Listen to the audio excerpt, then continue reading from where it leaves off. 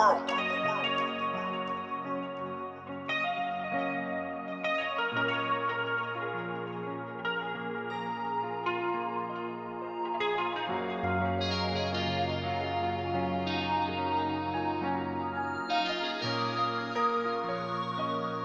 Purple World made that.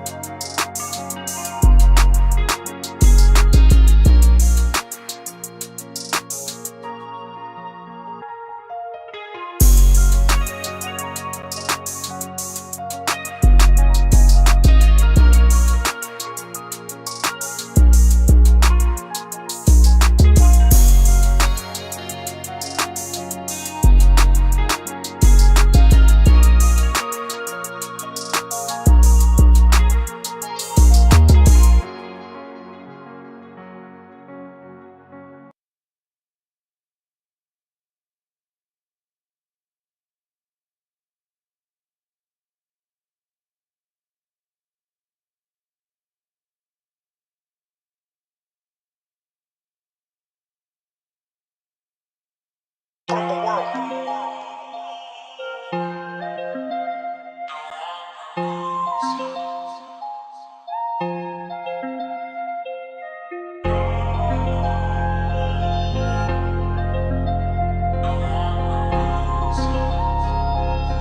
Purple World made that.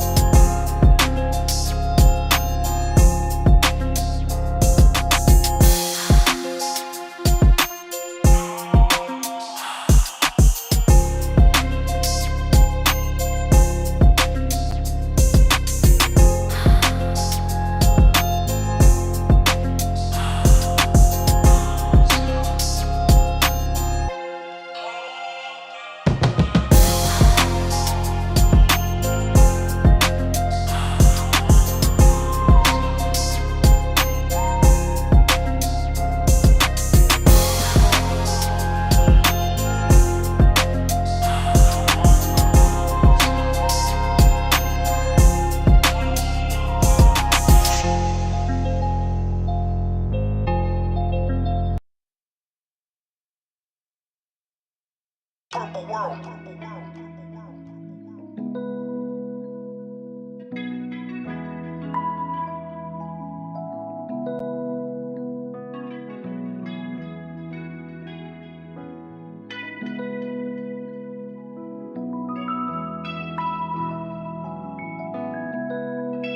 Purple World made that.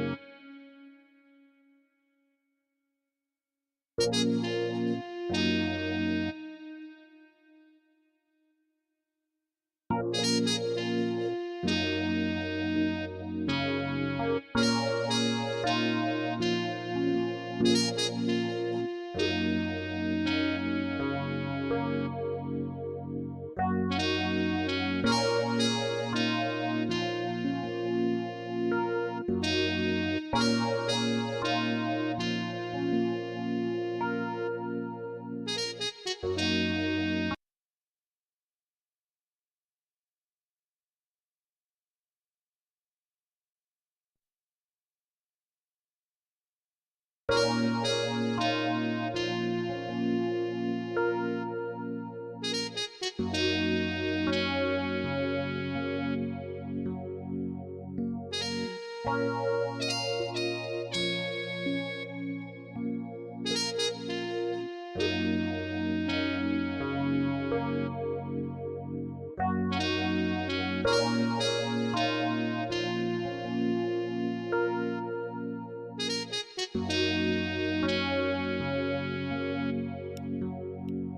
testing, testing, testing.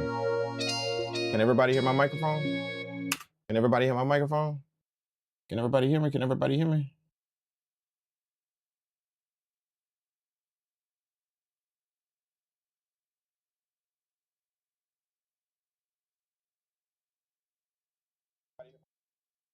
Good, good, good, good, good, good, good, good, good, good. What's up, everyone? What's up, everyone? What's happening? 10th letter in the building. What's happening? Rittler? What's up, man? Tim Murgis. What's up, Tim? What's up, man? Tim Murgison, what's happening, man? Yo, I was wondering how to get a sample I chopped to match my tempo on the MPC. I'm new to sampling. Yeah, just look up time stretching, how to time stretch samples. You know, you can type my name and I got a video on it. You can type the Drink Kang and then time stretch samples. You can type that in on YouTube and it'll tell you. Yeah, pretty much everything you need to know about all that is on YouTube, though. You know, you just if you're not finding it, it just means you're not looking good enough, or you're not really searching for the right thing. But all of that is on YouTube. Right? They got multiple people that explain all that on YouTube, like literally hundreds probably. But I have a video on time stretching as well. Just look up time, you know, type in my name and type in time stretching, MPC time stretching. I don't know why, but on my, I can't see how many people are on the live stream. I don't know why. I can't. Like I see all of y'all in the chat, but it's literally telling me 0 people is on the stream. So I don't know why that is. I have no clue. But so, you know, I have no clue, man. But you know, we're gonna work with it. We're gonna work with it. Thank all y'all for pulling up. I'm gonna literally be making beats damn near all of the morning, you know, almost into the afternoon until I have a session later on this afternoon. But I have pretty much the morning kind of free today. I kind of planned it out that way to where I can have the morning free today. So that's why y'all see this stream early in the morning. I told myself since day before yesterday that Monday morning I was going live. And I'm just gonna stay on here making beats, you know. This stream right here, the title of the stream is why Melodies First. So what I'm gonna be showcasing is just, you know, y'all can kind of take in my workflow. Y'all gonna kind of understand why I make melody, like how I get a vibe first with what I'm doing, and how my melodies. The reason why I do melodies first is because my drums, my melodies dictate how my drums gonna go. You know, I know it's a lot of people that make drums first because they need a rhythm. They need some type of rhythm or beat to make drums too. I mean, to make melodies too. So I know a lot of people make beats with drums first. You know, but I make beats with melodies first because my melodies determine how my drums gonna go. You know, like I want a vibe first before I want a rhythm. You know, I want some type of mood, some type of, you know, and then that's gonna tell me if my drums need to be a certain way. You know, and there's no right or wrong way to do it. There really is none. No right or wrong way to do it. It's just preference and how your workflow and what you want to do, how you want to get on with it. You know, just do what feels comfortable to you, but also at the same time, don't get comfortable at the same time. You know, like I could do it either way, both ways. See what I'm saying? I could make melodies first. I could make drums first, whichever one. I've done a stream. I actually did a live stream a while back. If y'all look on YouTube, I did a live stream, and the name of the stream is called Drums First. You know, same thing like this, melodies first. Why melodies first? But I was just showing y'all that, you know, it's possible to do both. Even though I do melodies first, that's what I normally do. You could still do drums. It ain't no one way to do it. So I just dedicated that whole stream to making all the beats with drums first. You know, I made probably about 4 or 5 beats on that stream with just drums first, just to show y'all that there's no right or wrong way to do it. You know, do what feels comfortable to you, but also get out of your comfort zone as well. Get out of, don't rely on your comfort zone. See what I'm saying? Which is why even though I make melodies first, I make my beats with my melodies first. That's what I'm comfortable doing. I also learned how to do it the other way. See what I'm saying? I got out of my comfort zone as well. So now you can do both. You can do either one, whatever you want. It's just your preference how you want to do it. You know what I'm saying? But that's what I'm doing today, man. So y'all gonna kind of see showcase on, the showcase gonna be kind of like on just getting a good vibe first, and then the drums just come easy after that. They just, to me, the drums just come easy after that. Everything that I do with the drums. What's good, Simon? Simon Phoenix, what's happening, man? Appreciate you pulling up, man. Right, sounds good. Top of the one. Appreciate that.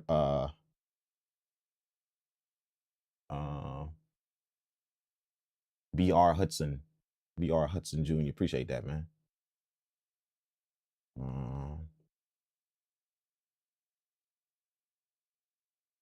One active, it said, yeah, I don't know why, though. Like, always, we got to go. Obviously, they got a bunch of people on here. I don't know why it say one per. I have no clue why I just say one person. I don't know, man. Do you have hardware gear like keyboard, workstation, fan? Yeah, look, they all back here. They all back here. That's 3 cents right here. 1, 2, 3. That's 3 cents right here. My mixing board is in the back right here. In the back of my MPC. My rack gear is right here. All of my rack gear right here. Yeah. That's all my hardware gear. Almost, some of my hardware gear. Some is right here to the side where y'all can't see because it's kind of behind my computer, but some of it is right here. You don't have another keyboard right here. Yeah. It's all up in here, man. We got a full house in the studio just in case we want to do what we want to do, But for right now, these keyboards right here aren't hooked up to my rack. My sound is going through my rack right now. These keyboards aren't hooked up to my rack. They're hooked up to this mixer right here. So for what I'm doing right now, I just want my sound running through my rack right here. All my sound running through my rack for what I'm doing right now.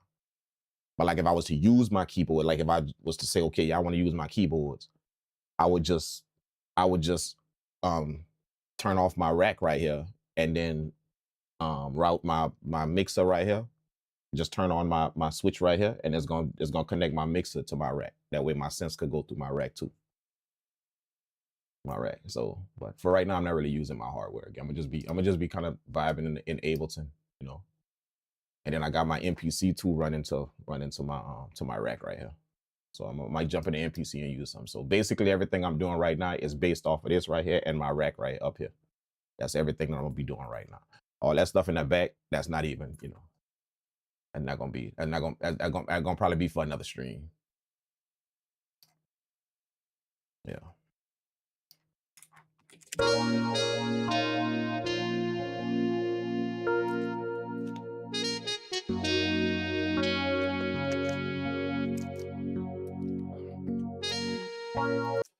I think. What's up, Prestige? How's it going, man? What up, dude? I've been a follower of yours for a few years, but this is my first live able to catch. Oh, okay. Good, man. Good. Yeah, I do a bunch of lives, man. You can go back and catch up, like I got them all on YouTube, all my live streams. Really pretty much that's what I'm doing right now. I don't really have no videos out right now. Most of my videos are now live streams for right now. But I'm gonna jump back into the videos in just a minute. I just gotta get the studio ready for all that. But I'm gonna jump back into the videos in a minute. But most of my videos right now that you're gonna see on YouTube is pretty much all my past live streams. So, but I appreciate you pulling up, man. I'm glad you caught this one though. I think Zenology sound better on VST. I don't know the hardware version of Roland Phantom 2019 sounds thin. The older boards sound better. Yeah, your older vintage boards are, it just depends on what you mean by sound. When you say sound better, that's a really broad way to put it, broad term, sound better.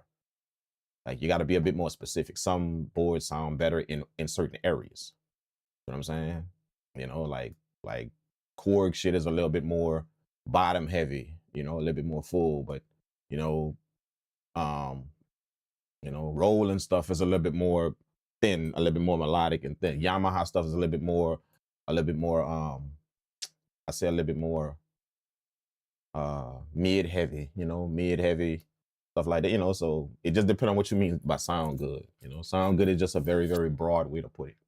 That something sounds good or it sounds, but they all have their different areas they shine in, put it that way.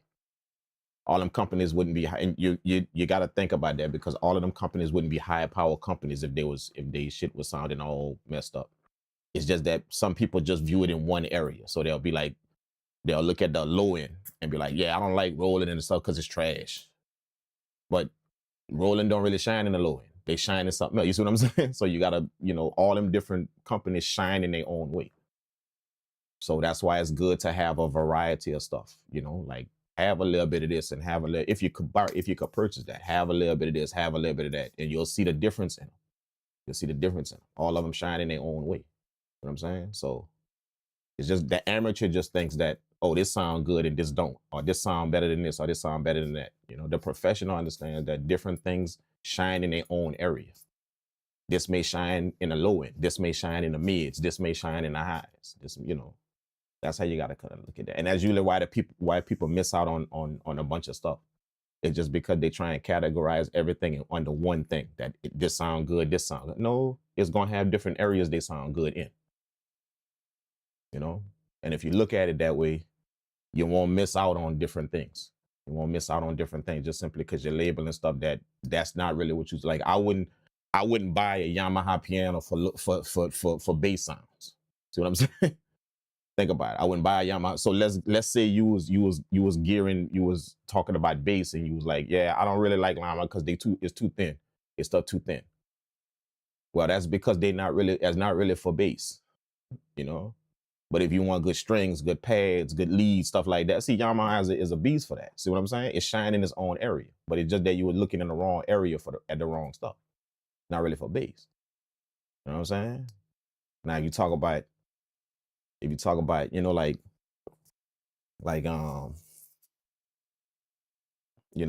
Smith stuff, Dave Smith, the Prophets, the sequential stuff like that. You talk about them synthesized, then you could get into the bass now. Them things is real, they real bass heavy. They got a few, them low sounds be sounding tight. Them lower sounds be sounding tight. You know what I'm saying?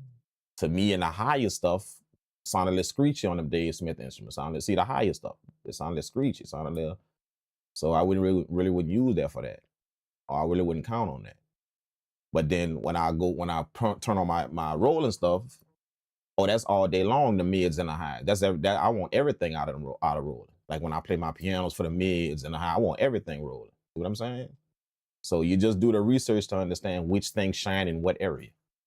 That way you're not out here just labeling stuff as sound good or sound bad. And you're gonna miss out on a lot of stuff. They just shine in different areas. And you gotta do the research to know what areas they shine in. That's how that works.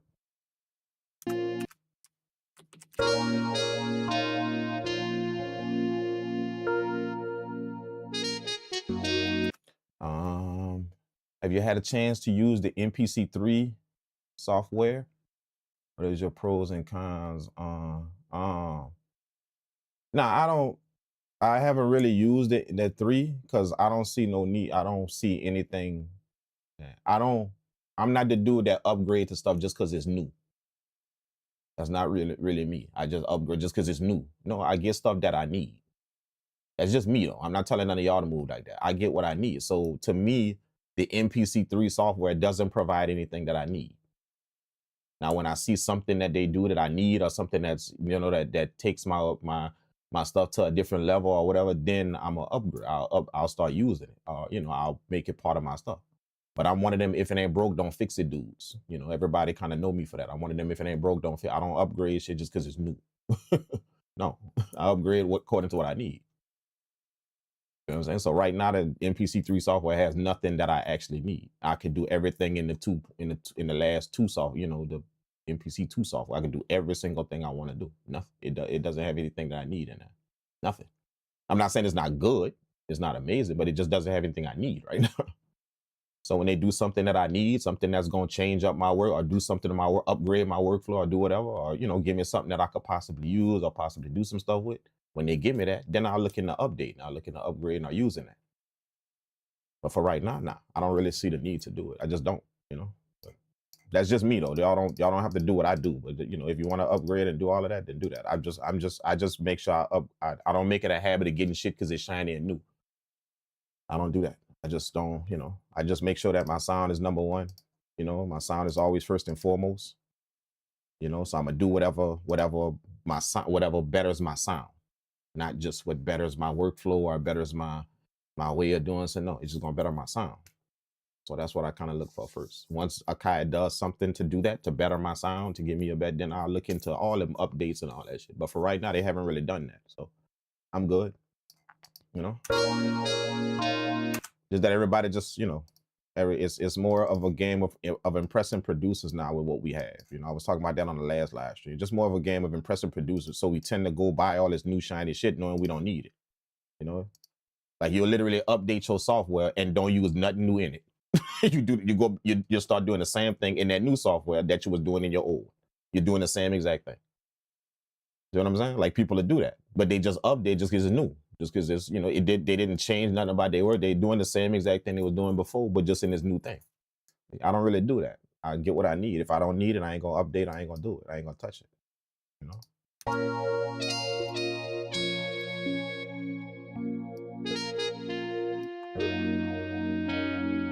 Like Ableton, for instance, when I downloaded Ableton was on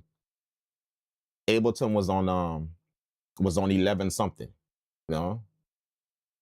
When I first started using Ableton, it was on 11 something, you know, 11 point something. So when they came out with the first 12 update, I didn't update, and they had all type of features that they did in that new Ableton 12 update that happened like a while ago. They did all them updates in that, but I just read over and I was like, is that gonna help? Nah, I ain't really gonna use that. Is that gonna help? Nah, and it was some amazing stuff. It just ain't gonna help me. I ain't gonna use it. So I didn't update. But then when they did that new update with the bounce in place, you could bounce tracks in place. You could see, okay, wait a minute, hold up, that's tight. Yeah, I definitely use. So I updated. See what I'm saying? But I let them first 2-3 updates go. I didn't. None of that shit I read over was gonna do anything for my stuff. Nothing. So why even mess with it? You know, if it ain't broke, don't fix it. But when they did that bounce in place stuff, when I read that, I'm like, yeah, okay, that'll work. Then they had the splice integration. You know, like the splice integration is in there now. All that. I was like, okay, that's tight. That's tight. You know, even though I don't really use splice too tough, I don't use it. That'd be nice to just have it in there. It'd be nice to have splice right there and able to. So I updated. I was like, okay, now it's time to hit the update button. You feel what I'm saying? So I don't really get shit because it's shiny and new. You know, it's just not me, bro.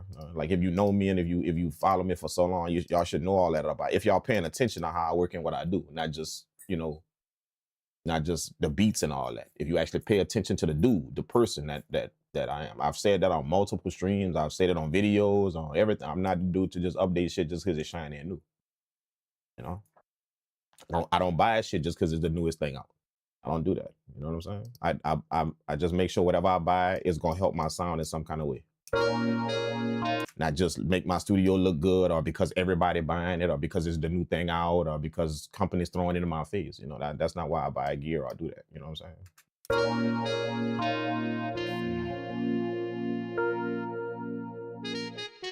What was your first gear? My first piece of gear. Damn, my first piece of gear was.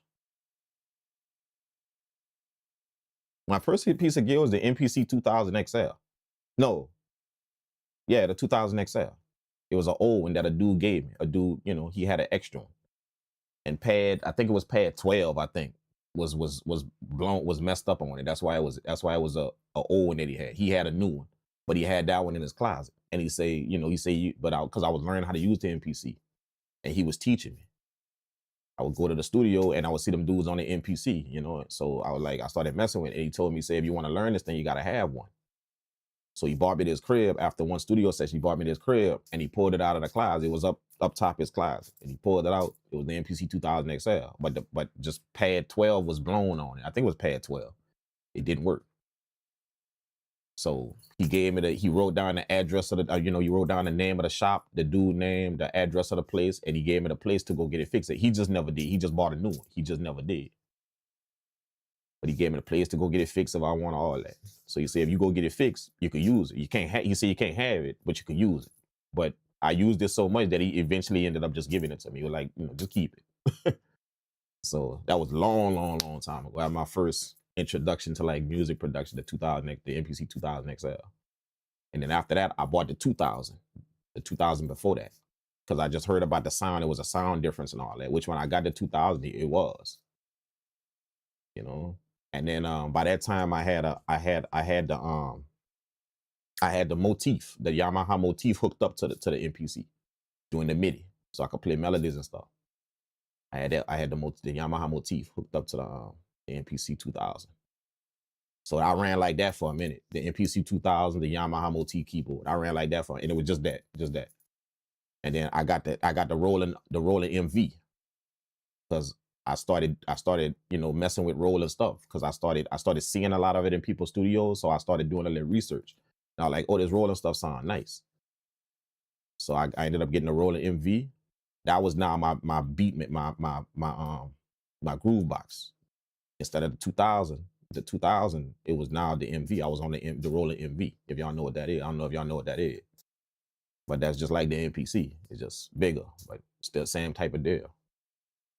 But I was using the rolling MV for a while, and I had that. By that time, I had changed my keyboard to I had the motif for, and then I had the rolling I think it was the rolling Phantom 9. You know, that old silver rolling, if y'all know that one, that old silver rolling Phantom, the GX9 or something like that, or I forgot the name, GX9 or some shit like that. It was the old rolling Phantom key. I had that hooked up to the rolling MV. So my whole setup was rolling for rolling MV, rolling that, rolling Phantom. And then I had like a few little bells and whistles, like just to kind of do some stuff with. That's it. But I rolled like that for a minute, and then that was like, and then by that time when I got heavy in the music production, that was like, I started buying like, keyboards and stuff, different keyboards, when I started to do my research and understand some shit, a lot of research I did, I'm that dude, and that's when I started buying like synthesizers and shit. And then I kind of, that's when I got into the audio engineering thing after that. When I got into the audio engineering thing, I wasn't even making beats no more. Like I didn't make beats for like years when I started engineering, because that's what I really wanted to do, get into opening studios. And once I built that business, it just kind of took off. It did what it was supposed to do, just because I was trained by the right people. So that was it. Once I did that, I was done. I didn't even make beats no more for a long time. Then after that, y'all saw me pop up on YouTube. After that, like after I was starting engineering and doing all of that, I built what I wanted to build, did my thing. Then that's when y'all first see me on YouTube. But by that time, software was here. When y'all first saw me, I was in the MPC software. Y'all ain't never seen me on no hard, because that's what I wanted to bring to YouTube when I started my YouTube channel a long time ago. First thing y'all saw was me in the MPC software, that old MPC 1. Y'all remember the white software? The MPC 1 software, when the MPC Renaissance came out with the MPC Studio and all them. The software was white. I don't know if y'all remember that. For y'all that just started messing with MPC, if you go back a long time ago, type in go on Google and type in MPC 1, the first MPC software. Y'all go see it's white. That's when y'all first saw me on YouTube. That's what I brought to y'all on YouTube. Y'all saw me in that software doing my thing. But by that time, I had started using software, because that was like I wanted to get into that. I was using hardware before that, making my beats way before that.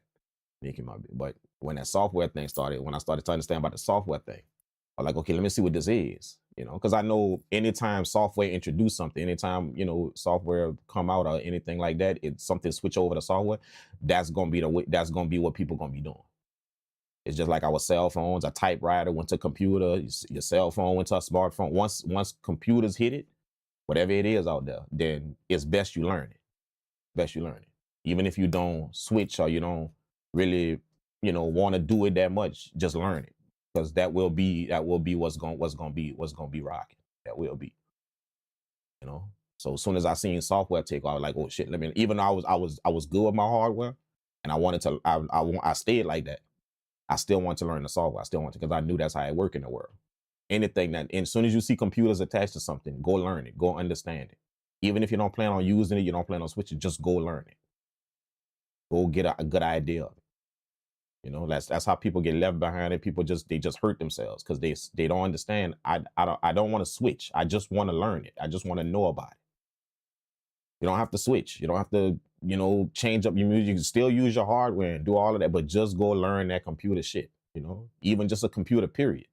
I see people that don't even know how to type on a computer, dog, and they like 40 years old and they don't know how to, how long computers been here, and that you ain't never even learned how to type on a computer, dog. Like, damn, like, for why, man? Like, computers is everywhere now. It's everywhere. So, and you still ain't learn how to type on one? That's what I mean. That's what it's going to do to you if you don't understand. When I see something, when I see computers hit something, anything out there. Soon as I see, oh, it's turning into a computer thing they're doing now, go understand it. Even if you don't plan on learning, even if you plan on switching to it, just go understand it. Go get a good idea about it. And then do whatever you want after that. But don't act like it's not there. Don't do that. That's not smart. Don't act like it's not there. Because literally you're gonna get left behind, bro. See? I don't see none of y'all using flip phones no more. See, when the smartphone first came out, everybody was sticking to their flip phone and because they just like their flip phone. They like how it look, how it work, all of that. See, and nobody was on them smartphones when they first came. Not everybody got a smartphone. Everybody. See? That's what I mean. So as soon as you see software hit something, computer something, like whatever you see out there, it don't have to be music production, just anything out there. When you see software hit it, when you see some computers start integrating with it or doing something with it, understand it. Go learn it. Go get a good idea of it. Even if you don't plan on switching your shit, you don't want to use just go get a good idea of it, of how it works. Absolutely do that. And then, do whatever you want after that. But one thing I don't suggest is acting like that's not there. You're gonna hurt yourself, though. Just acting like that's not there. That don't exist. That didn't just pop up on the scene. I don't suggest that. And that's what a lot of people did with this software stuff. When they hit music production, a lot of people did that. They were so taken by their hardware gear and their hardware, and it's amazing. Hardware gear is amazing and all that. But what people don't understand is, see, if I got this hardware gear, check this out. If I got this hardware gear, okay, all this hardware gear right here, I gotta be in this studio with this hardware gear. Like nobody ever take that in. Like how I'm gonna use this hardware gear going somewhere? How I'm gonna do that? See, how I'm gonna do that? Like your business got to be set up in your studio if you plan on having. Now, any business person know, you got to eventually get out here with your stuff. So you think I'm gonna be lugging this mixer around and this big ass MPC around just to go to other people's studios and make beats? You think I'm gonna be doing it? No, I want my computer, I want my laptop with me. See? When people talk hardware, what you don't understand is you got to be in your studio for that shit. Or you got to be going to different studios who have that type of stuff that you used to working on. But if you understand, okay, wait a minute, I can use my hardware gear, but let me understand this computer stuff too. Now what you could do is you could take your business mobily with you. You could go make beats in somebody else's studio, even though they don't have the stuff you use. They don't have the hardware gear that you use. You could go do that. People forget that all the time. When people talk hardware, notice they in their studio talking that. They're not traveling out doing all, going here and going there. Because trust me, your ass is going to be on that computer. If you travel and going to different studios. I travel. I go to different places. That's what I'm saying? And go make my music. You feel what I'm saying? I do that. So I'm not trying to be just hardware. I want to be able to flip over my laptop and still get it rocking. I want to be able to be on a plane and make beats. I want to be able to be on a, I don't want to be just having to stay in my studio and make beats because I like hardware gear. No, bro. And I'm not going to walk out here expecting everybody else to have all that hardware gear in their studios when I pull up. Nope. I'm going to open up this laptop, tell them where the aux cord at, or where I connect up to the interface, where I connect up. And as soon as you connect that laptop, I'm going to have their speakers jumping from that laptop. That's what I'm going to do. And if they come to my studio or whatever, I could get my hardware gear rocking. I could do that rocking. But my point of telling y'all that is to be smart about what you're doing. The unwise person locks themselves in a box. That's not a wise person that does that. That locks themselves in a box. A box meaning that all I do is this. All I do is that. All I do is this. That's not a smart person. A smart person sees all the angles and then chooses. He sees all the angles before he chooses one. So he gonna go learn, even though you're on hardware gear, he gonna learn about that software. Even if he still rock with hardware gear, he gonna learn about that. So he gonna understand some shit about it. Then he gonna go back to using his hardware gear. But see, he got the information, he know all that. He got it all. See what I'm saying? So now when he's somewhere and somebody pull up a software, he not looking like a dumbass in that studio because all he wanted to do is just stay in his hardware gear. But now he in people's studio and all he see is computers around. he could still do something. He could still handle business. He could still, he could still get it right. He could still get some money, possibly get some business going on in that room, whatever you want to do. He could still do that. Even though there's a computers there. Y'all feel what I'm saying? It's not smart to lock yourself in a box. It's just not smart, man.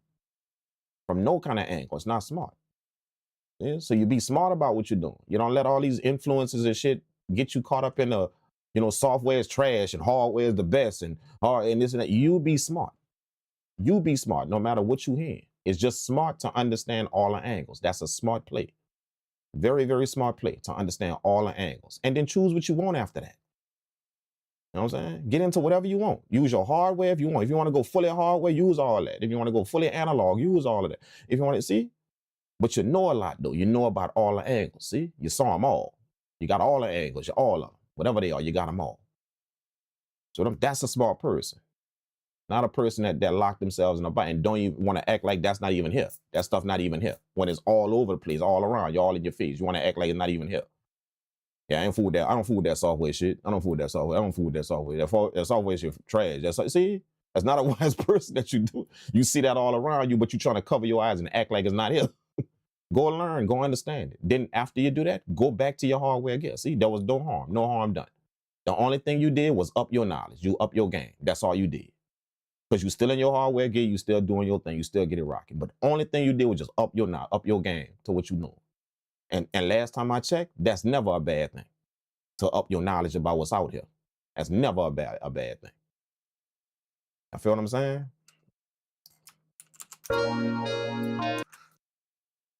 Though, Barry, do you make beats for artists? I don't really make beats for artists, but artists do buy a lot of my beats though. Yeah. Artists do buy a lot of my beats. If you look on my page, what is it? The community tab on YouTube, where you can post stuff on YouTube, like pictures and shit on YouTube. If you look on my community tab, there's like 4 or 5, I think it's like 4 or 5 different Airbit top 100s on it. Well, I mean, Airbit is one of the top beat selling websites. And to make their top 100 is very, very amazing. Awesome. Like that's a lot of people that's on that top 100 list. And I done that maybe like 5 times already. So you gotta sell beats though. You gotta sell to be in that top 100. Like you gotta literally sell beats. You gotta be selling beats though. That's very hard to do to get on that top 100 list. If you just kind of selling 1 or 2 or a few beats every now and again, like you gotta be selling beats. So whenever I see that my name is up there on that top 100 list, then I always pay homage to all them dudes that's there because I know most of them dudes that's up there. I know their names. When I see their names. And I know they're selling beats. I know they're making beats. So to answer your question, I don't really make beats for artists like beats I'm making right now, like these beats right now. I'm making these beats for me. But I know artists gonna buy them if I put them out. They're gonna buy them. They will. You know what I'm saying? But they're for me right now. They're like I'm making them. All this stuff y'all about to see right now is for me. That's what I mean by I don't make beats for artists, but artists do buy my beats. I make beats for me because I like them.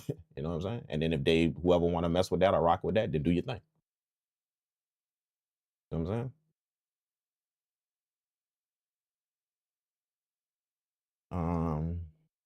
That's where I'm at now. That's where I'm at researching gear. Yeah, do that 10th letter. That's a good thing. That's a really, really good thing. Like I would tell anybody to do that, bro. Like anybody. Like do your research on your gear, man. Like literally sit down on your couch and just Google the gear you want, man, and look at the specs of it. I wouldn't go by what they write because sometimes them companies kind of, y'all should know this, sometimes them companies kind of pad the stats a little bit on their gear. They do. So you don't really go by what they write on the product, like on the website. You go by the usage cases of it. So find the people that actually got that piece of gear. You know what I'm saying? Find the people that got that piece of gear. Find the you can look on YouTube, people that's showing it all, that's using it and showing you some stuff about it, all that.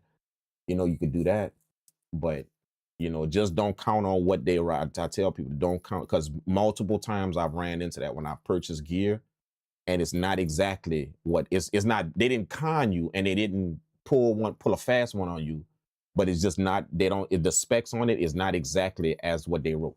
It's not exactly like that. No. I've purchased pieces, and this is from known companies, you know, like I've purchased pieces of gear and it's just not exactly what they wrote. It's not exactly like that. Studio monitors and headphones is notorious for that. Like, I want y'all to know that. Like, if y'all ain't figured that out by now, then, bro, you under a rock. Studio monitors and headphones is notorious for that. They are notorious for. I don't even think they got one company out there that don't pad their stats when they come down to headphones and studio monitors. I don't think they got one company out there that don't do it, bro. So y'all be careful about that. Like, that's a very known. If you don't know that, that's a very known thing. Studio monitors and headphones. A company will pad them. You know what they write about it, the specs about it. They will pad it a little. They will. If you go do the test, the actual physical test on it, you're going to see, okay, well, now it kind of falls shy. You know? The sound stage of your headphones, you know? You know, like a lot of people don't really test the sound stage of their headphones. You know, that means if you on your headphones, does your headphones sound spacious enough to where it sounds like you at a concert, like you could hear the stuff in the background, you can hear the stuff up front, you can hear all them different things. Do your headphones catch all of that? So sometimes what a company will pad them stats to where it tell you it could do all of that. But then when you get the headphone and they know and the reason why they could pad stats like that, I call it padding stats. When you put stuff on your website that don't really exist in your product. You know, the reason why they could pad their stats like that is because they know 80% of the people that go buy the product not going to be professionals. It's going to be, you know, people like that just watched the YouTube video and just saw people suggested it or saw it on it and they're going to go buy it. Because it's the hottest. They know. So they know you're not going to actually go, you're actually not going to know what you bought. You're not going to know. You know what I'm saying? You're not going to know nothing about a sound stage. The average person don't know shit about that when you go buy headphones. You don't know. So yeah, as long as it sound good and it's not, and it got that name brand on it, you're going to be good. Because you bought what you saw that dude with on YouTube, or you bought what you saw old boy with, or what you saw in the studio right here, you bought it. So long as it got that name and it sound nice in your ears, you're going to be good with it. You're not going to test all of them stats they got on their website. They know you're not going to do that. They know that. The average person will not test all of them stats to make sure he got what he bought. But they got some people that will. See, I cracked this machine open right here. This one right here. Yeah, literally. Off the hood. Absolutely. That tape machine back there? Yeah. I cracked that thing. Oh, see, I do that with gear. I want to see the circuitry in it. I want to see if you told the truth. If you put what you said you put in there. That's just me. I do that. You see what I'm saying? Because I was trained in a studio where I saw them do that. I saw them with the gear, with the hood off the gear popped out and the wires all out, and then they take these wires, undo these wires, because they like, yeah, these wires right here, the wires they put in there, you don't want these type. There's just that cheap shit they put in there because they don't want to put the good stuff in there. But this right here that they got it hooked up to, this is a really, really nice piece right here. It's really, really nice. So if you take these wires out, keep this nice piece right here, and take these cheap wires out and hook these good wires up to this good piece right here. See, now it's gonna rock. See, I was around dudes that was doing that. That's the studio I was trained in. Or plurals, both studios I was trained. Them dudes was actually doing that. They'll buy that piece of gear and know in that piece of gear, these wires right here are trash. They know that about it. And they'll even show you. See, these wires they put in here. Look, that's these right here. We got them in this box right here. Look at them. So they'll show you the wires. They'll pop the hood on the machine, show you the good part about it. Like, okay, this is the good part. This tube amp right here is the good part. But you see these wires that's connected to the circuit board that charge the tube amp. These wires right here that go to the circuit board, that's trash. Them wires is literally garbage. But the tube amp is the nice part. That's the good part. But just these wires that control the circuit board that go to it, that's messed up. Nah, they shouldn't have done that. And then that's not their opinion because they're going to show you the wires. They're going to show you the wires. So they're going to go in the drawer, grab the same exact wires and show you. See these wires right here? Look how cheap they are. Look, that's the same wires. Look at them. We got the same exact wires right here in the drawer. That's what they use to make that product. You know what I'm saying? So they're going to unhook all them wires. Literally clip them all. Clip. Do the solder thing where you chisel the solder thing off, do all that. And they're going to take them good wires and they're going to solder them things to that board. See? Then they're going to put that thing back on and you're going to hear a difference. See, that's what I was around. That's what as the studios I grew up in when they was doing that. So that's why I'm like that. I will pop the hood on your shit. I will. You know what I'm saying? Which is kind of why I keep telling y'all don't see me buy no new MPC. I'm not buying nothing. You know, all them new things that's coming out. You know, when they decide to pop the hood on this machine and put some shit in here that's worth me buying, I'm gonna do it. I will. I'll start buying it. I'll buy some more MPCs. But for right now, I'm not buying a repackaged version of the last MPC and the you know, it sound the same. Same circuitry, same everything y'all did. Y'all just put some more workflow on that shit. Some more buttons, some more flashing lights, some more stuff. But y'all didn't do nothing to update the sound in that in the under the hood of that thing. See, I ain't fooling with that. I'm just not. Now everybody else go fool with that, and all y'all, like millions of people, go get that. But I'm just not. I just won't. Simple. I'm not. And I'm a fan of Akai. I'm a fan. I use their stuff. Like I wouldn't have a career, I don't believe, if it wasn't for Akai. So I respect them. It's just that what they're doing right now with these NPCs, that ain't really how I rock. So I'm not giving my money to that. I'm just not. And I would do that to anybody out here. I don't care how much is promoted, and I don't care how much people use it. I'm just not gonna give my money to that when you're doing that. I'm not gonna do that. Simple. That's why I kind of stay away from that right now. You know. But again, like I keep telling y'all, whenever I talk like that, none of y'all have to think like me. You don't have to think like me. Don't think like me. Just do your thing and whatever you feel that you want to do. You know, I don't really suggest you go out here, you know, listening to other people and trying to take up their mindset, you know, trying to adopt their thinking, or, you know, unless it's something that you're learning from them and you know, you can really, really rock with whatever they're doing. But, you know, think what you want and do what you want to do, what's comfortable to you. See, like as the same thing I'm doing. I see everybody with the machines, and I see everybody keep getting them and keep getting everybody around, keep getting them. I walk in studios, I see the new MPC out there. See, I keep seeing all of that, but I'm just firm in my resolve, in my mindset until they change, until they pop that hood and do something about what's under that hood to give you a better sound. Not just me, but all of y'all. Until they do that, I'm sorry, I can't just keep buying the same sound over and over again. I can't. I'd rather go buy another synthesizer. See. I'd rather do that. I'd rather go buy another, like I'll take $3,000, go buy another. I just did it. I just did it. It's back. What is it? It's back here. See, it's in the box. You know what I'm saying? I'd rather do that. You see? You know what I'm saying? I just bought the Prophet X. You know, so I'd rather buy another. I'd rather spend $3,000, $4,000 on some more sound, something that's quality sound that got, you know, and I know it got that in it.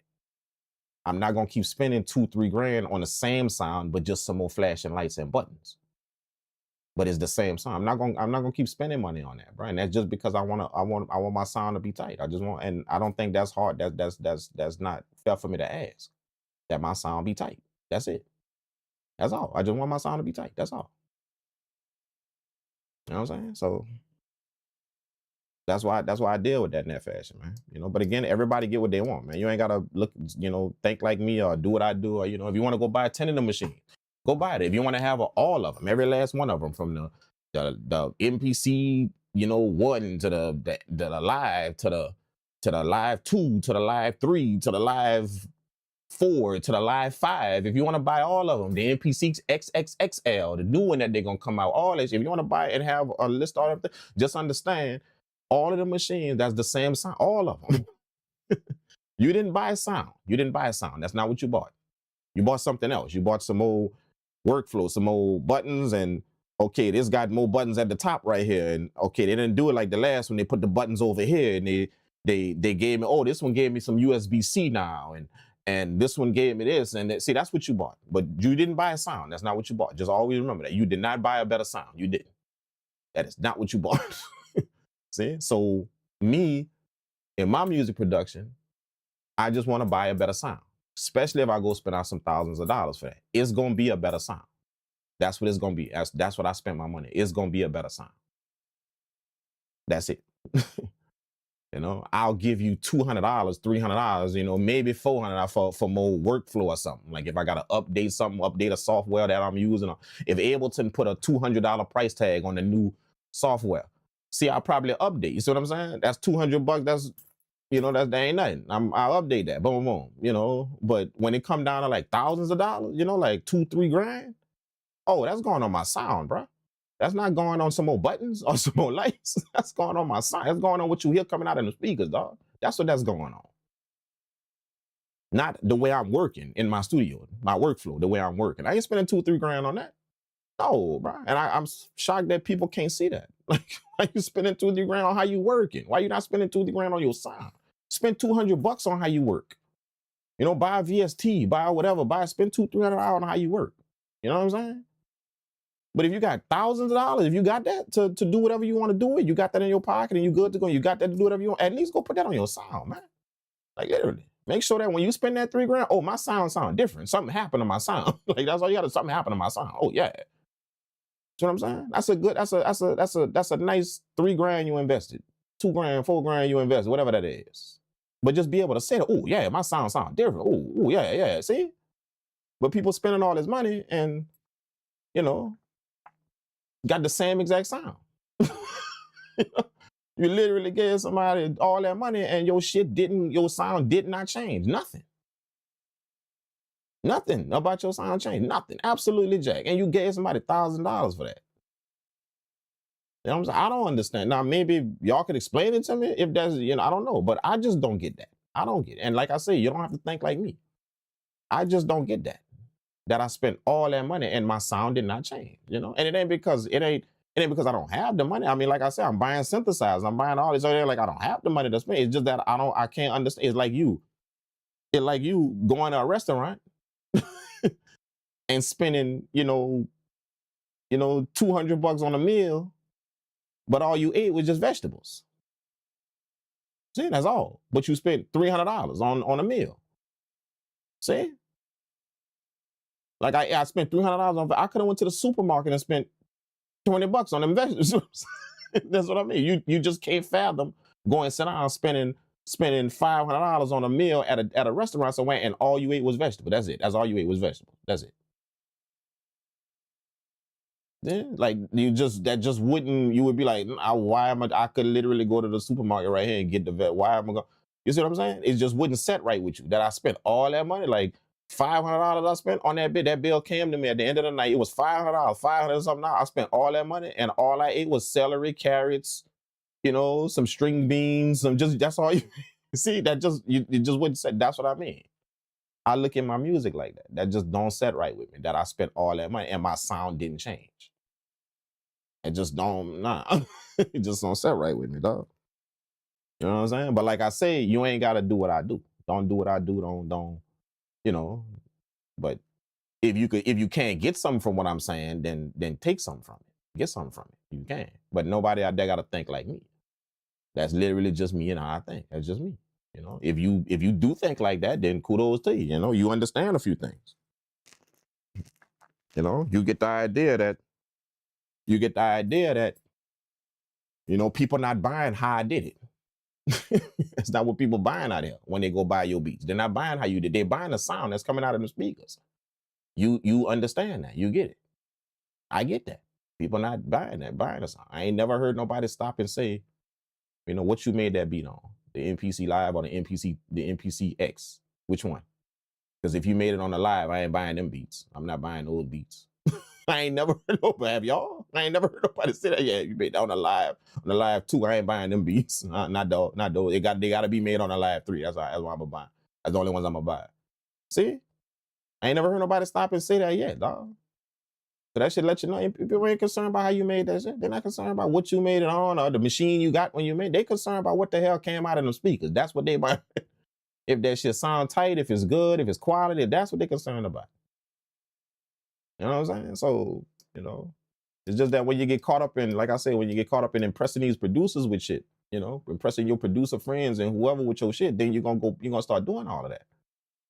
You know, bypassing your sound just to go buy this piece of gear because it look nice in your studio and, you know, you got the newest thing that, you know, that's impressing your producer. For anybody gonna come look at that shit and come check it out. That's who you want to impress. Because you didn't buy that shit for your sound. You didn't. That's not why you bought it. You didn't. You know?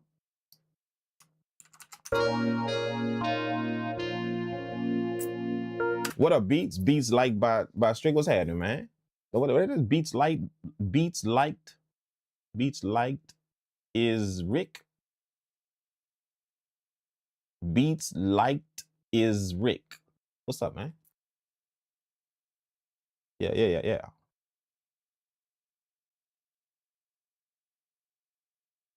Do you like FL Studio? I think FL Studio is like one of the freaking easiest software I have ever seen, bro. I think that's one of the easiest software. I can understand why that shit's so popular, man. Like I get it. I used FL like a long time. It wasn't called FL Studio. It was called Fruity Loops back in the day when I was using it. Before they changed the name to FL Studio. It was called Fruity Loops. That was the name. That's when I was using it back in the day, long time ago. But I think FL is like, I could literally understand why people use FL Studio. Like why the ass shit is like so goddamn. It's almost like, I mean, I don't want to say this, but like don't take all y'all FLU, don't take this the bad way, but I look at that like the simple-minded person use that. Like the person that just want to be simple-minded. That's what he gonna use, And like I say, don't take that the wrong way, all y'all FL. It's that easy to me. Like it's literally that easy. You know what I'm saying? Like, so that's kind of how I look at that. Like it's almost like a toy, almost like a video game, almost. Like to be honest, and to be they had that Sony video game that looked like FL with the channel rack and all. Y'all remember that Sony beat making game? That's where FL got that shit from. On PlayStation, y'all remember a long time ago? It was on PlayStation, right? That beat maker on whatever on PlayStation, and it was the same thing. The channel rack, the playlist, it had all. So to me, that's like a video game. So I get why people use that. Why people, it's just stupid simple, dog. Like it's literally just stupid simple. So I get it. I understand it. I get it. But that's what I admire about FL. And I'm telling y'all that because I don't think, like I say, don't think I'm bashing FL Studio when I say that. Like, just it's stupid simple. Like, don't think I'm bashing. No, I like that about FL. I like that the person that want to make beats could go download and start making and learn how to make beats like that. Like, just because it's so, I like that you could go do that. You can just go get that software and learn how to make beats like that. You learn about the MIDI notes and learn how to operate a software and how to slide stuff over and how to, click in stuff. You learn all of that. You can learn it real quick. Now, just because you learn that, is your music gonna be tight? No. No, just because you learn all of that in that software, is your music gonna be tight? Hell no. That's gonna be you and your skill and what you can do. But by no means, just because you learn the software real good, is your music gonna be tight? No. That ain't gonna happen. But to learn a software, yeah. Not for your beats to be good, but to learn a software, hell yeah. I would tell anybody, go get FL Studio. Go get that. You know what I'm saying? If you just want to jump in this thing and learn, the aspects of this digital beat making thing, MIDI notes and all that. If you want to learn that type of shit, understand how to do it, what that means. Now notice what I'm saying, how to work a software. If you want to just learn that and how to get acquainted with this digital stuff and how people be used, get FL Studio, dog. You could get rocking real quick. Learn all about the MIDI and how to, if you just clueless to how everything works. Get FL Studio. You can literally learn about all that and get all that rocking quick.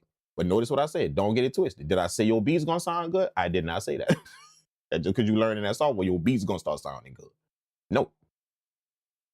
But if you just want to learn the software, if you want to learn all this digital stuff and what everybody doing in computers with music, I'm talking to the person that literally pulled up on this shit for the first time. They don't know shit about digital music making, none of this shit.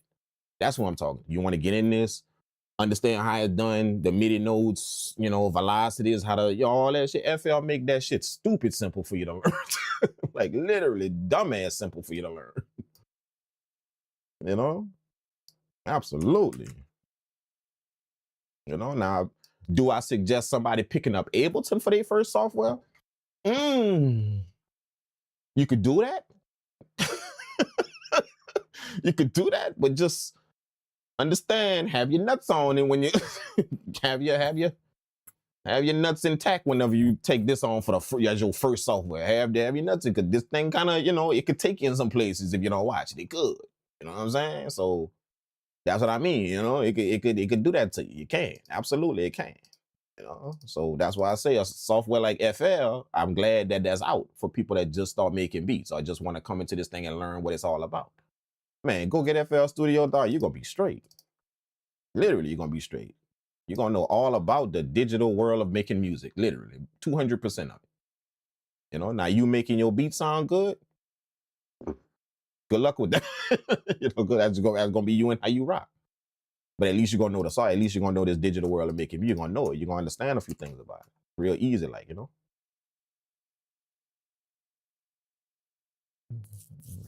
The only problem I got with beats, drums, bass, and staying the only my boy said the only problem I got with beats is drums, bass, and staying in key. That's pretty much the beat, bro. That's pretty much the beat, dog. That's pretty much the beat. You know, so basically you got a problem with making beats. You know, that's pretty much the beat, right? He said the only problem I got is with beat. The only problem I got with beats is the drums, the bass, and staying in key. That's the beat. That's the whole. That's the beat. That's literally the beat. You know? Them three things, you know, the drum, the bass, and then staying in key with the melodies. You know, so kind of what you're saying is you got a problem with making beats. You know, that's literally the beats, man. But you can get help on it. I'm not Joe. I'm just finding that funny that you said it like that. You know, that's literally the whole beat. But yeah, you can get help with that. You know, like you can get help with that. You know, you're only gonna have a problem if you just. I tell people that you're only gonna have a problem with this if you just, you know, think you Sergeant York and you got to take on the Germans your damn self. You got to take on everything by yourself. You're gonna have problems with it. You know, but they got multiple people out here that offer help. You know, not just YouTube. If you need a little bit something deeper than YouTube, like a mentor or somebody to take you through it, people offer that. You know, like I offer help sessions. I got one-on-one help sessions. You know, which by the way, is over. I think we had 600 and something. We was at 5 something, you know, like a few months ago. So that's literally like 600 or something people that take them sessions, man. So shout out to all y'all, man. You know, like I got a few tomorrow. I got a few tomorrow to do, like probably like 3 tomorrow to do. So shout out to all of y'all, man, that's taking them help sessions, the one-on-one sessions, you know. And I literally get on here on screen like this with y'all. Like, it's me. You don't have to worry. It's me. It ain't no representative. It's me. You know, I get on screen with y'all like anybody, and I show y'all how to do this shit. How to, you know, how to just get your shit rocking. It ain't nothing crucial, nothing all. You know, if you just want to know, that's it. Simple. You just want to know how to get your shit rocking, and you know, do a few things you see me do. You know, all that. You can just learn. So a lot of people take advantage of it. They do. A lot of people get a lot from it. You know, they do. I don't think all them people would be taking it if it wasn't that cool. You know, I know I ain't that cute. People just don't want to sit on screen with me. You know what I'm saying? But all of that's there for y'all, man. You know, that's there for y'all. You know, I could even leave it in the chat, man. Let me leave it in the chat. If I could write it down real quick. Let me see if I can write it down real quick. HGP. See if I can write it in the chat real quick.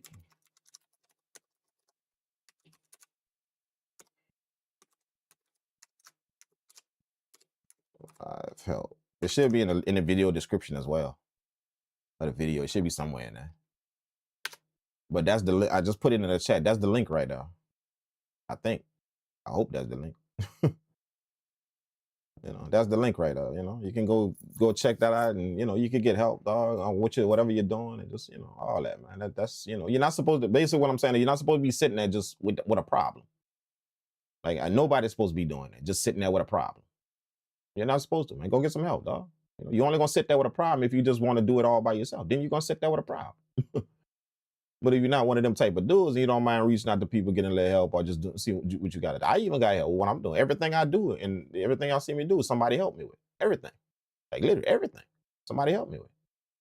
And then I took what they helped me with and I furthered it. I just put my own shit on top of it and did what I do. Years later, here I am. So if you're not one of them people that, you know, want to be stubborn and you just want to do everything by yourself, all that type of shit, if you're not one of them people, then go get some help, man. Right? Get your shit rocking. Stop sitting there with a problem, man. Get your shit rocking, bro.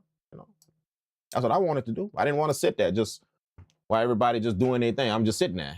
So how I could let me get the how I could get that going, man. Let's get that going. And boom, boom, boom, boom, boom. Steps, bam. There you go. Now you're making beats, selling beats, doing whatever with this shit, man. Whatever you want to do. But don't sit there with a problem. Don't do that. Don't do that. Like that's not smart. Just to sit there with an issue, know you got an issue, and you know you got help right in front of your face, but yet you like, nah, I'm gonna do it myself. Don't do that. That's not smart.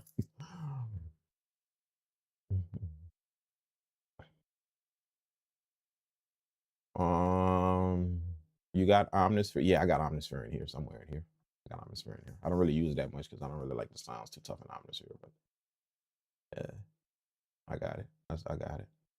I got it because I made a bunch of sound. I got it because I got Omnisphere because of the sounds, the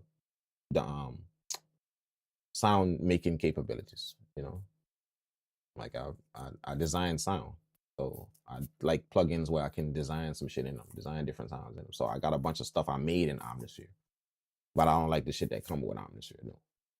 But I do like the way they made Omnisphere for you to make the design sounds in it. I like that. I really, really like that. But that's why I kind of got Omnisphere. Not really for the sound they got in it, just because I know you can make a bunch of shit in it. So I got like a bunch of one shots and packs and shit that I made in Omnisphere. A bunch, like a lot. You know? My man say my MPC one still valid. Absolutely. Absolutely. I might be him. Yeah, definitely. Yeah. Yeah. Absolutely. Your MPC one just as valid as this MPC X I got. And it's just as valid as all them new MPC is just as valid, dog. Same sound, same everything. You got it. Same thing. You just don't have the new thing. That's all. That's it. So if you're not that dude that's impressed by the new shiny shit, then you good to go. Don't waste your money, man. You know? Yeah. We all started somewhere. Keep cooking and learn, boy. Boy. Yeah, man. That pretty much sums it up. That pretty much sums it up right there. We all started somewhere. Just keep cooking and learning, bro. Keep doing it, Don't be arrogant. Ask people for help. Don't be trying to, like, one of the biggest things that I tell people is don't be trying to free your way through life. Don't do that shit. A lot of people gonna ask 10 million questions right here on this thing. But when you tell them, hey, go here and go get that help right there, it's gonna cost you or something, but go get that. They don't want to do that. They're gonna try and free their way through life. Like, I tell any producer, don't do that, bro. You're gonna hurt yourself in this game. You try and free your way through this whole thing. Free, like everything from trying to get everything for free. You're gonna literally mess yourself over in this game, dog. Be willing to invest. You hear everybody say that. Be willing to invest in what you want. Invest in your craft. Be willing to do that. Whether it's $20 to get some help, $15 to get some help, a few dollars on some sound kits. That way I can have some nice drums or whatever. All of that, man. Be willing to invest. Do not try and free your way through this shit, bro. I tell that to any producer, man. Don't try and do that. You're gonna burn some bridges. You're not gonna be in some rooms that you want to be in, and it's just simply because people can see right through your cheap ass mentality. They can see it. That you want all of this over here, as long as you ain't gotta put nothing on the table for it. Because when everybody put on the table, you gone, you out.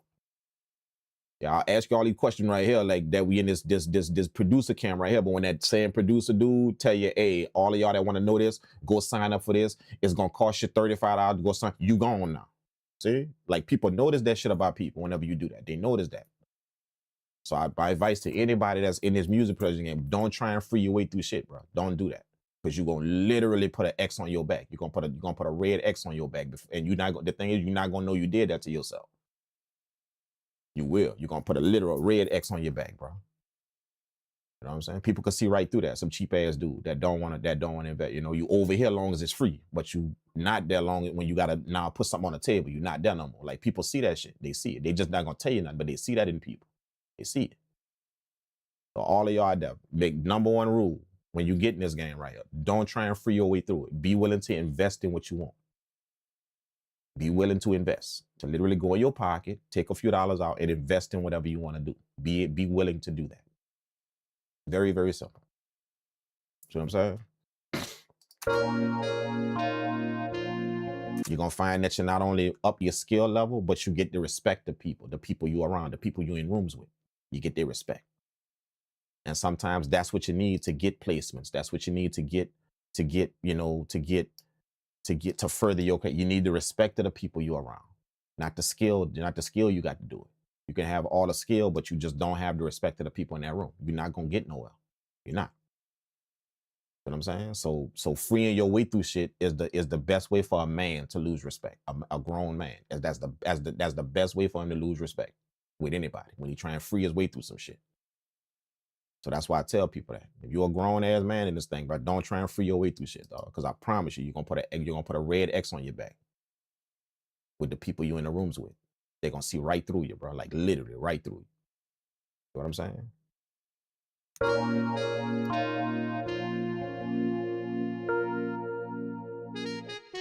saying?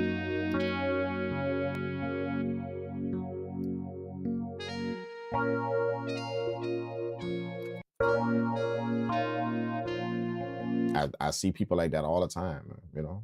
They got 50 million questions for you as long as they can get them questions answered for free. As soon as you tell them, listen, man, look, I know you got a lot of questions, so this is what I want you to do. Go invest, take a little change, go get that help right there. Sign up for that. Go, man, shit, you ain't gonna hear from the people ever again in your life. But they was asking 50 million questions as long as it was free questions. You know what I'm saying? People see through shit like that, dog. And you're gonna lose the respect of a lot of people, dog. Like I promise you will. A lot.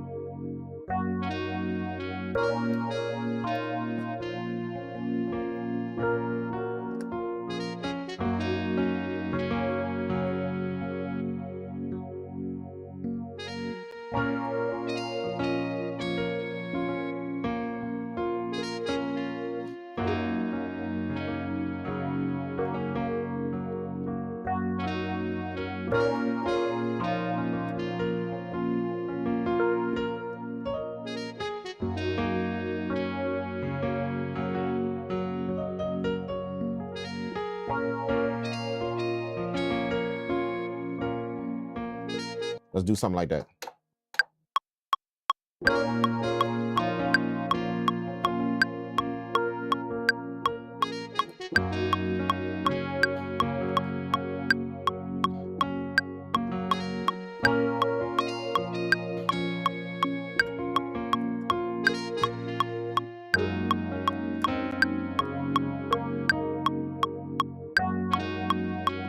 Damn, I messed up that last part. Let's record that again. I messed up that last part.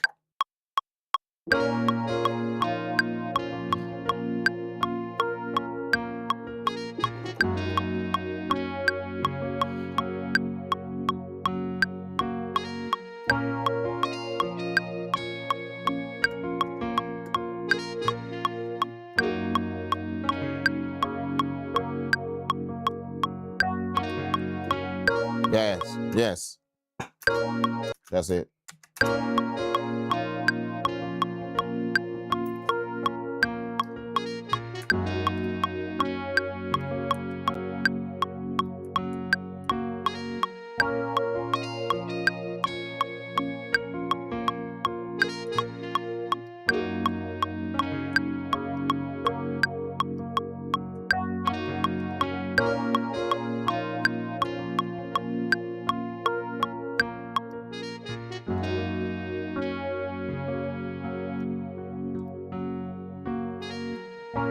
I'm not even quantizing that.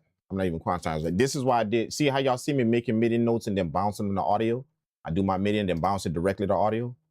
That's what I like about Ableton, how they put that bounce in place type of thing. You can just literally bounce a track, just do the MIDI, bounce it just like that, straight to audio. Bam, bam, bam. I love that, bro, because that's my workflow. See what I'm saying? So when they did that, that's when I upgraded. that's when I hit the update button. See, I only update whenever it benefits my what I'm doing. I don't update just because it's new. No, I'm gonna look at whatever it is, and if whatever the features are do not benefit what I'm doing, then if it ain't broke, I ain't fixing. I'm not updating my shit. I'm not doing. See? But soon as they can't see, because that's how, if y'all notice, that's how I work. I lay down MIDI, boom, it goes straight to audio. I lay down MIDI, it goes straight to audio. See, if y'all see how I work, look, this is what I mean. If y'all understand how I work,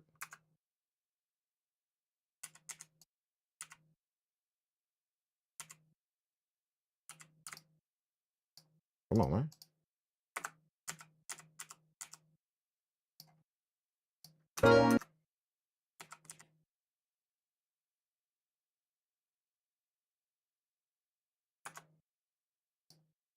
What the hell? Let's just expand it like this. My bad. See, if y'all notice how I work, look. So I laid down 3 tracks, but I played the MIDI, but see how they all audio now? See? I bounce straight to audio. As soon as I lay down the MIDI, it goes straight to audio. And the reason why I don't run MIDI is because I just know you can do more with an audio file. You can do way more. You got way more options than with MIDI, you know? So anything I do, it go to audio real quick.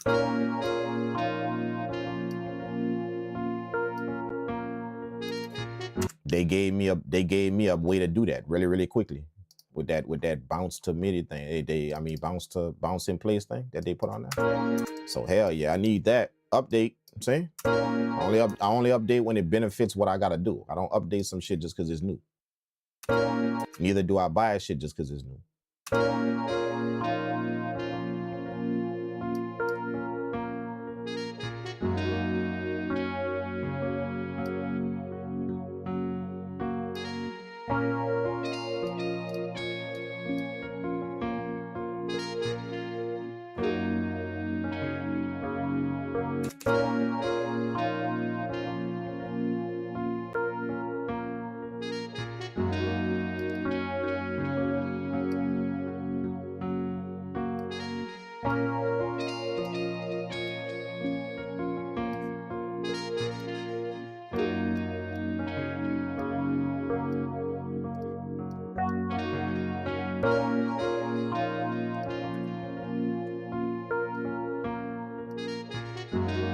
Now I'm gonna do like a top line kind of thing to it, right? You know, some kind of a top line, right?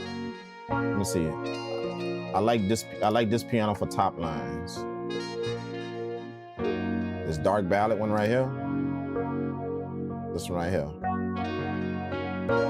This dark ballad one. It don't make my top line spiky. You know, I like my top lines to be smooth, not spiky with the notes. See how the notes is smooth and not spiky. Like that. They real smooth. So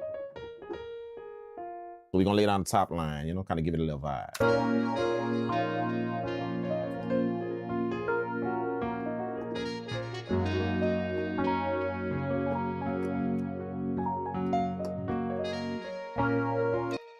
Look at that.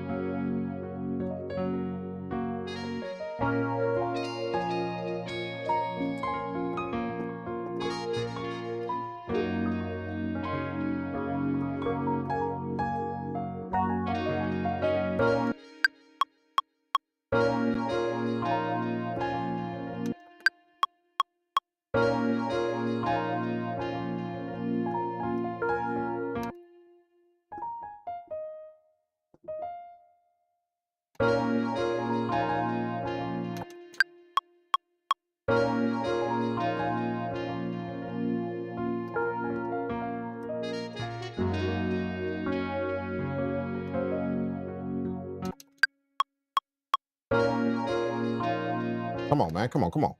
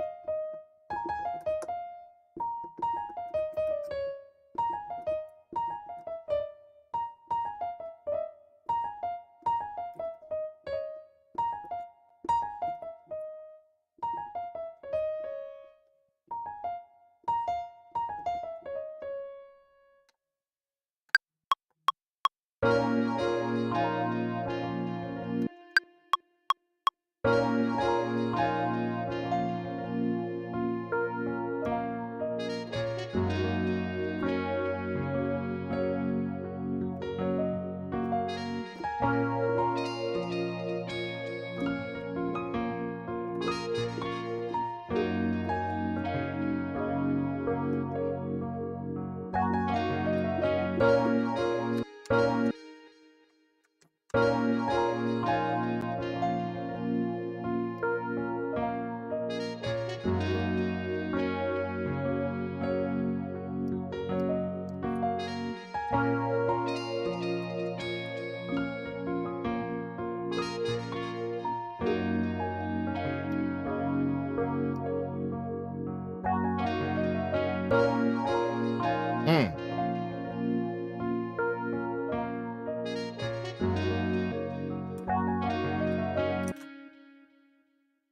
dun, dun, dun, dun, dun, dun.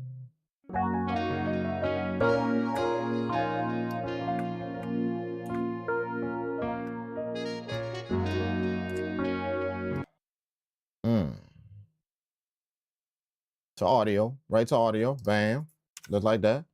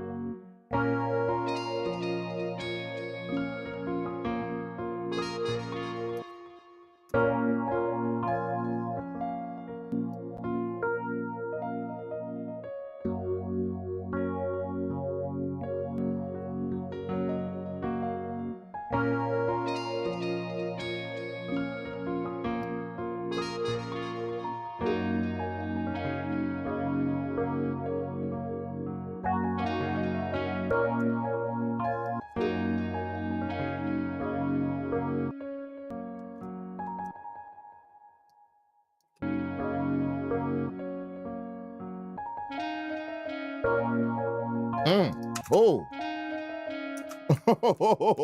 wait a minute, hold on. I like the way that ended like that.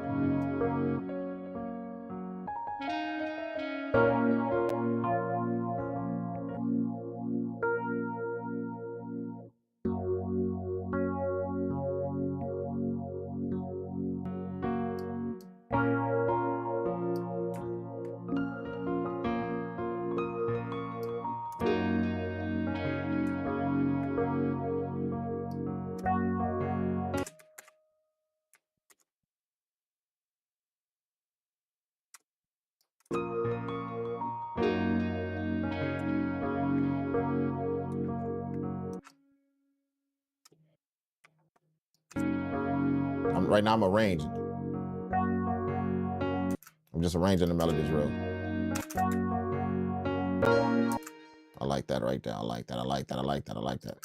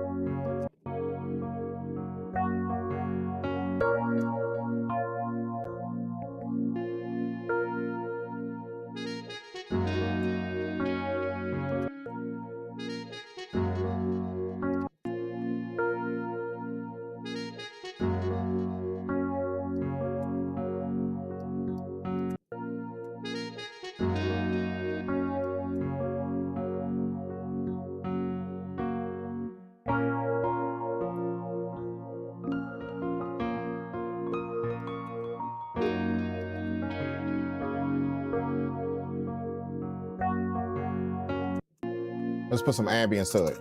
Let's put some ambience to it. Some type of ambience, right? Let's do that.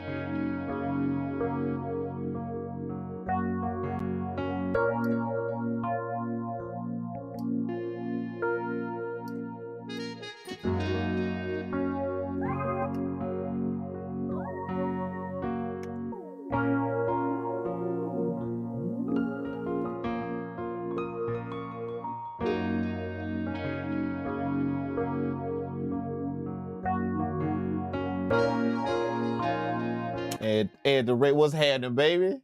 He said, I'm still making music, bro. Let's go. Shout out to Ed the Red. Shout out to Ed the Red, man. I ain't seen you in a minute, dog. Quite a minute, man. I'm glad to hear that, man. Keep making that music, boy. Keep doing that. Let's put some soft shit behind this thing, man. Some soft stuff, you know? Just some airy shit, you know? Just some airy little hits.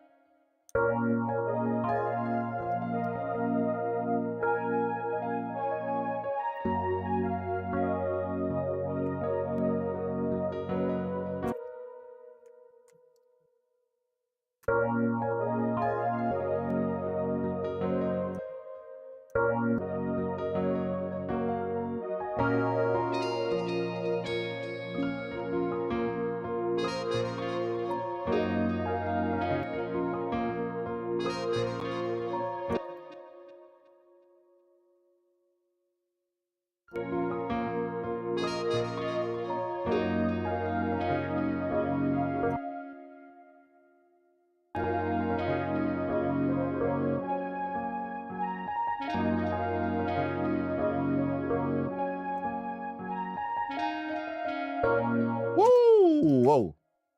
Love that. Love that. Hold on. Let's see if we can layer that, man. Let's see if we can layer that. Let's see if we can layer that. Let's see if we can layer it. Let's see if we can layer it.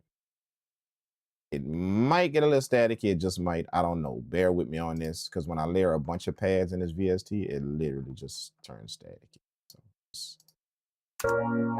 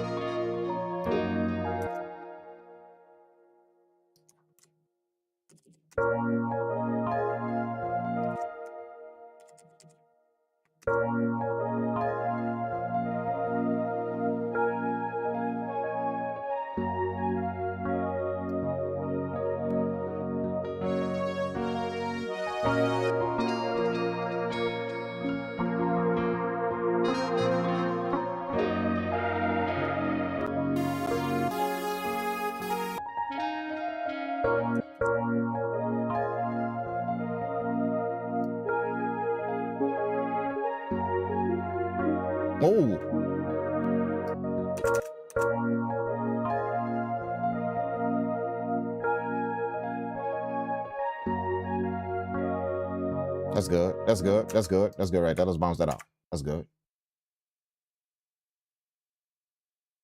That's good. That's good. What the chat say? What the chat say? Making beats by ear. Let me see. Let me see the poll. By ear and rhythm is feel. What? The answer, the question is, how do you create feeling in your beats? So far by ear and rhythm. is winning. Y'all go to the poll and drop y'all answer to that question in the poll right now. Y'all go do that.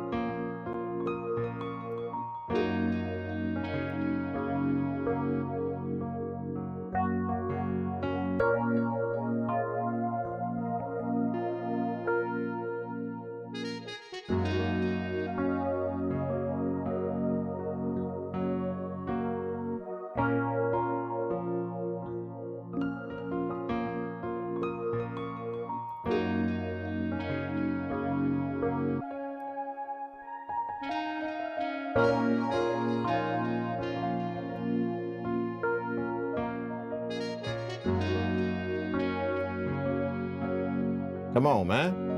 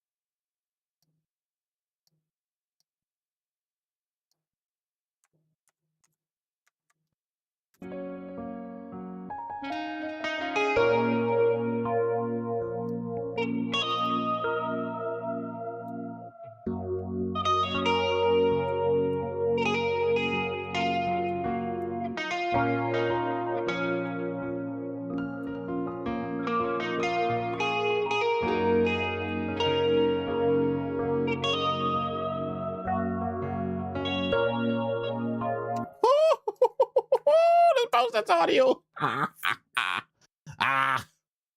Let's post that to audio. Damn. That shit went ham. But really good, really good.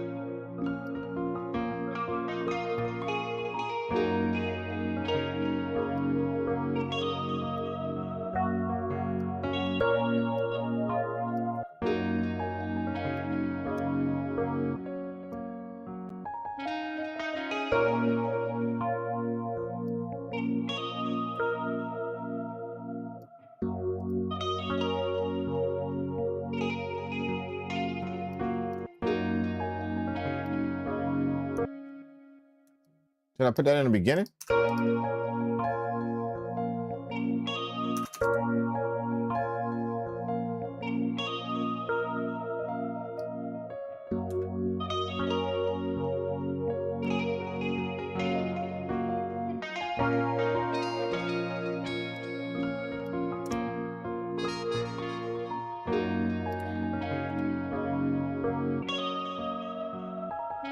Woo! Damn!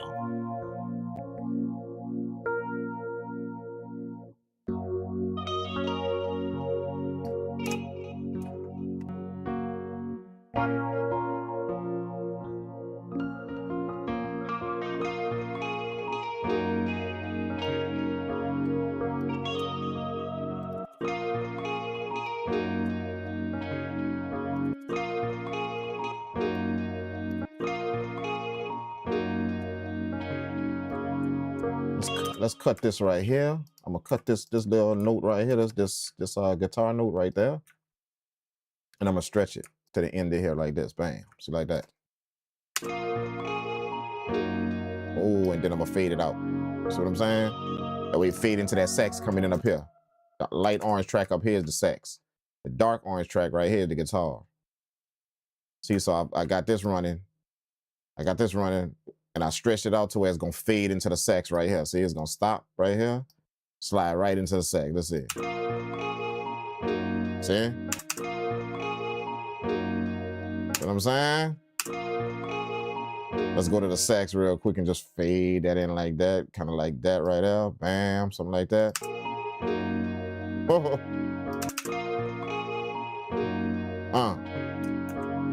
Come on.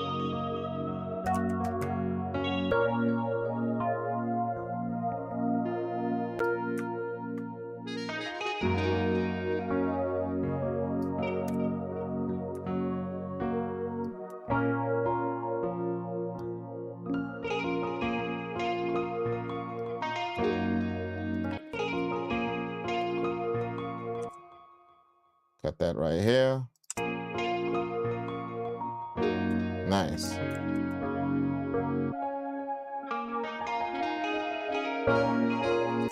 Woo! And then we gonna make that shit start like that, like that. I didn't know y'all was gonna like that.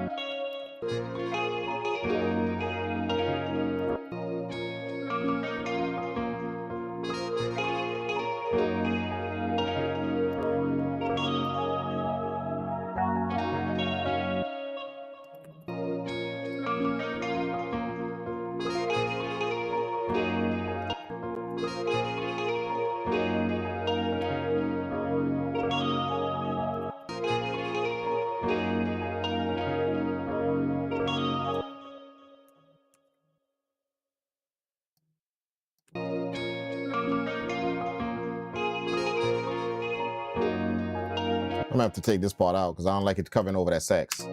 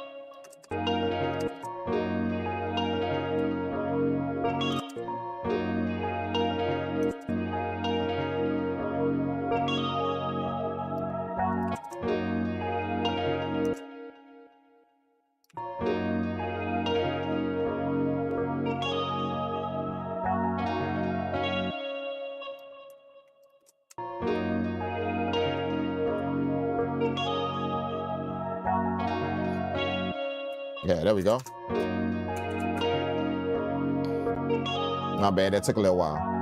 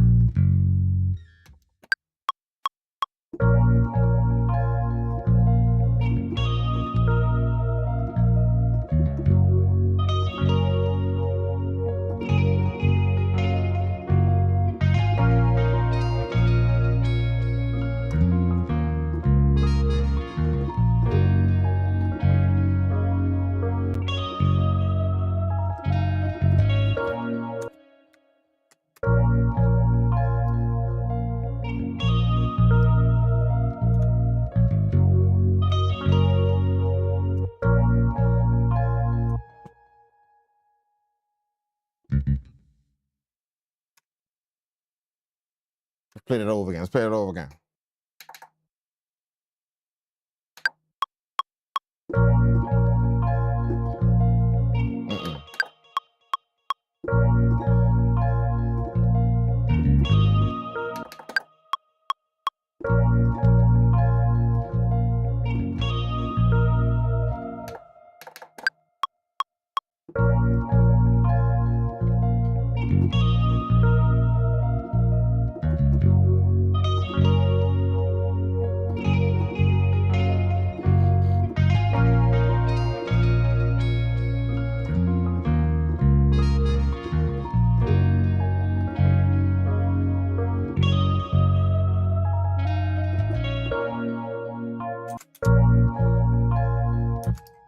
One more time, one more time, one more time, one more time, one more time, one more time, one more time.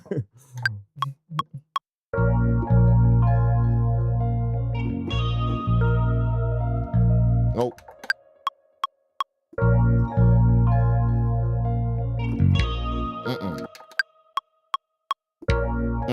Come on.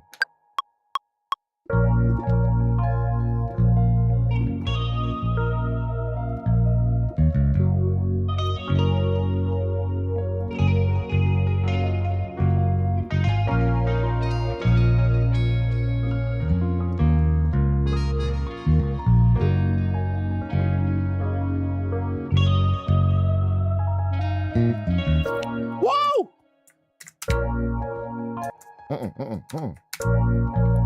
That's it.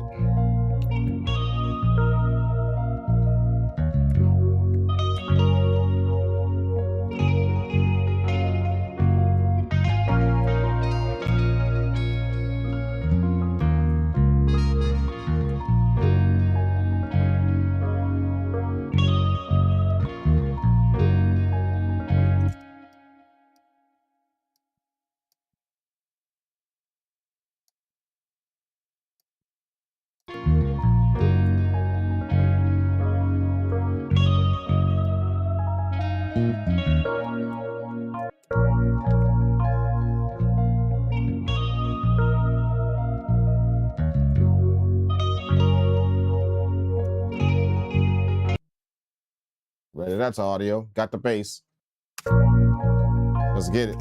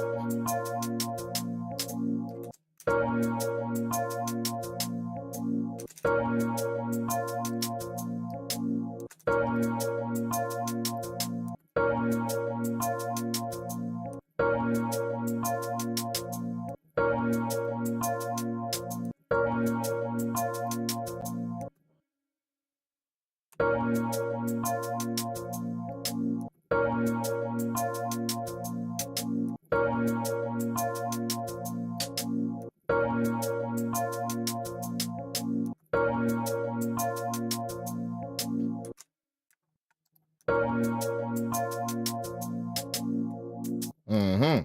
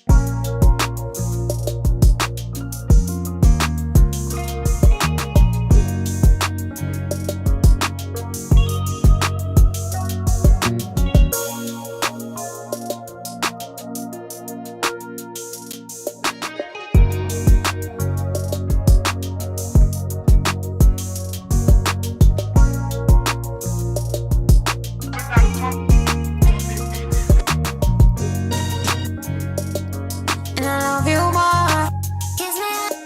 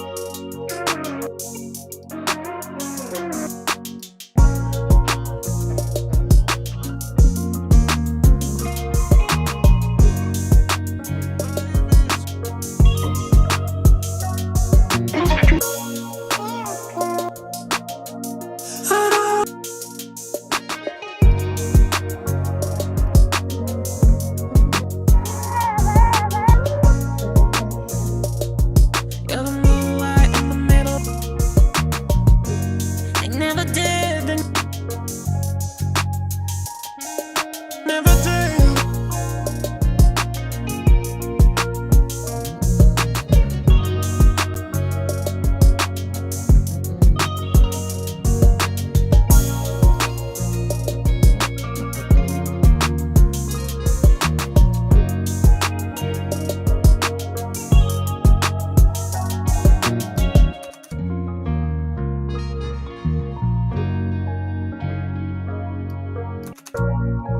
They never did.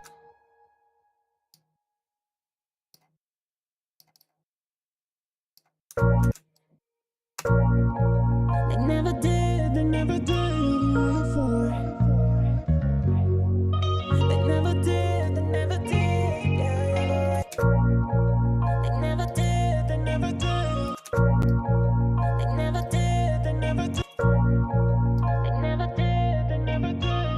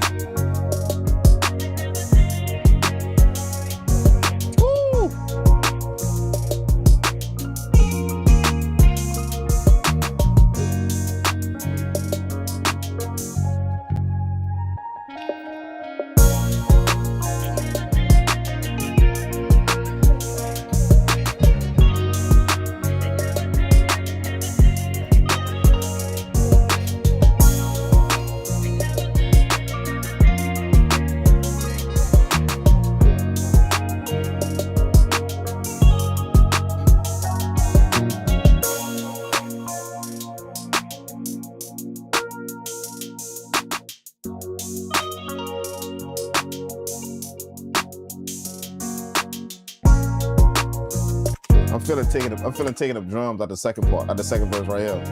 Take the drums completely out, right? Like this.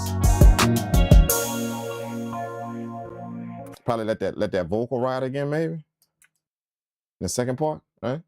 Something like that.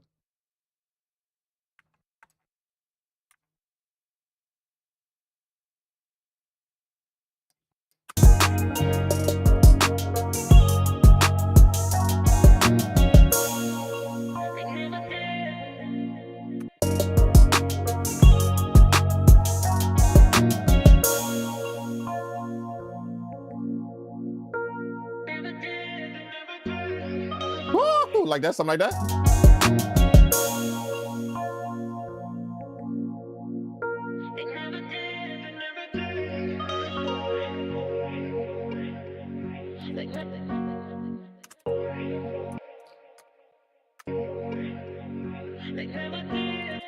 And then take the instruments out and let that shit drop.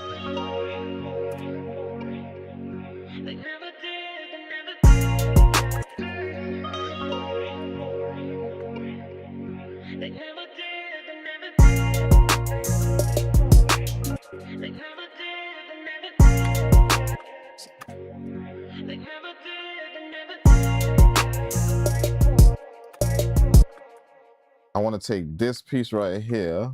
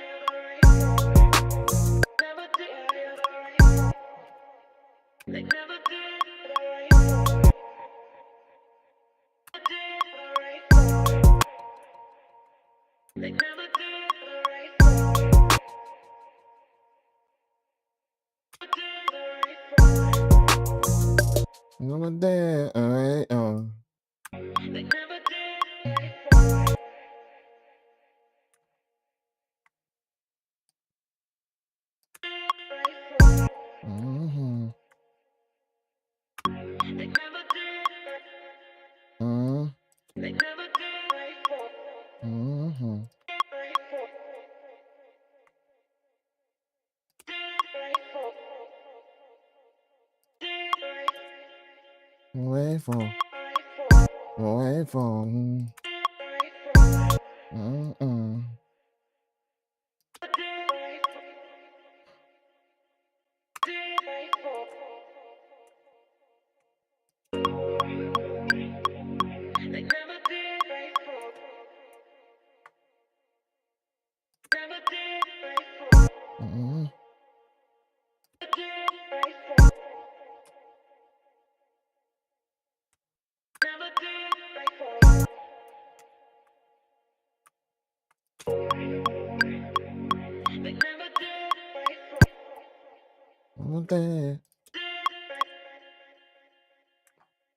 Let me see where it starts.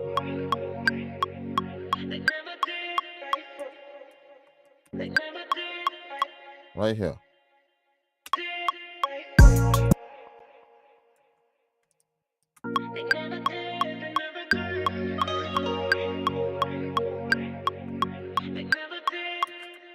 Wait, I think it's starting late, right? That's why. It's starting late.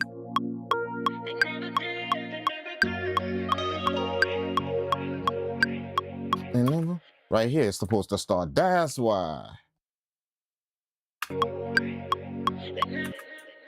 I gotta start late.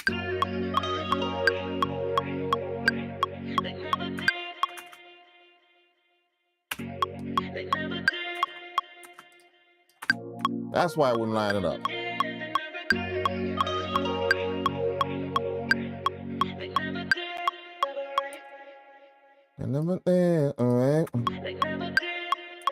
Right here. Wait for. Away.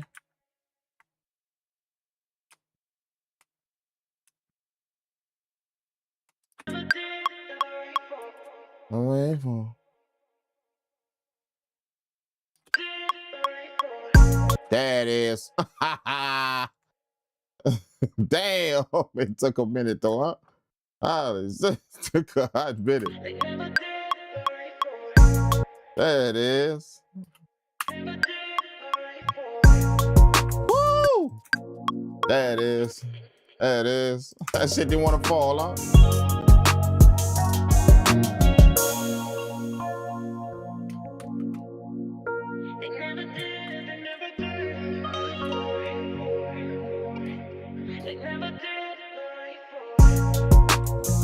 Woo!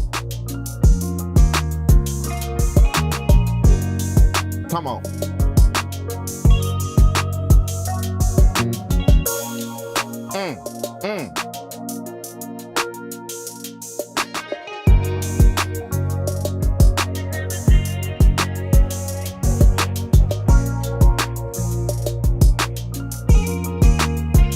All right, let's bring some tension to that last part right here. No bass. Bring that tension.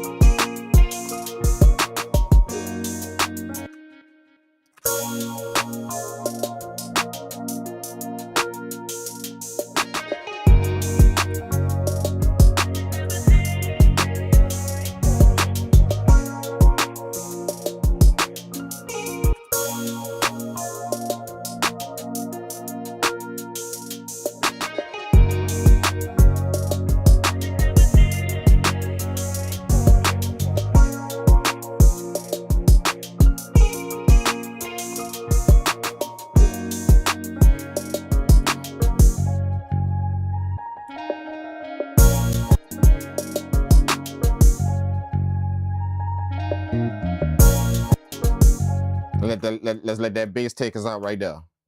And that sax.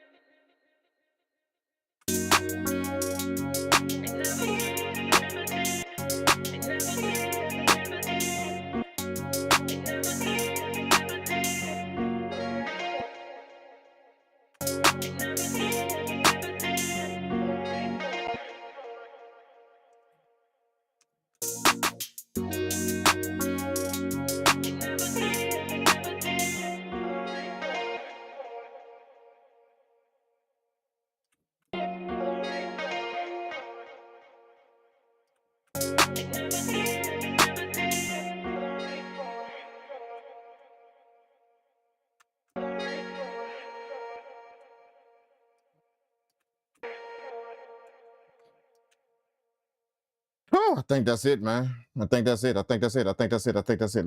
Let's go. All right, let's get a little song going on right here, man. Let's get a little song. Let's loop this hook over right here. Let's loop this hook. We're gonna get a little song going on right now.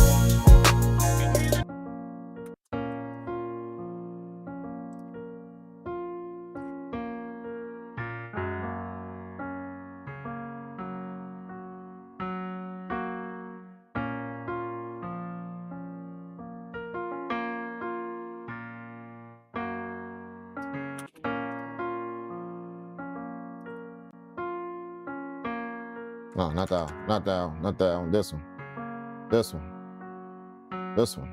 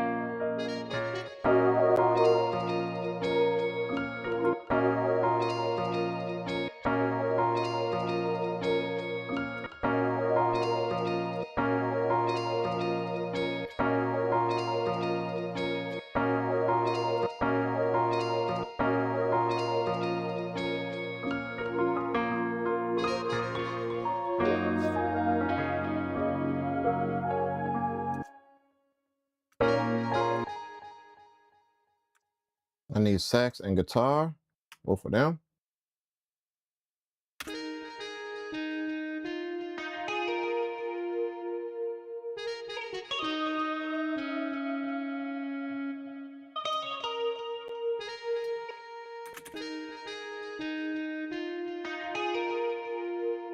gonna get that sax out of the way. Out of the way of the guitar. I'm gonna try and put one inside the other one.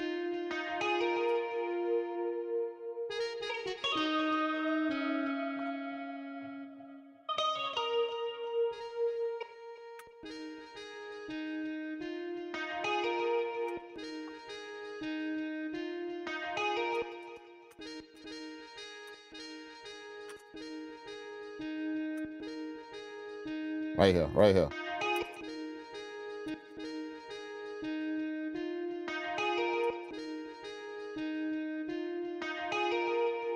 I need stereo, I need stereo.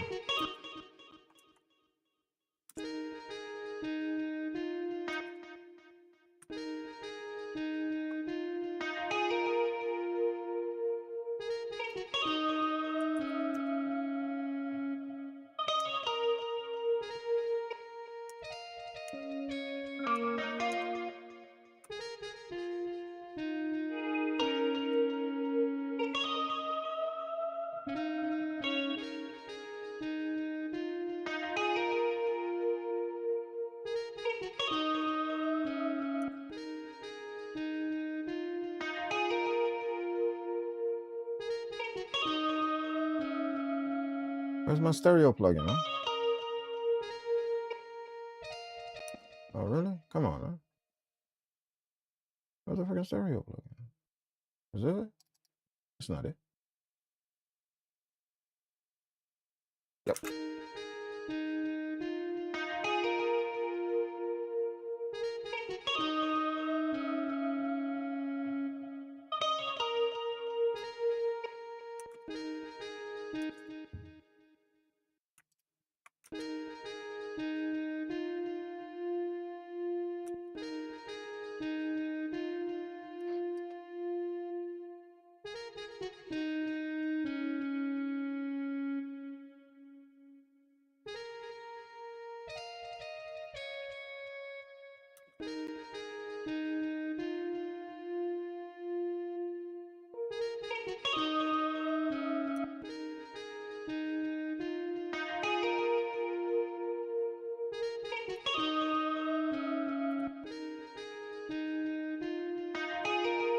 There we go.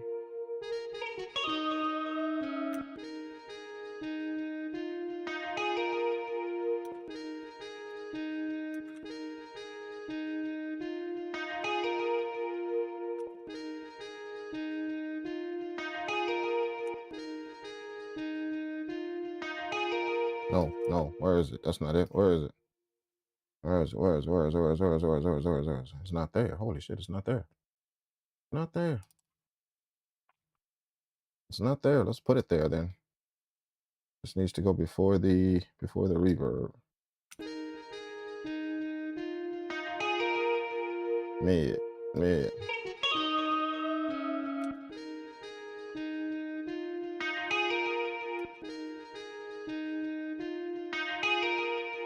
That's crazy. They both inside of each. One is inside of the other one now.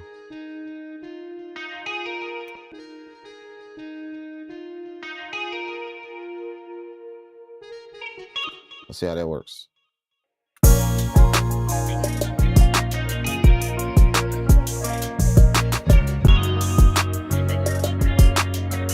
Wow, that's crazy. That's what I want, bro. That's crazy, man. Learn how to mix your sounds, man. Like literally, bro. Learn how to mix your sounds, man. You know what I'm saying? Like a bad ass, a messed up mix, bro, can kill a good beat, right? Like it could kill it. Literally just kill it, man.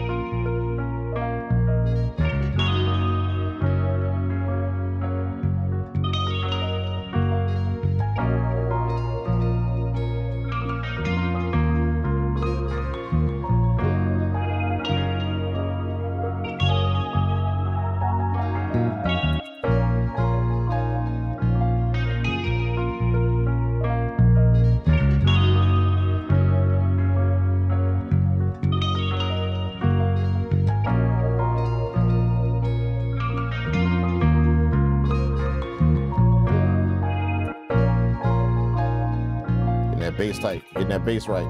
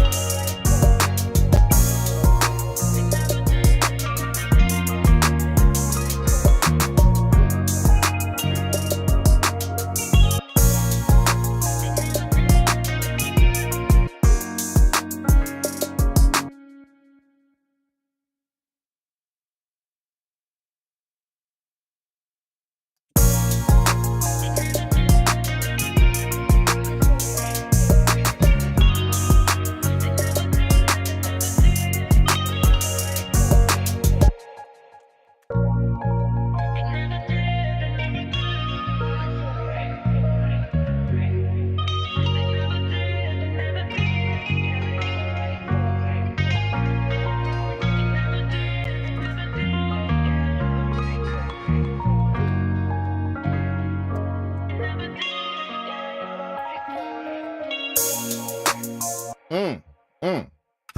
Love how them drums come in. Love how them drums come in. Not too spicy, but just on point, huh?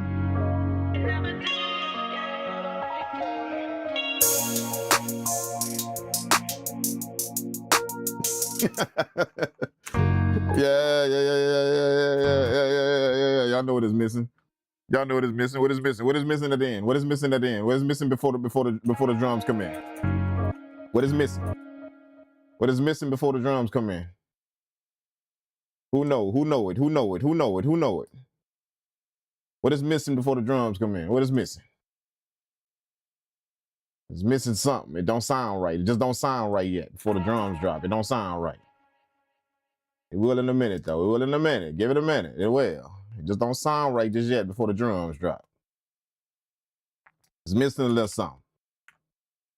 What is missing? What is missing?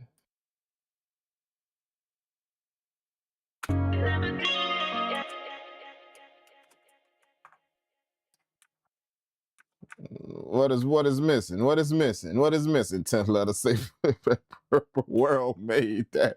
It just don't sound right until you hit a drop. You know what I'm saying?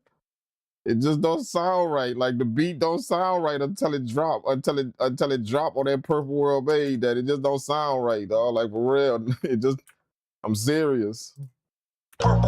It just don't sound right till you hear that Purple World made that on a drop.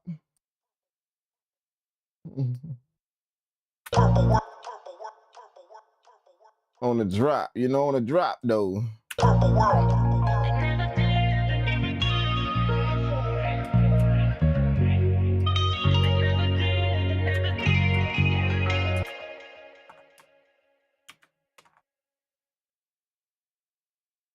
It just don't sound right till the drop hit it. That Purple World made that. Purple World.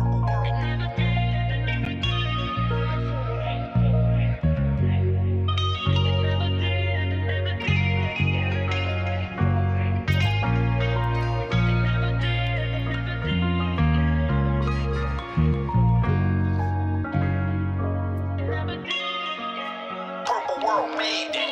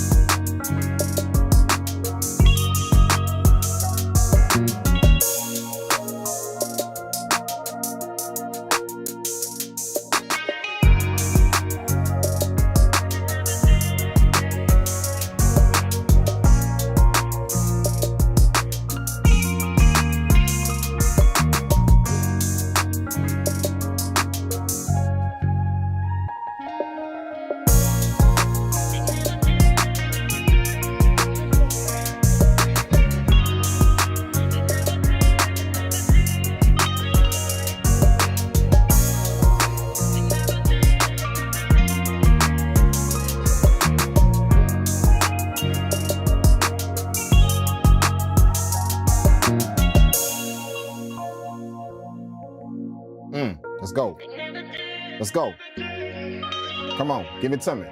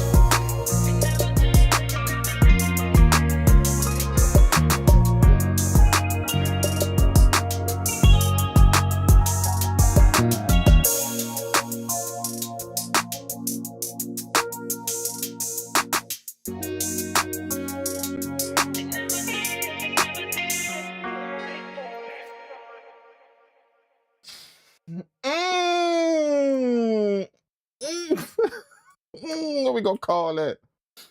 We gonna call that? We gonna call that shit Never Dead. We gonna call it Never Dead. Right? We gonna call it Never Dead. It never dead. Never dead. You know what I'm saying? Call that Never Dead. That's crazy, man. That's crazy, man. Like that's crazy, dog. That's crazy. Like I like the sound. I like the instruments. I like the sound selection. I love that it's not busy, but it's just enough to catch your attention. The guitar with the saxophone is just enough to catch that. And the arrangement says it all on this beat right here. Like the arrangement is key on this beat right here. Cause that's a lot of mid-heavy sounds. So if the arrangement ain't on point, you're gonna have the mid-heavy sounds crossing in each other. And so you make sure you put them in places. Sometimes it ain't about mixing the sounds good, so you make space. It's about where you put them to make space. Like, don't have this sound playing with that sound. Like, you know, make it flow into that sound. And then it cut off, then the next one come in and just kind of finish it all. You know, you got to know how to do that. So the arrangement is key right here on this track right here. Like it's key. Not to have everything just literally just falling all over each other. Like just it's gonna kill it, you know? You got to have a vibe with music like this. When it's soulful, but still moving. Soulful, but it have that moving, you know, it's moving, it ain't dragging. You got to make sure that arrangement on point. You could kill it if you know if the arrangement ain't on point. Man, what I'm doing again? I'm saving it. What I'm saving it at? Yeah, I forgot what I'm saving it at. I'm gonna save that in a secret stash folder right there. Bam, bam, bam. I ain't gonna print that one, no. I don't want to print that one because, you know, that one ain't really. I would still do a few things to that, you know. Definitely put a tape on the melodies though. I didn't do it here, but I would definitely put a tape on these melodies right here. Like the melodies kind of thin a little bit, so we'll definitely put a tape on that with some heavy distortion. I mean, some heavy saturation on there. You know, definitely do that.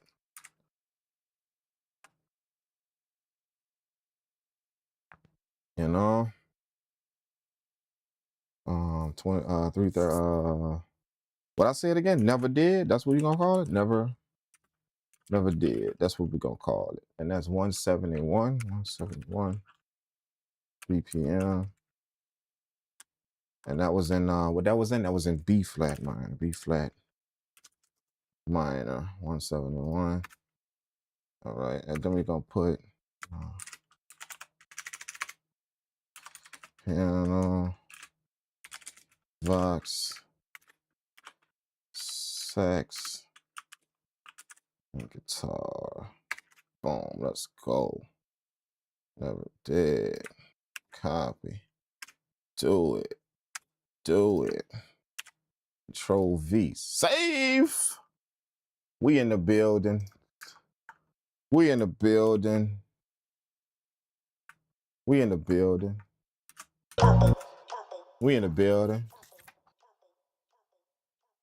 Yeah. The saturation would definitely be on here. Definitely.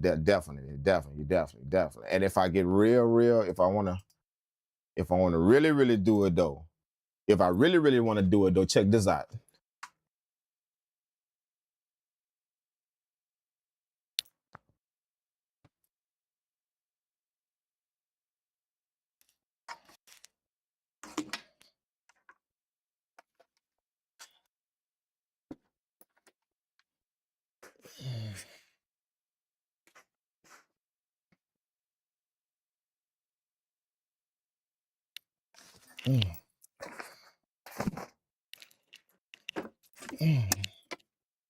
That's if we really want to do it. As if we really want to do it. You feel what I'm saying? As if we really want to do it. You understand what I'm saying? As if we really wanna make that, as if we really want to get the authentic radio vibe, you know what I'm saying? Put that real on there. Put that reel on there. You know what I'm saying? And we can definitely do it big though. Don't get it twisted. Or we'll get it popping though, for real. We'll get it popping, bro. We don't have to do it in the plugins, bro. We'll definitely get it popping if I want, you know now.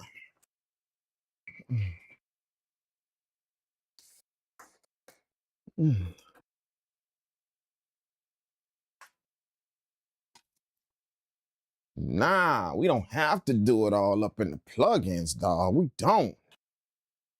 We could get that shit rocking, man. Come on, bro. Let's go. You know what I'm saying? All right. Next. We didn't bullshit it enough, man. Let me turn on this. Let me turn on this AC, bro. For real. It getting kind of warm up in here. It's getting kind of warm up in here. Your boy jumping around like crazy up in here, man. All right, next. What we doing next? I say we stick with the melodic shit. I say we stick with that. I say we stick with the melodic shit. You know, let's just cook up soulful melodic stuff today. No hard, you know, blow the speakers off shit. We just gonna cook vibes up today. You know what I'm saying? Just vibes, just straight vibes. All right, so we're gonna do let's start off with the guitar this time. Quite possibly we're gonna start off with the guitar. You know what I'm saying? Let's start off with the guitar. No, not that one. Not that one. Let's go.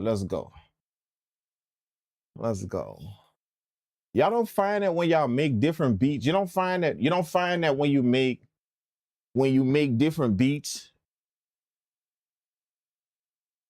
you don't find it when you make different style beat, like I'm gonna say me, I'm not gonna add that. I'm gonna just say me. When I make different style beats, when I sit down in the studio, I make different style beats. The beats don't be coming out like I want, you know, like they come out nice, but just not high exactly. And I think it's because I be jumping genre. You know, like I make something chill, then I make something hard, then I make something, you know, something dance shit, then I make something, and whenever I do that, I notice the beats don't really come out how I want. They be nice, but they don't just come out how I want though. But like when I stay on a vibe, like when I be like, oh yeah, I'm cooking up these kind of beats today. Yeah, them shits be running.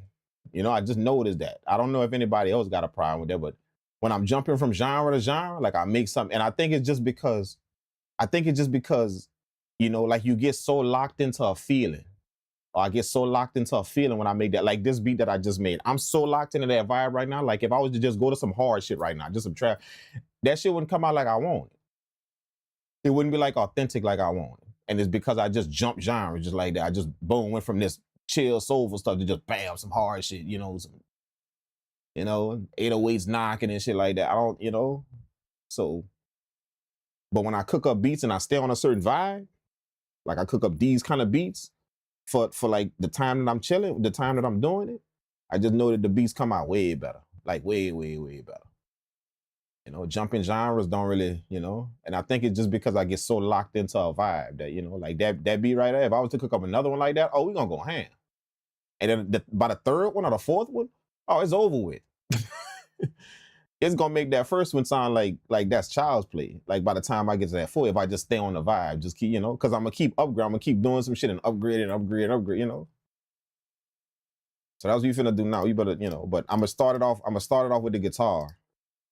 You know, start it off with the guitar, kind of make a little guitar kind of thing, and then probably back that up with some piano and stuff, you know. That way we could give it a different vibe. You know, but I just noticed that shit though. I noticed that, you know, when I jump from genre to genre, you know, it's just not, they come out nice, but they don't come out how I want nice, you know. they got nice. Like my beats, I rate them like, look, this is how I rate my beats. I rate the beats like the beats that ain't gonna never see the light of day. That's what I call them. The beats that ain't gonna never see the light of day. Never. They never will. Po things, they never will. They gonna be some samples. That's gonna be some shit that I go get the melodies from and resample them and cook them up all totally different. So them beats never see the light of day. I got them right there. That's them beats that over in the corner, bless their hearts, but they will never ever go outside and play ever. Never. That's them beats right there. Okay. Then they got the beats that's for everybody. You know, I'm going from the lowest tier up. Okay. First, they got the beats that will never see the light of day. Them things will never see daylight. They will never go outside and play. They locked in a dungeon, and that's where you're gonna live the rest of your life until I decide to go resample some shit. Okay, that's them. Next on the tier, you got the beats that's for everybody. Okay, that's this beat right here. This beat right here. That's for everybody. That's, you know, vibes. That's for everybody. You know what I'm saying? Send it here, send it there, send it over there, put it over there, put it here, put it there, put it over there. You know, just that's for everybody. All right. Then they got that next tier up. That's only for them. You know them over there. Y'all know who them is. It's only for them. They got that next tier. It's only for them. Just for them. Yeah. No, no, no, no. Hell no. And only for them. Y'all know that. Y'all know them over there. Y'all all got them. You know, if y'all selling be all get y'all you got them. Everybody got them. It's a them. That's what I call it. That beat for them.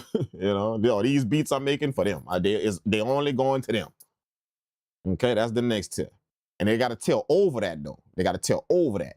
That's the beats that's for me. You understand what I'm saying? That's the beats that's for me. That's the tier that crush everybody. It crush all the other tiers underneath. That's the beats that's for me. Okay. Now them beats, you gonna play hell trying to get them beats out of my hands. You understand what I'm saying?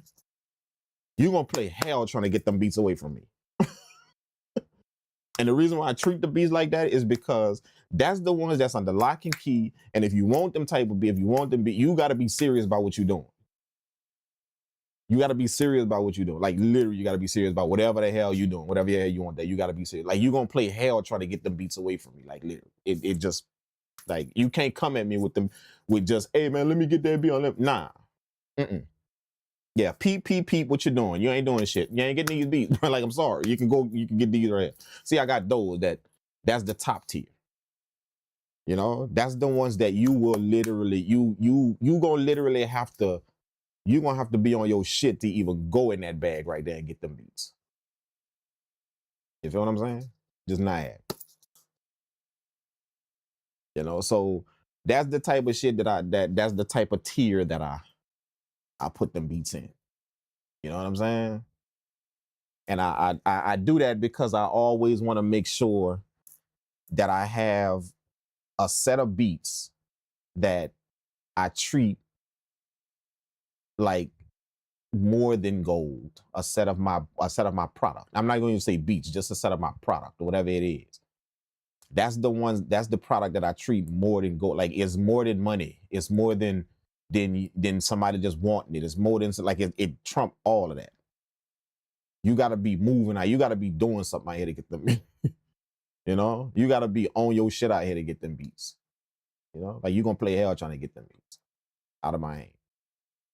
You know, that's those beats right there that me and you going to talk first before I hand them beats over to you. I'm not sending them. I'm not sending them in no email. I'm not none of that shit. None. We gonna talk. We gonna talk, like literally talk. Me and you. Like, what's up? You know, I need to know the plan. You know, I need to know how you gonna do that. You know, how you gonna how you gonna handle that. You know, like what you see. I need to know all that. Possibly be there in the recording session. Possibly be there with you. All that shit. As them beats right out. That you're gonna play hell trying to get them things out of my hand. Absolutely. It ain't gonna be no just you know, let me get that and then I hand it over to you. Nah. You know? So yeah, that's the tier of my beats, as the tier levels of my beats, just in case y'all didn't know. I can relate. I try and stay in that lane for the day. Yeah. When you're making the beats you want to make, you just like me, I just ain't. I don't want to skip around. I don't, But sometimes I'm gonna be honest with you. Sometimes you want to skip around because it sparked new vibes though. So it's like a catch-22. You can stay in that lane and handle business, but at the same time, you want to hear something new. The way I do it is I listen to something else. That's what I do. I'll go listen to something else. I listen to like a different record. Like I'll just listen to something else. And the funny thing about me, I don't know if y'all picked this up about me. Like what songs, like since y'all been on, what songs have I ever said that I like rap songs? Like y'all don't notice that about me? Like when I tell y'all, yeah, man, I was listening to some music a while ago and it sparked something or it gave me some vibes or something. Like I don't never tell y'all it was some dude rap song somewhere. Well, like current or whatever. Y'all don't never hear me say that. Like it's some dude, like, like yeah, I was listening to Ride Wave new album. I was listening to whoever new album, Hancho new album or something like that. You don't never hear me say that I was listening to. What y'all hear me say? I was listening to some old school records. I was listening to some classical records. Y'all always like y'all don't notice that? I never tell you. Y'all never hear me say that. And I'm gonna be honest with you. Let me tell you why. And this is me being brutally honest. I'm literally being brutally honest.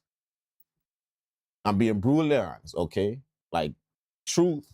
The reason why I don't do it is because I'm not gonna lie, the music that's out right now, it killed my vibe. It kills my vibe, dog. Like it killed my vibe. It does. I'm gonna be brutally honest. It shoots my vibe to shit, bro. I get very little inspiration from the new stuff that's out right now. I get very little inspiration from that. Now, don't get it twisted. Am I saying it sounds bad? No, it sounds nice, but I'm just not inspired to do something. You know what I'm saying? I'm really, really not inspired to do something. Now you got to understand what I'm saying. Most people, if you don't really read into what I'm saying, if you don't get what I'm saying, you're going to think I just said that the music bad. No, I think it sounds nice. Some of the music that's out, some of the new music that's out now, that new stuff that people doing, I think it sounds nice. But it's just not inspirational to me. It don't give me, like when I listen to a track, it don't make me want to come over here and cook up, come to the studio and cook. It don't make me want to get in the car, drive, come to the studio and cook up. It don't make me want to do that. I swear to God, do I listen to a classical record? I'm in the studio in 15 minutes, dog. I'm literally in this chair in 15 minutes if I listen to a classical record at the crib. Yeah, after 15 minutes of listening to that, I'm on my way to the studio, bro. Or if I listen to like a soul record or something, old school, so I'm on my way to the studio, bro. And the thing is, I'm not gonna cook up no classical vibe. I'm not gonna cook up no soul, no 80s type of vibe. It's gonna spark me to make this type of music right here. This new age shit is gonna spark me to make that. But the new age stuff don't spark me to make this new stuff. I don't know what that is, bro. Do any of y'all have that problem? Can any of y'all hear where I'm coming? Like, do y'all understand where I'm coming from? Hey, brother, what MIDI keyboard you using? This is the complete control. This one right here, the complete control. Yeah, if you know, I switched it. I wasn't using this one before. I was using where is that? I think it's in the hallway right here. I just switched it up. If y'all know it, this is I've been having. This not new. I've been having this keyboard. I just never use it though. But I was using this one right here. I was using this one. Look.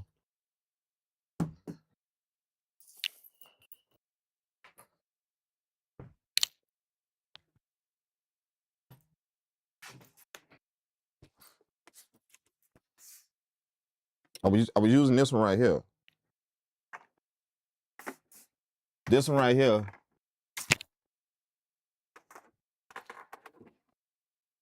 This one right here is the Behringer Motor 49. That's the one I was using. And this thing a beast right here, bro. The faders is motorized. The knobs is motorized. So it's like they move by themselves. Like y'all know flying fader, that like all of that's motorized. So this is the one I was using before right there, if y'all remember. But I took this one off and I put the complete control right there.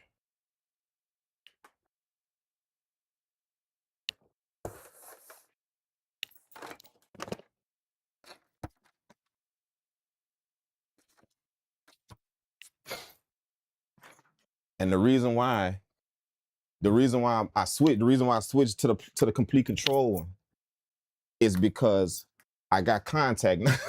I finally installed Contact on here. Finally, I've been having Contact, but I never use it. But it's on here now. I have yet to dive into it and use it yet, but I got Contact now. So I figure, you know what? Let me hook the complete control up. Contact, boom, boom, boom, boom. Y'all know, you see what I'm saying? But Contact is on this computer now, you know? So that's why I switched to this one right here. But that other one, a beast.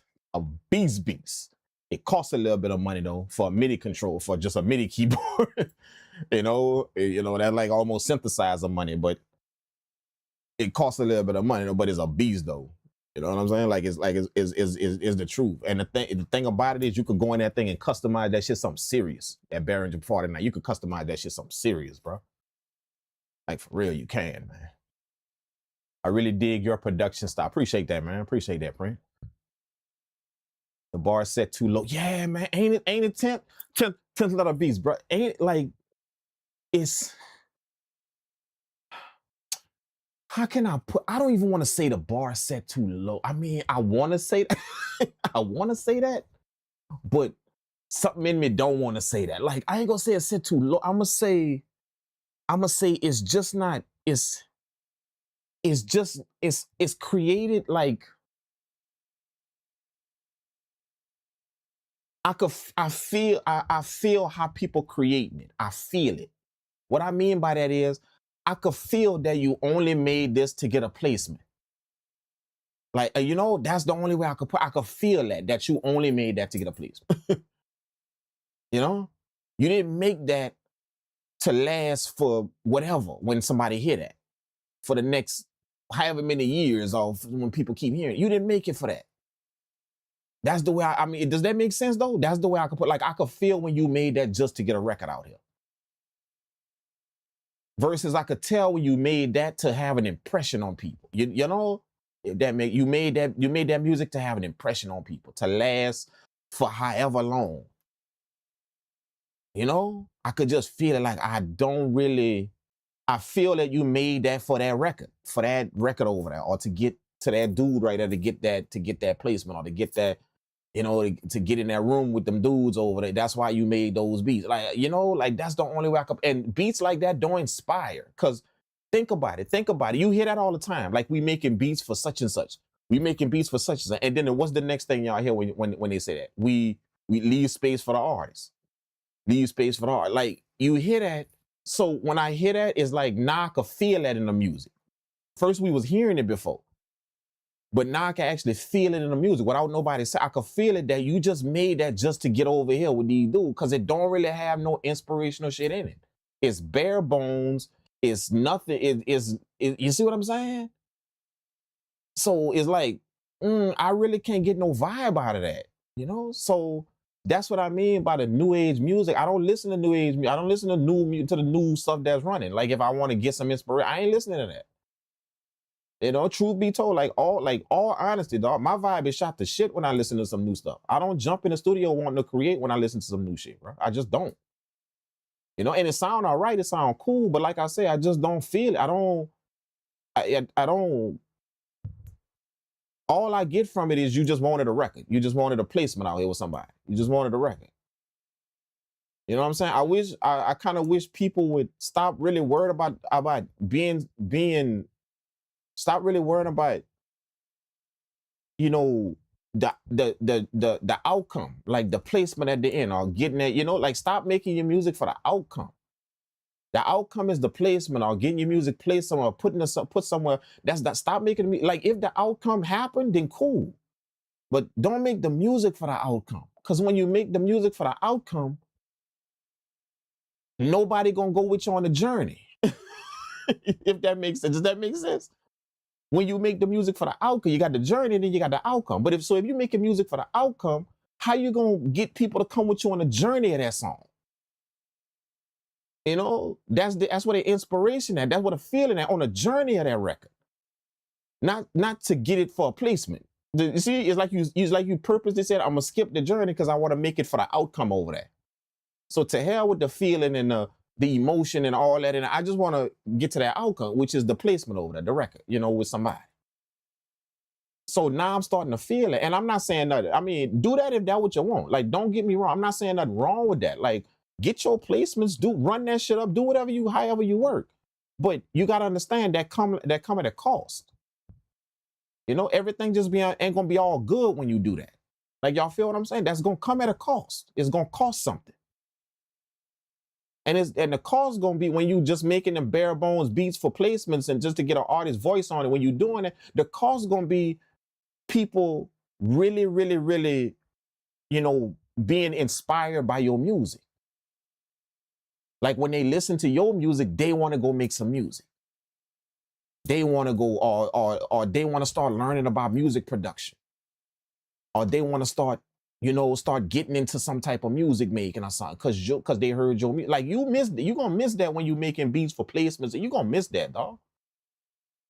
The only people that's gonna be on that is the people that want to get placements with you. See, oh, that's not how you get placed. That's how you get records. You just make them type of beats. Like, see, that's the people you're gonna attract. You're not gonna attract like real musicians, real music makers that want to vibe, that want to have a inspirational experience when they listen to your music. You ain't attracting them people, dog. And maybe that's good. Maybe you sit like, man, I don't care if I attract the people, just as long as I get a placement. Maybe you say that, and you good with that.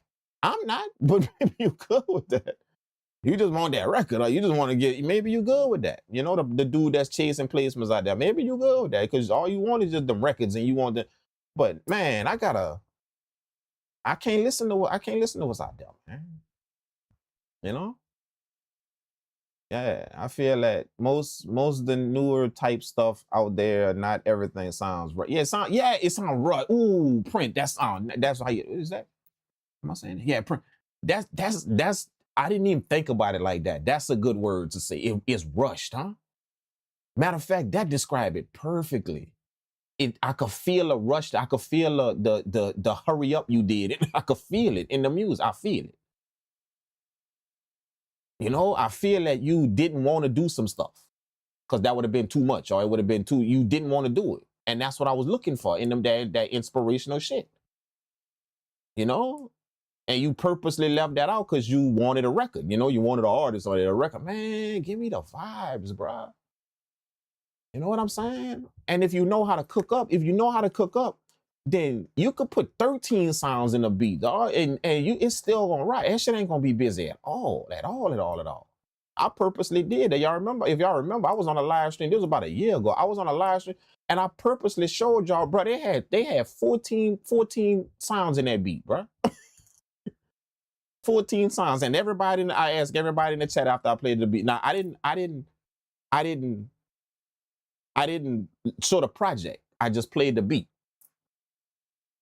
I just played the beat for everybody on the stream. And then I asked everybody, is that something for artists? Is that something for artists? Everybody in the chat was like, oh yeah, it got enough space.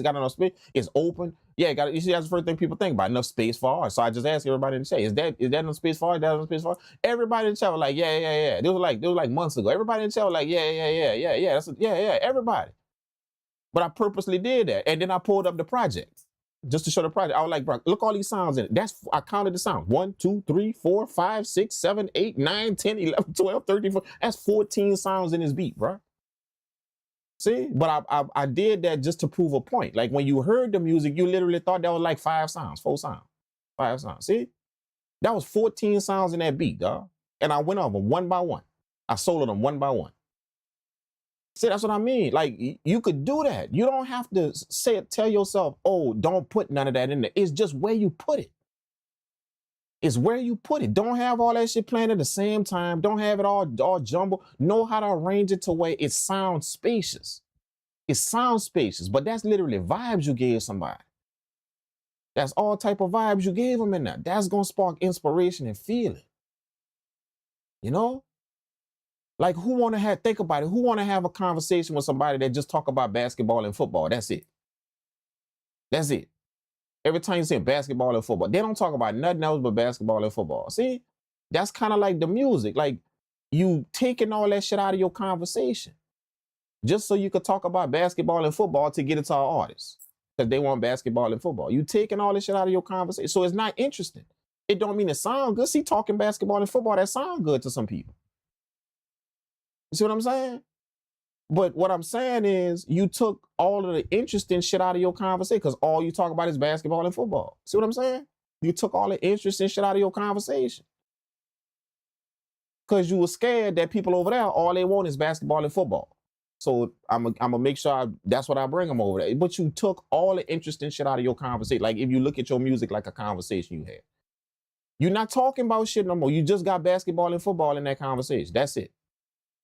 And it's just because I know I want to leave space for our artists. See? So you eliminated all the interesting things in your conversation just to get it over there to our artists for our placement. You did that. Instead of saying, you know what? I want to make my conversation interesting. And I'm gonna learn how to put stuff in this conversation to where it don't sound like I'm jumbling my words up in this conversation. You know, i.e. relating that to music, you know, see? I'm gonna learn how to do it to where I could still have all this interesting shit in my stuff, but it's just not gonna seem jumbled up like I jumbled up all these words in this conversation. Why not learn how to do that? Why is the solution, let's take it all out? You know, why is that the solution? Why that gotta be the only to take it out? Why the solution can't be, no, don't take it out, just learn where to put it. Learn where to have it come in, where to have it do some stuff. Learn that. You know why that's not the answer? Because it's gonna take you actually learning a bit about your music, not learning about your software. It's gonna take you actually learning a bit about music. It's gonna take that. You know what I'm saying? Not learning more about FL Studio. It's gonna take you to learn a little bit about music to do that. Oh, nobody don't want to do that. Hell, you got people barely even want to learn chords. Barely even want to learn some notes on the keyboard. You see, nobody want to learn about the music. They want to learn their software real good and learn their stuff, you know, so they could sample and so they could do this and do that. They ain't worry about the music though. If the music got enough interesting shit in it, they ain't worry about that. You know, absolutely things. I like that too. Yeah, that's a good perspective. Yeah, that playback value hard to achieve. Yeah. Question: I was working in Ableton. Everything was vibing good, and out of nowhere, the same track I was working on started sounding like chipmunks. The global tempo read correctly as well as the warp. Out of nowhere, ooh. One thing that happened to me, and it sounds like that. It sounds like that. One thing happened to me is I was moving so fast that I hit something and I accidentally recorded. I hit the record and I recorded time automation. Time automation. Like you could do that in Ableton. You could hit record and you could speed up your tempo to where now the beat start playing fast somewhere over there over there later on in the beat. And you could record that as automation. Time is called time automation. You're not recording no instruments or nothing that's automated. You're recording the time. So it go from 180 something or 170 something to 180 something way down here in the track. You could record that automation. I did. And I was wondering why the hell. And the thing is, Ableton don't show your automation right out of the gate. You got to go open up the auto to see you did that. So I was playing a bit and I was wondering why the hell is this thing speeding up at the end over there? Like it just speed up out of nowhere. I was like, why is it doing that? So I go back and I listen and it's normal over here. And then I let it play and then all of a sudden, it speed up over there at the end. But it was because I recorded some type of automation and I couldn't see the automation. I couldn't see it. It was time automation I recorded. You feel what I'm saying? So when something like that happened in Ableton like that, be careful because you might have recorded some automation down the line. And you could time stretch and record that automation. That's the thing Ableton good about is automating shit. It's real good about that. You can automate damn near everything in here. But what come with that is you could record some shit by accident because you just wasn't paying attention. So now it's doing something way over here in the other end of the beat, you know? And it's just how long you record it for. It could be just a little split second. You accidentally press the record button and you record it when you was doing something and boom, it recorded that in there on that automation. I wish they showed you like something that flash in here or something that way you know something is automated. Or maybe they do and I just don't see it. But you know, automating stuff in Ableton, they don't really show you the automation off top. You gotta like hit the A key Go to the track, and then you can see the automation and all that on. But it don't really show you automation like when you, so you can record a bunch of automation and you not really can't tell just looking at the project. You can't really tell just looking at the project. Or I can't tell, you know, maybe it's something in here that I'm overlooking that I can't really see the automation, you know. But that's one thing I noticed. So yeah, be on the lookout for, and it sounds like what you're talking about. You know, that's exactly what happened. It wasn't what you saying, like it started sounding like a chipmunk, but it was fast though down there. It just out of it, and it was just like maybe for like 3 seconds, real quick. And it just speed up, then it go back to normal. You know, but I had recorded some type of time change automation in that. That's what happened. And I just went delete the automation. It was fine. You know, so just be careful with that. Like this, that you know, it's a hair trigger on that automation right here. It's a hair trigger on it. Once you hit that record button, you're able to listen to everything you do. Everything.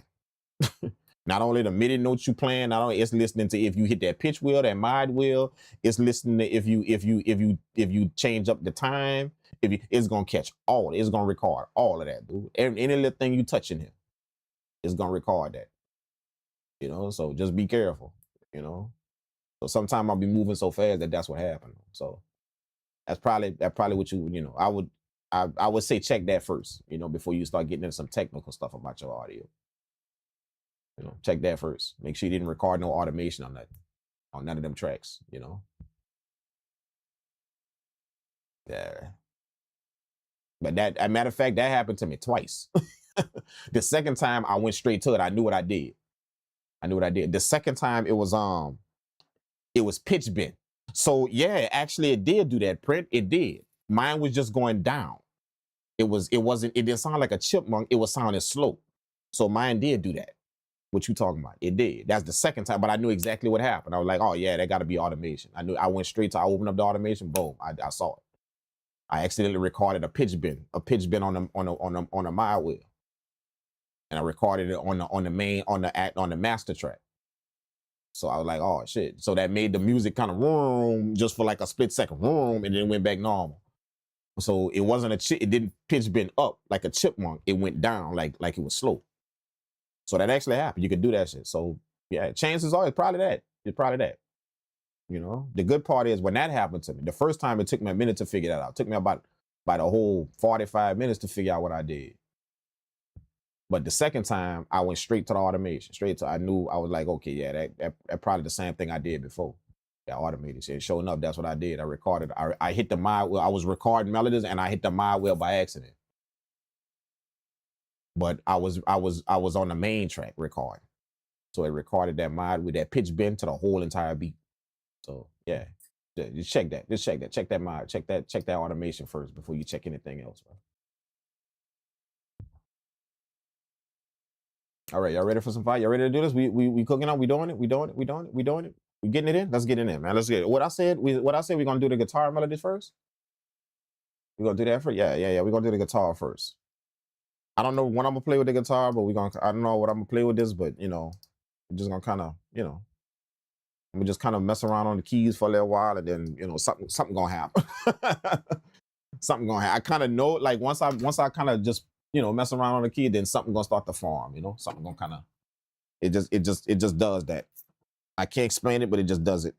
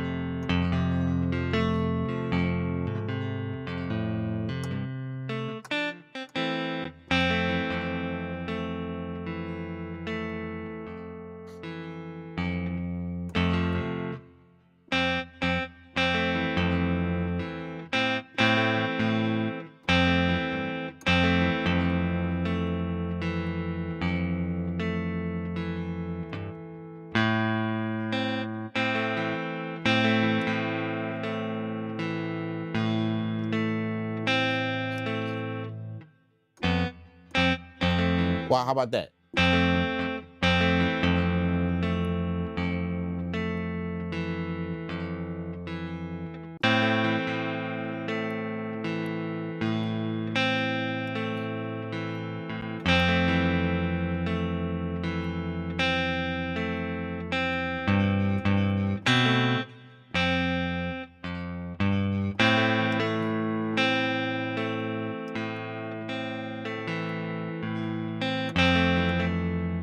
Let's do something like that. Let's do something like that. Let's do something like that. Let's do something like that. Let's do something like that. See? See, it's gonna come. It's gonna come. It's gonna come. It's gonna come.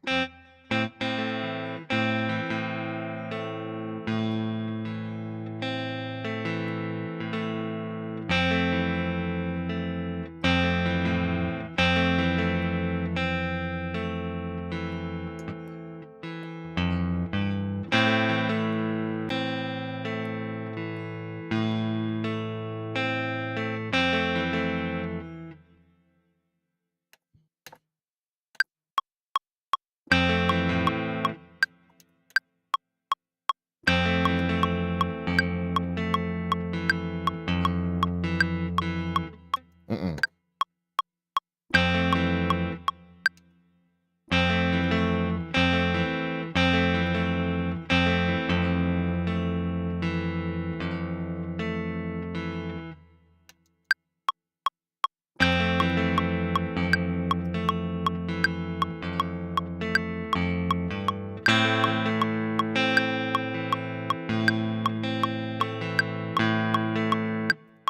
Something like that. Something like that.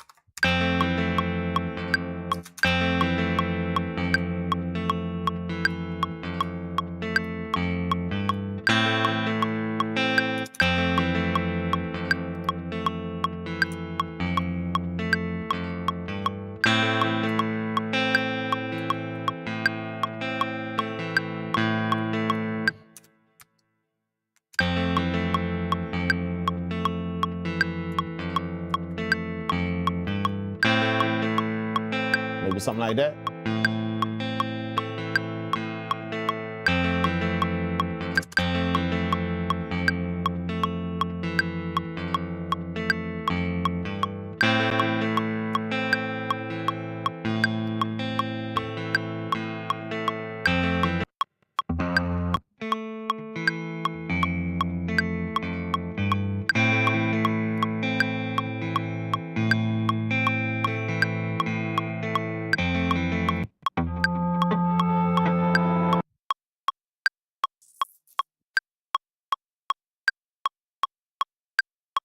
Come on, come on, come on, come on. Load up, load up, load up. Come on, load up, load up, load up.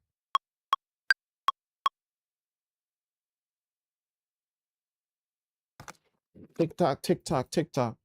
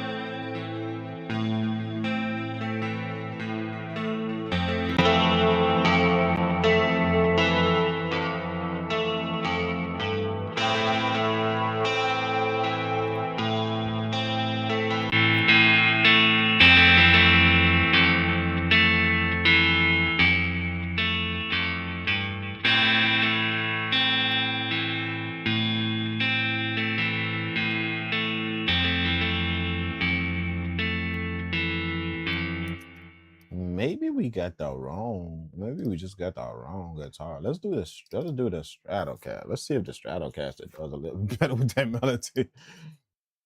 Let's see. Maybe we just need to do the Strata, just a regular kind of simple thing, and then come back with the licks. Let's see. Maybe this will give us a little bit of a smoother vibe, cleaner vibe, maybe.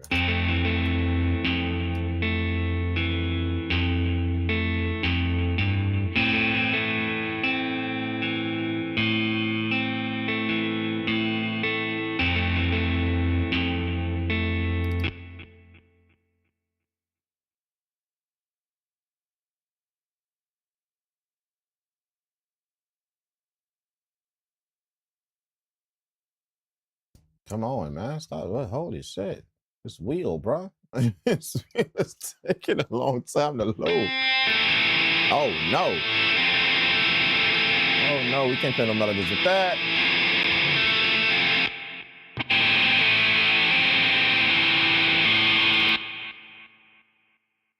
We can't play no melodies with that. Give me something. Give me something. Come on. Come on. Let's check out these funk ones right here.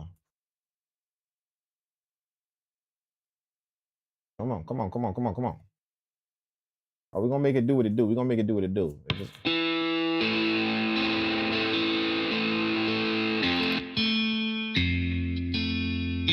Okay. Oh, wait.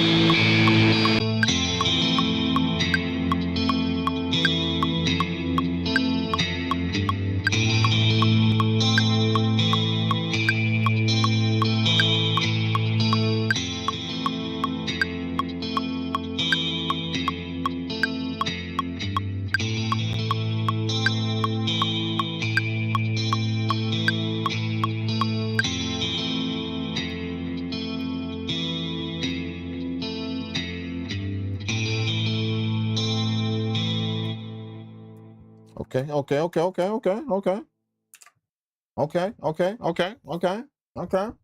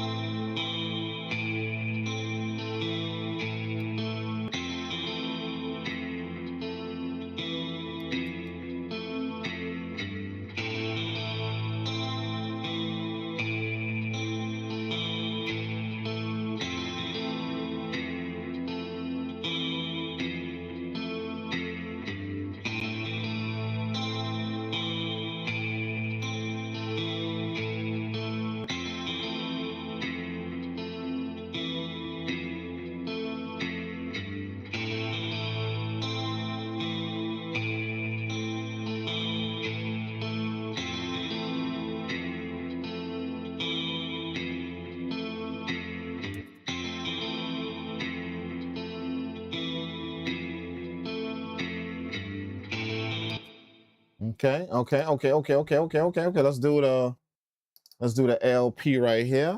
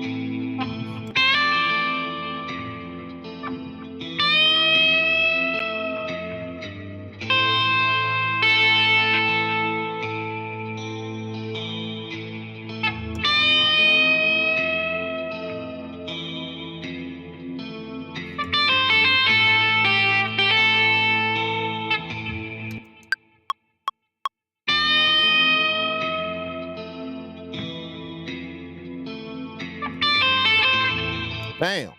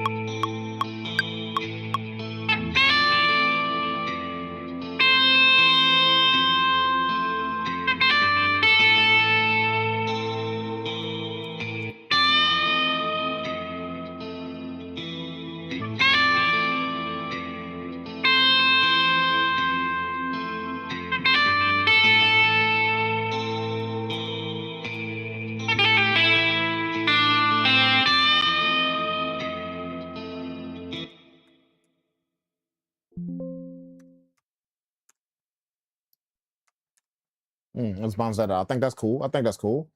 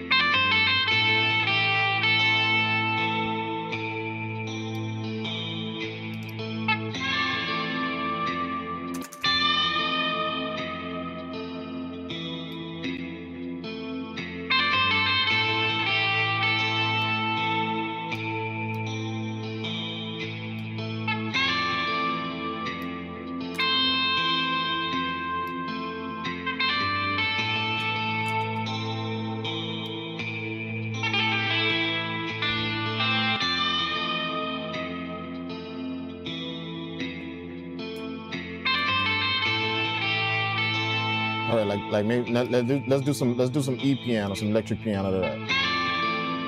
That should fall nice.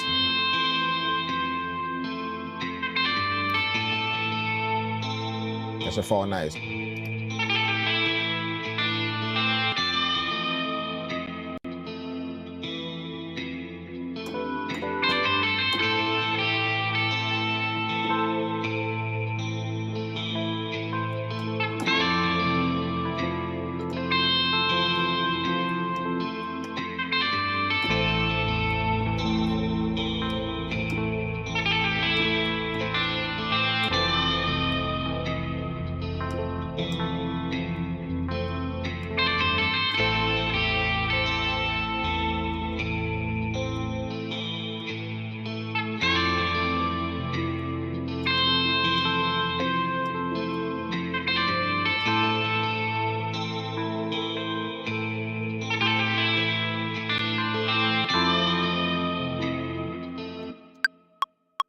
Okay.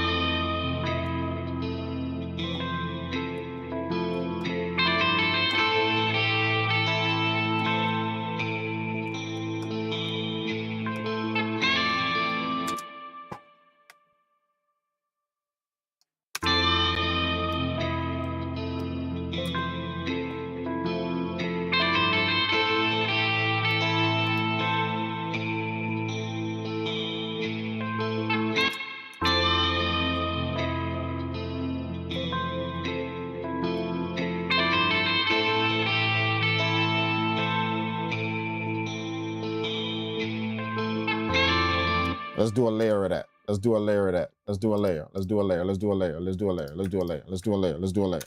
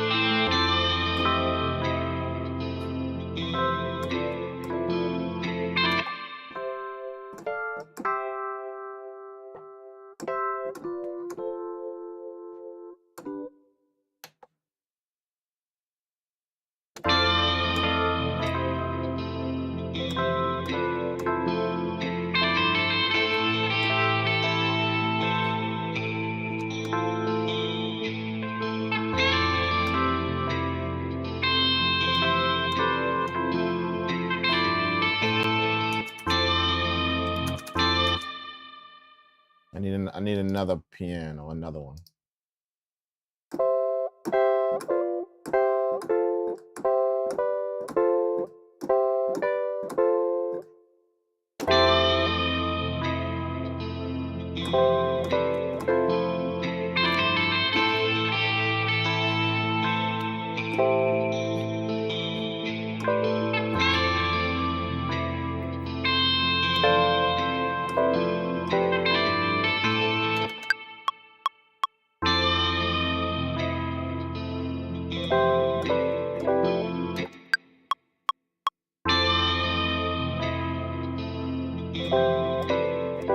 Damn.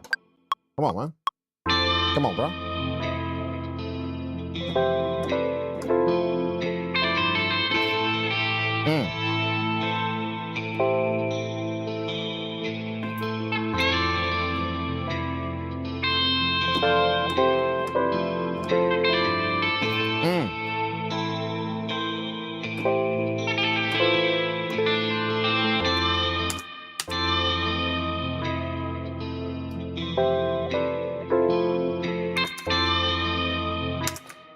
I can play that better than that. I can play that better than that.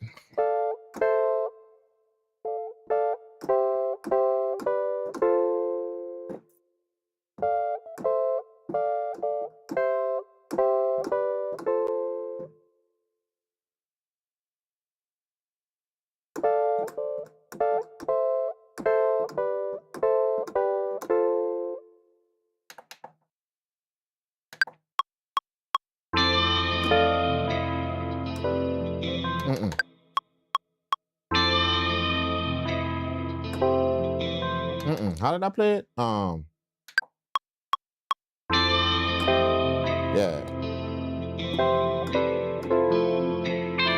Yeah.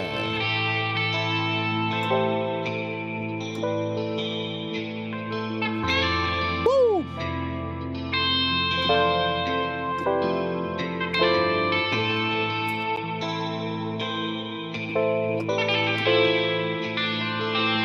Woo!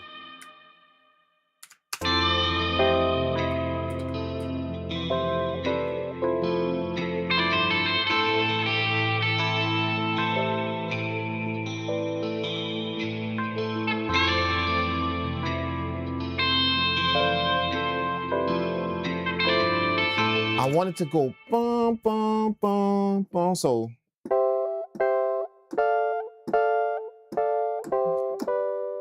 that. Damn, how did I play that? Just That's what I wanted to do at the end. So let's play that again. Let's do it again. Let's do it again. Let's do it again. Delete. Delete. Let's do it again. Right there.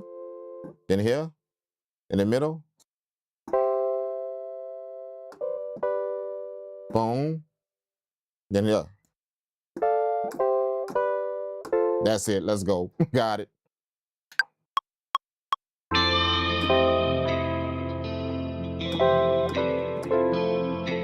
Woo.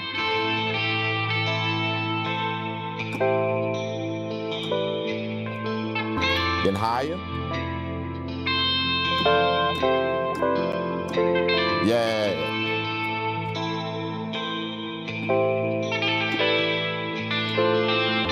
That's it. That's it.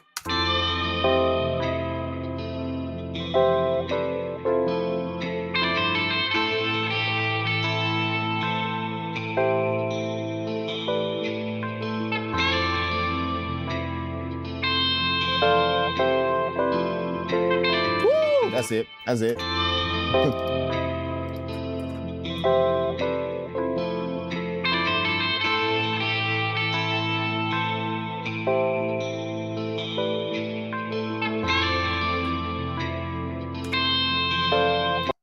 That's it. That's it. Got my 2 layers. That's it. 2 guitars. Now it's time to lay the main piano down. Let's lay the main piano down. Boom, boom, boom. Let's lay the main piano down.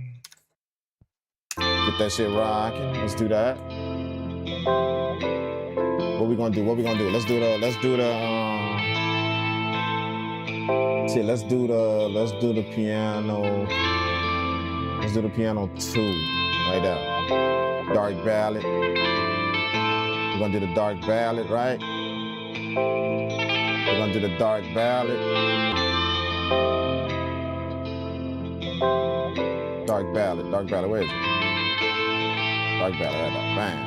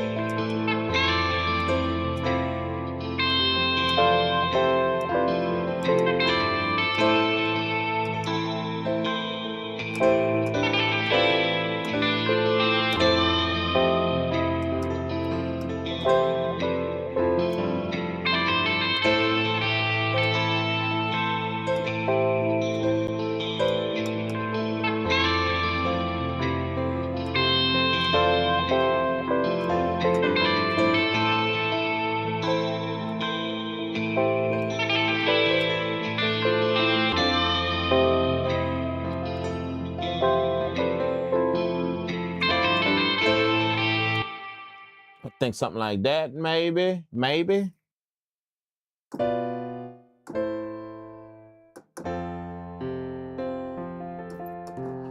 I don't want that dark ballad, man. That don't even sound right, dog. That don't even sound right. Sound more like I'm doing some some Looney Tune shit. That was me there.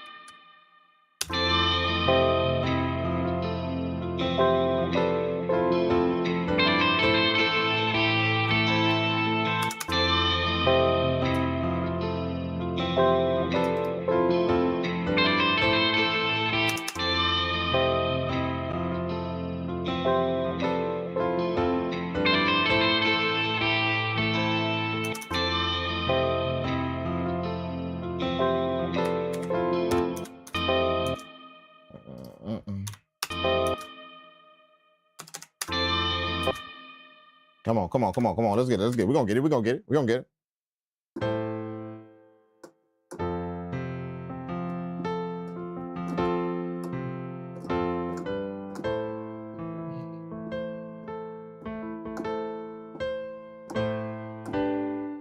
Let's go.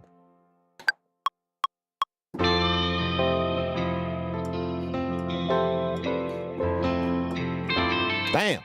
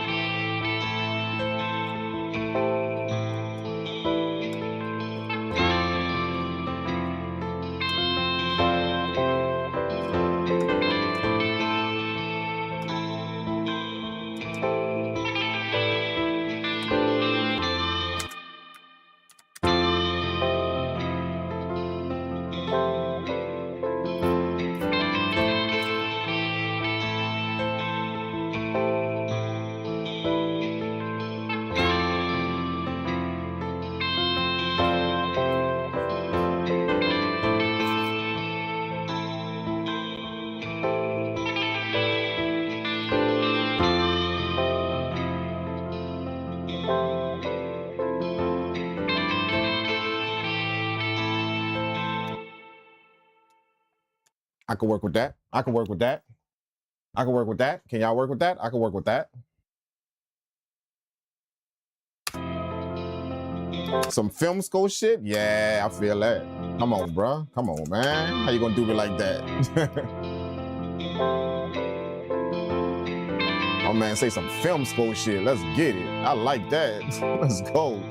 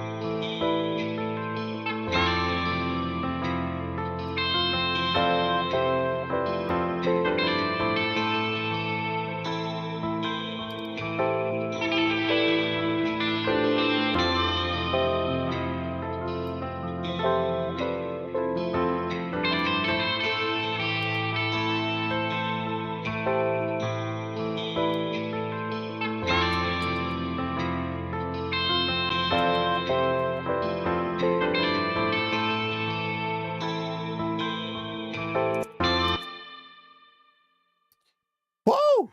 Okay, okay, let's get it.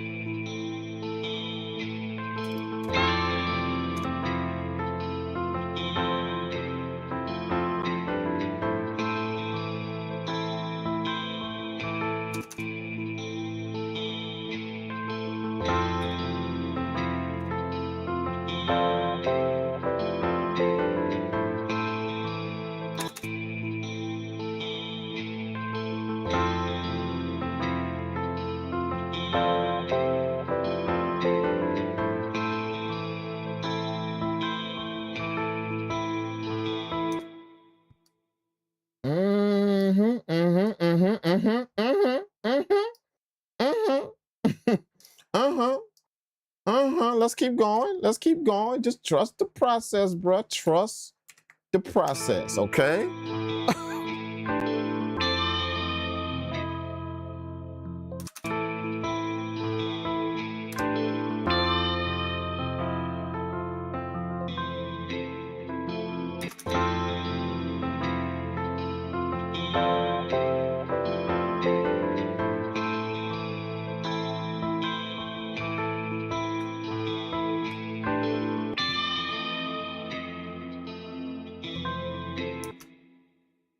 Perfect time to bring that bam, bam, bam, bam. After they do that note, that round, that guitar lick.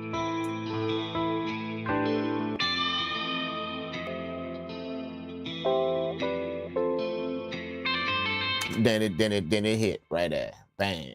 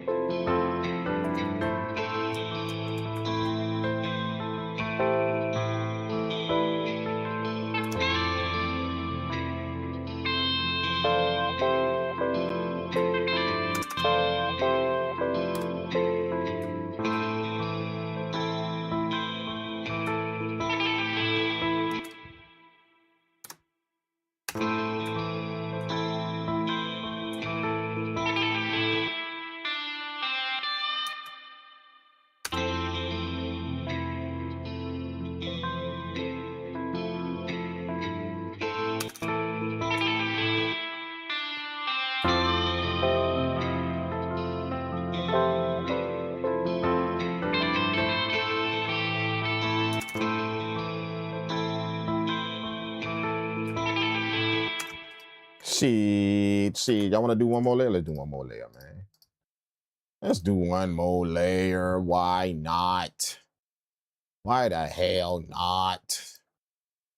Bring some space shit to it, some spacious shit to it, you know, some ambience to it. Let's do it. Let's do it. Let's do it. Why the hell not? I'm gonna get this keyboard right here. I'm gonna go in here. They got one that's like they got a pad attached to it.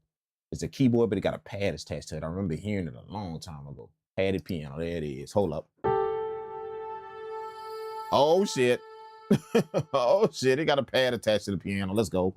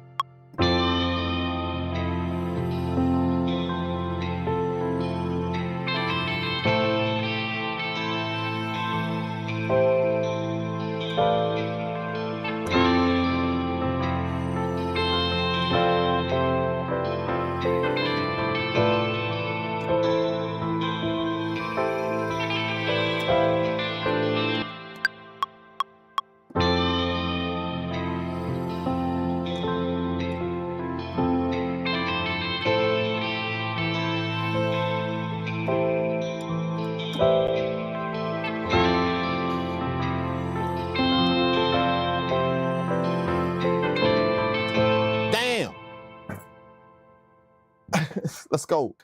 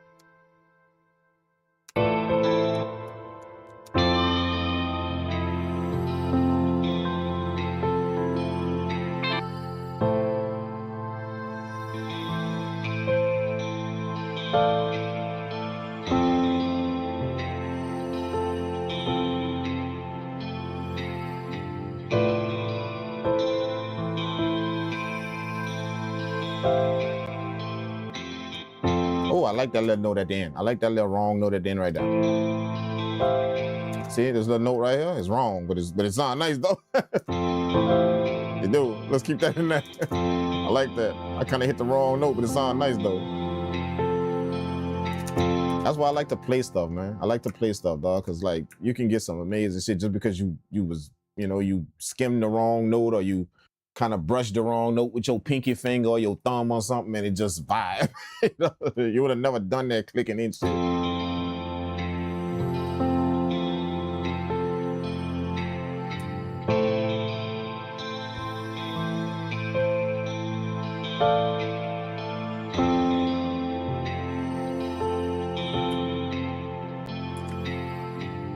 All right, let's run that out. That's gonna be our spacious vibe right there, you know? And I like it because it got a piano attached to it, so it provided a layer for us, plus the space, you know?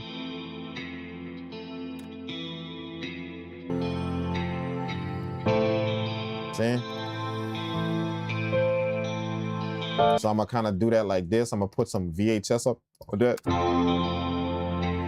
See? Right? And then I'm gonna put a little bit of a chorus on that. Let's put a little bit of chorus. What a chorus at? A little bit of chorus on that as well.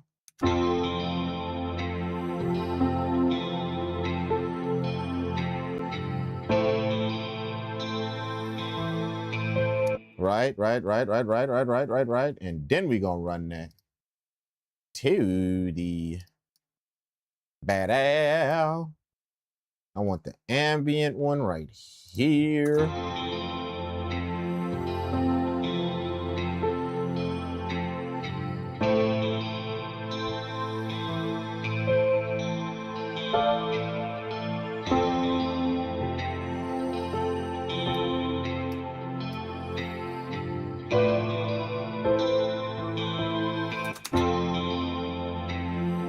Change the color of Ableton. Go to file. Go to my bad. Go to options, settings right there. Then you go to where it says themes and colors right here. And then see right here where it says themes. Bam. That's all of your themes right there. Right there. Pick one. Bam, bam, bam. And then you could set like the contrast, and it's gonna make it look different with the contrast. They got different settings in there. You can slide it over and get the contrast straight, and then all that shit, the contrast and the whatever, just to make it look weird and stuff. Change it, but you can tweak it however you want. You can pick the theme and then kind of tweak the theme however you want.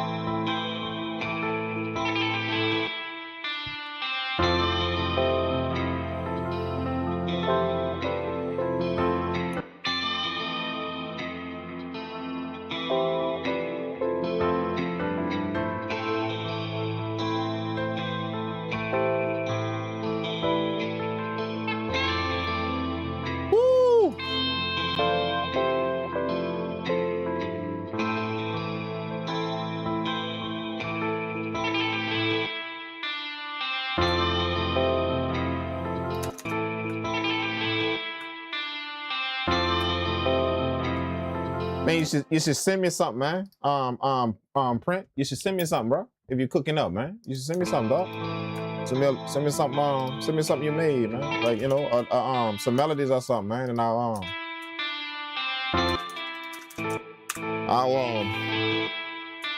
see what I can do with it, man. Drop some drums on it or something.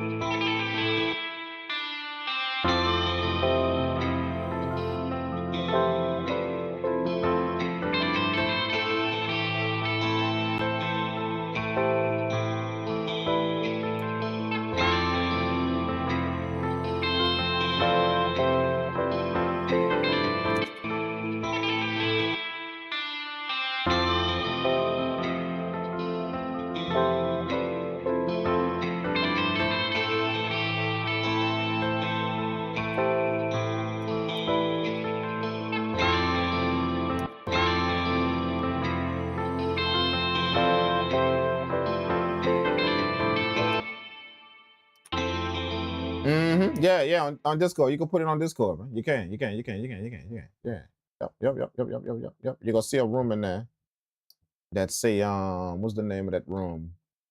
The name of that room is called, I cleared it out, man. There had a bunch of shit in there, so I cleared it out. Shouldn't have nothing in there right now, bro. So good to go. It says no.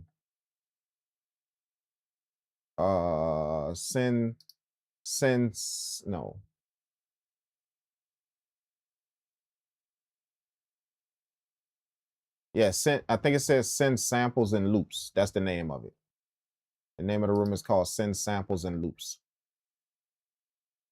Let me see who got permission to that. Everyone? Yeah, everybody. Yep. Everybody can go in there and drop shit.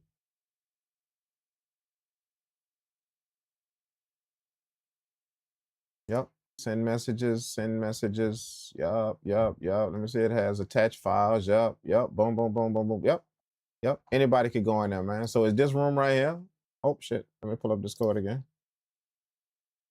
Is this room right here? In my Discord right here. So is this room right here under community right here. The community tab is the last room that says send samples and loops right here. Boom. Right there. You know, I cleaned it out. So y'all could drop some shit in there if y'all want. You know, anybody can, any and everyone can. So if y'all, if anybody, not just him, but if anybody is online right now, y'all can go in there and drop some loops, man. Drop some samples, some loops, and I'll just drop me a message in the chat. Let me know y'all drop something in there, and I'm gonna go check it out, man. Go check it out. And if it's hot, then it's cook up time, bro. It's cook up time. You know what I'm saying? If it's hot. If it's hot now, don't be sending me no, don't be sending me no AI shit. Don't be sending me no, don't be sending me none of that. No Suno shit, none of that.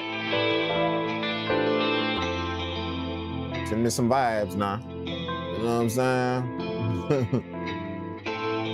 All of y'all, man, drop something in there, man. I'm gonna go in there and just check it. If it's tight, then shit, it's cook up time, man. And I even put it in with my beat when I send my beats out. I even put it in with my beats, bro. You know what I'm saying? And if you get a little something, if somebody buy it, then I'm gonna contact you and get you your payment, bro.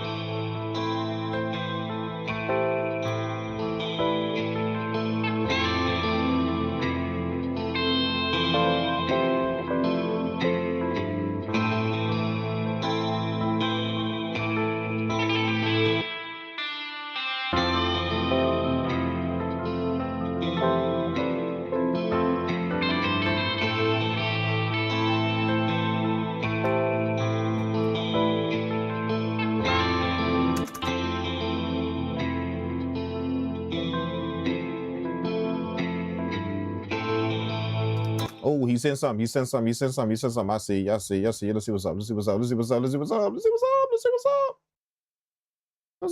up. My boy sent a loop. Let's go. Hip hop camp now. Let's see what's up.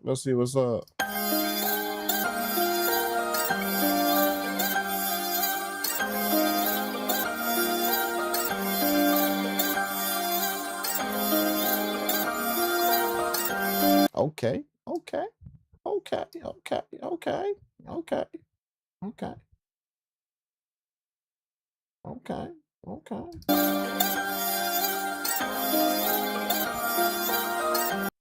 Okay, I like that. Let's sped up. It almost sound like it's sample, like it's sped up. Like it's resampled or something.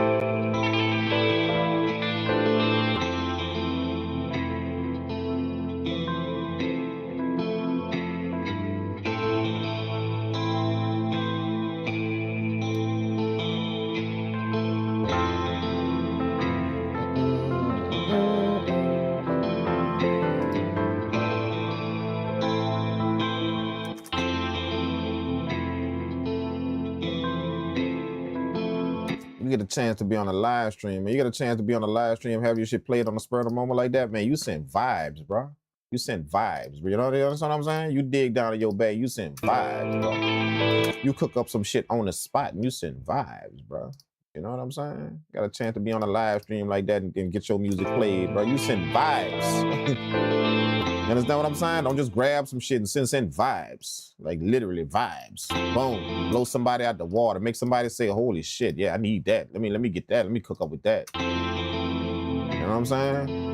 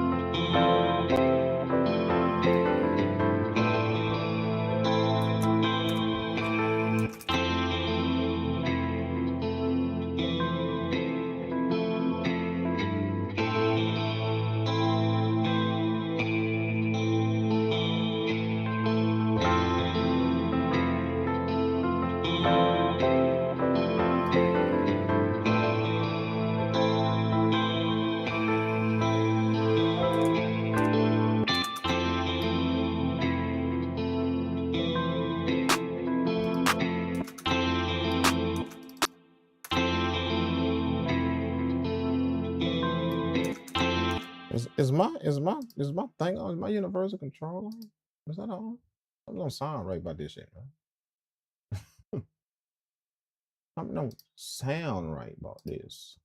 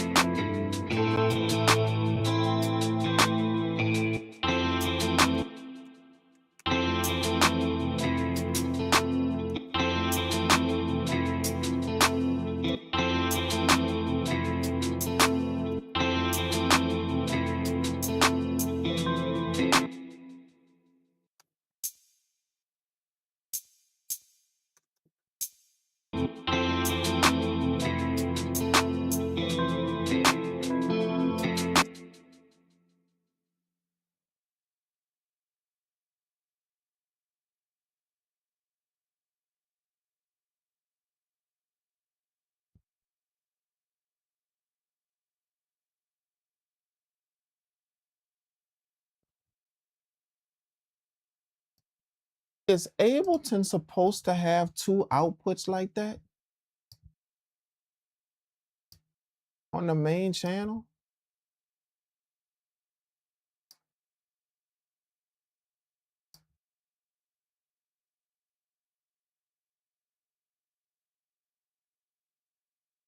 Is Ableton supposed to have two outputs on the main channel like that? Two 1 and 2s on the main channel down here? Right here. This is my main channel down here. Is Ableton supposed to have like a 1 and a 2 right here and a 1 and a 2 right here? Is that supposed to be like that?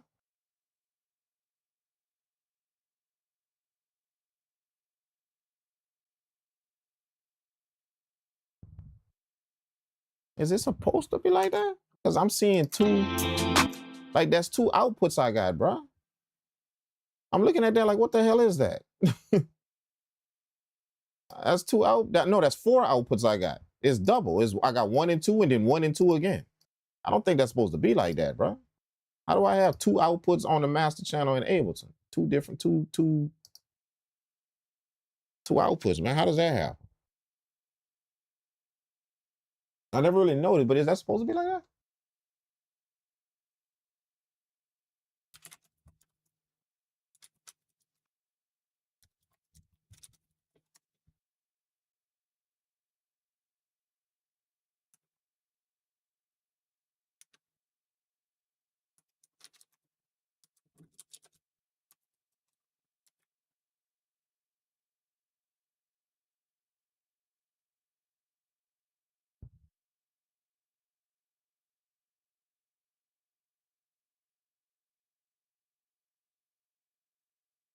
It is because your audio interface has multiple enabled in preference. You are routing individual for direct. Oh, yeah, that's supposed to just be 1 and 2, dog. How the hell do I have 4 outputs in Ableton, bro?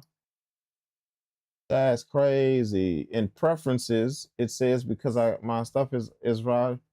That's because it's going through my mixer. If you see 4 or more, it's because your audio interface has multiple outputs enabled in preferences.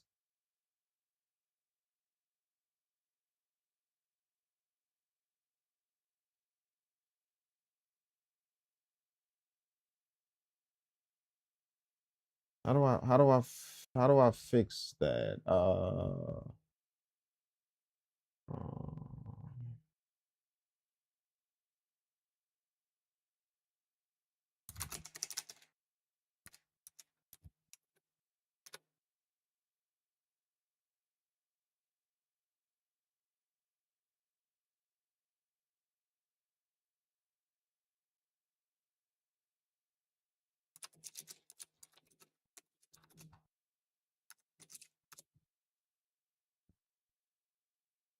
That's for Windows.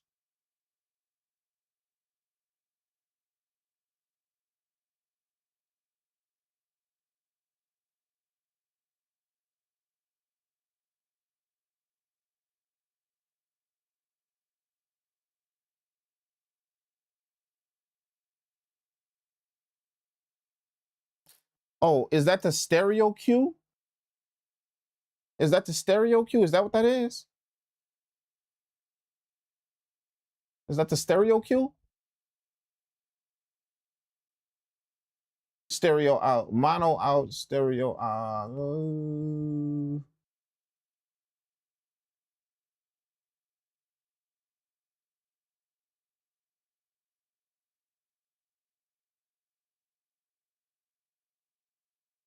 How many monitors do I have? I got 4 sets of monitors, but that don't have nothing to do with what I'm doing. Not right now. My monitors ain't really got nothing to do with what I'm doing right now. You talking about my speakers? I got 4 sets of I got 2 sets of speakers, but that ain't really got nothing to do with what I'm doing like at this particular moment. I'm just seeing 2 outputs. I just look weird. Like I just kind of glanced. I'm like, why do I have 2 outputs? You know, so it just looked weird. I never really looked at that to check and see if that's supposed to be like that, or is that my hardware gear that I got running like that, and maybe I engaged something and forgot to change it back. I just look weird that it got 2 output, 2 1 and 2s. You know, you got 1 and 2. You know, like I know that your main out was gonna be 1 and 2, but it got 2 of them. I got 2 1 and 2s, and they both playing at the same time. So I'm like, why do I hear you know? And that look kind of funny. See, they both playing the exact same thing, both of them. See, so it's like I got double the output, double the, you know. So I was like, what is that? Like, how does that work? I don't know if that's supposed to be like that or not, but it looked funny. I got 2 1 and 2s. It just looked funny.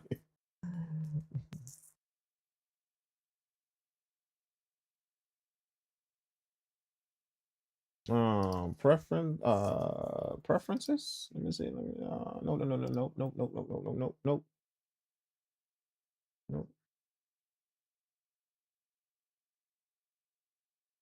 It just looks funny. It looks very, very odd that Ableton has 4 outputs on the master channel. Ableton default both to 1 and 2 because most basically, yes, I know that. How to fix preferences window, click audio to enable more outputs. Okay. It says 1 and 2 and 3 and 4 set cue.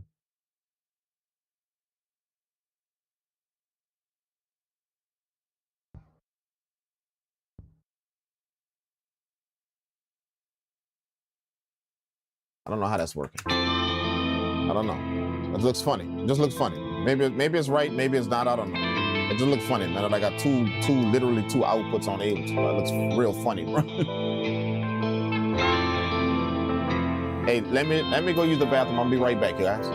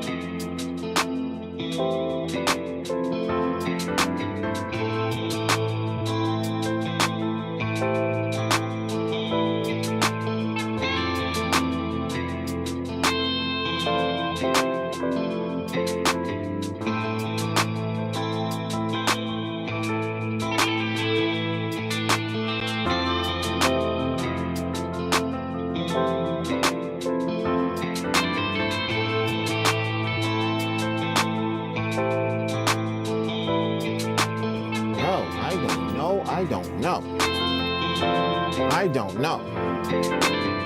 It looks real odd, man. You know, maybe if I pull up a let me pull up a picture.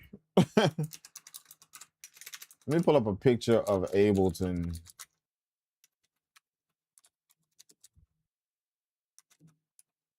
Master channel. Let me just see.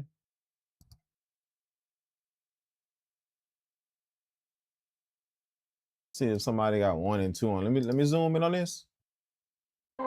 Let me zoom in on this right here. I'm just looking at somebody's shit and see if they got 2 outputs on the master channel. Look at somebody's shit, see if they got 2 outputs on the master channel. See if I'm doing something wrong. Let me see. Can I see this right here? Just look. Let me see. Give me that picture right there. Give me that. Give me that. Give me that. Zoom and zoom and zoom in on the master. Zoom in on the master. Let me see. Oh shit! Come on, man. Come on, bro. What did I just do? Oh man, I just messed it up.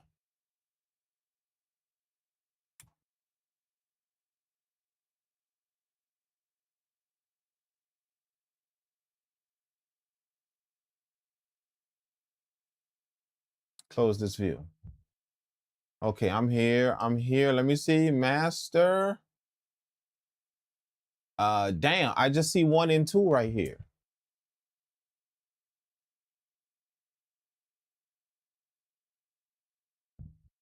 I just see 1 and 2. I'm kind of pulling up people some screenshots in Ableton and just see if I see somebody with 4 outputs on the master.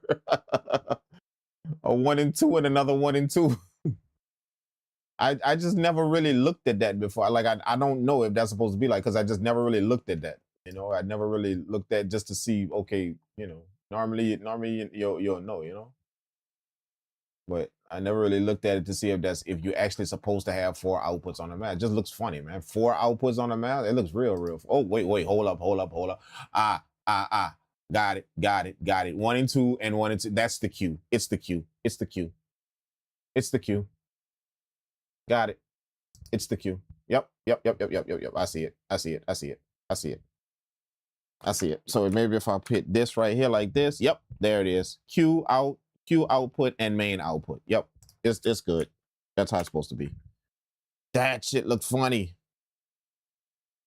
That shit look funny as hell, dude. Yeah, but it's right. You're supposed to see two. One of them is the cue, you know, so you can hear like. One of them is the cue, so you can hear like, you know, like when I'm clicking on sounds in the browser, you can turn that down or up it. That's like got its own volume fader. That's like your cue. You can hear things inside your DAW. Plus, you can hear your 1 and 2, which is your main everything, all your music and stuff going through there. So you can hear that cue as well. Yeah. So that's right. It just looked funny, man. It just looked, when I saw that, I'm making the beat and I glanced at my master. I'm like, why are there 4 outputs on my master? Did I do that or did something wrong? Did I do that? But it's just the cue output. Cool. Okay, back at it. My bad, y'all. I'm not an Ableton guru yet. You know, just because I can get it rocking and make the beats now, I still gotta know some stuff by Ableton. You know, I still gotta know some stuff. But that just looked really funny, dude. That threw me for, and all I did was just glanced at it. I was making a beat and I just glanced at my mat. Just, you know how sometimes you glance at your mat just to see how far you're pushing over some, you know, if your stuff pushing too high or whatever. I just glanced at the master track and I seen 1 and 2 and then another 1 and 2, and I'm like, how does that work? Why do I have 2 outputs playing? I don't want to hear my sound twice. Why do I got 2 sets of outputs on my master channel? It don't look right, but it's the cue output. That's all it is. Just the cue and then the monitor. That's it.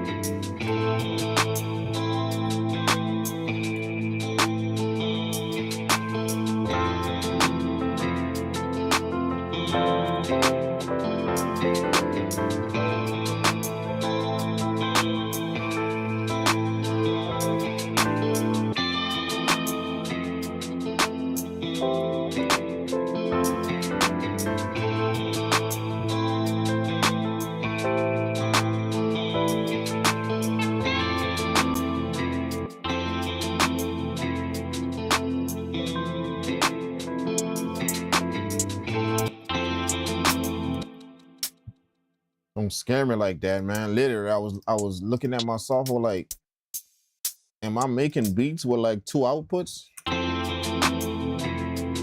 That's embarrassing. And I didn't hear that. I'm like, hold up. I'm making me 2 whole beats and I'm on 2 output and I didn't hear that. That my shit playing double. Something is wrong with my ears, bro.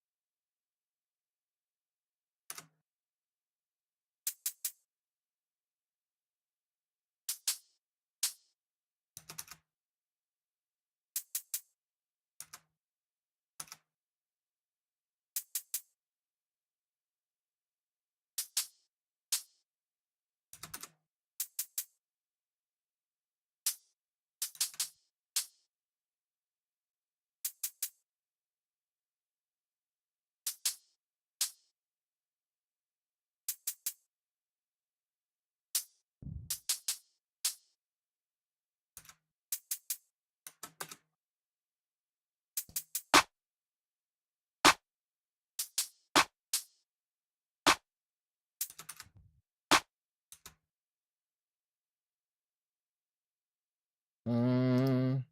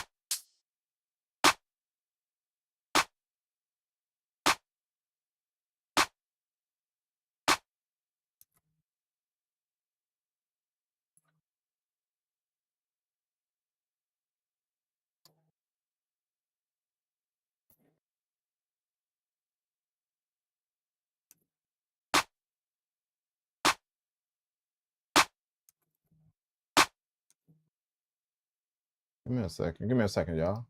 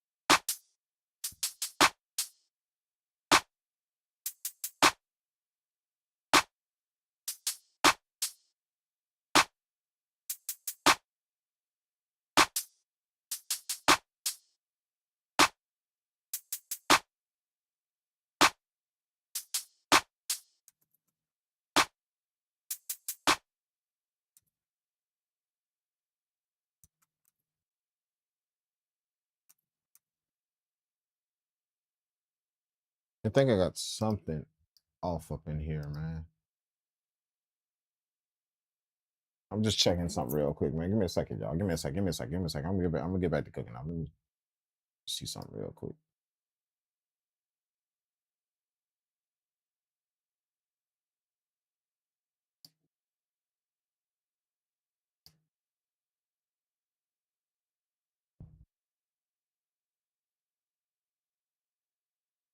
Disable active track routing. Review. Cancel.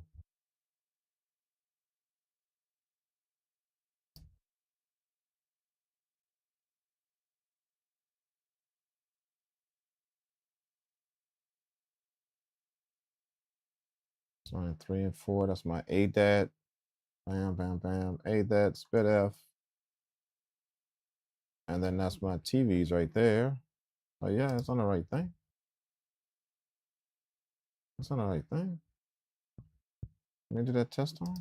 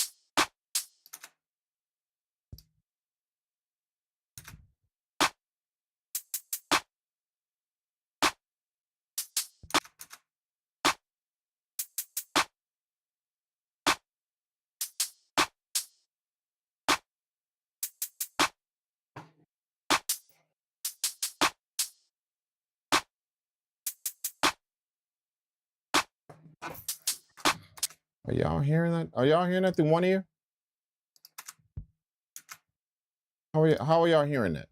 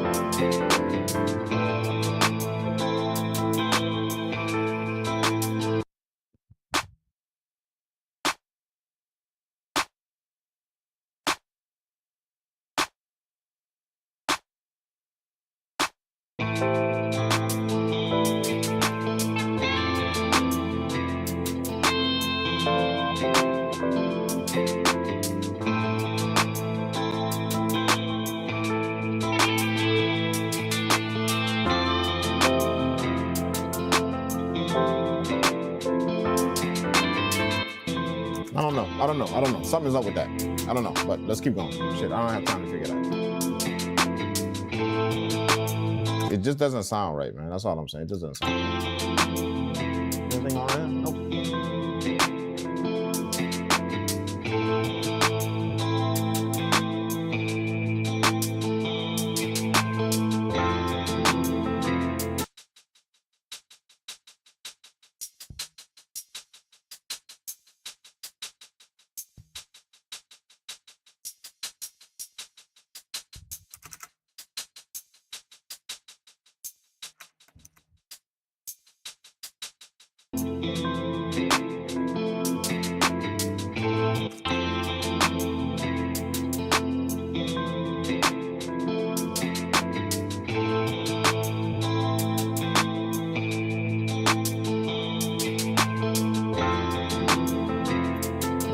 My bad, Joe. It just don't sound right, man. It just, I don't know. For some reason, it just don't sound right. It just don't sound right, man. I don't know. Maybe it's just me. If y'all say it sound all right, then I guess I'm just keep going.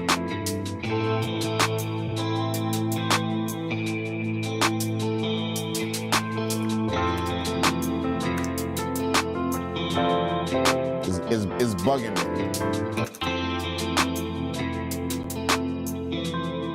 It's something. It's something. It is something. Like it wouldn't be on my mind like that if it was just me. But it's something. It is. I don't know. Maybe I gotta restart my computer or something. I don't know. But it just sounds funny, man. It sounds like the sound is muffled almost.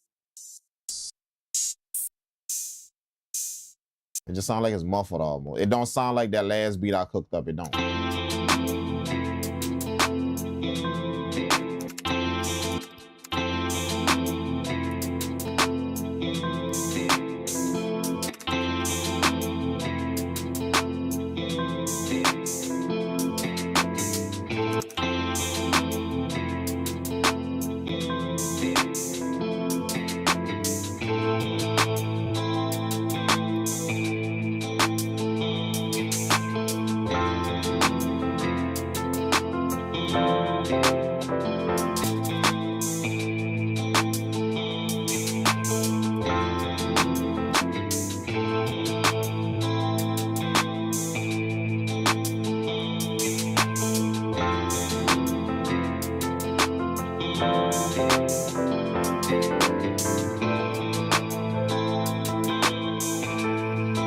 Sounds good. All right, I'm gonna just keep cooking. I'll keep cooking. Thank y'all, man. I appreciate that, bro. Appreciate y'all. Appreciate that for putting up with me like that.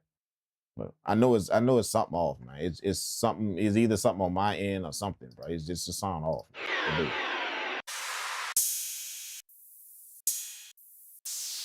You know what it sound? You know what it sound like to me? Let me tell you exactly what it sound like. It sound like my whole beat got reverb on it. Got like reverb in the background somewhere, like it's echoing. The whole beat, like everything. It just sounds like it's echoing. But it's slight though. It's very, very slight. Like if to the normal ear, you can't hear it. But to my ear, I can hear that shit. It sounds like it's just off. Like it's just not, it don't sound right. It sound like my whole beat got reverb. The whole thing got some kind of echo on it, some kind of reverb on it. But it's very, very faint. That's what it sounds like in my ear. It's very, very faint.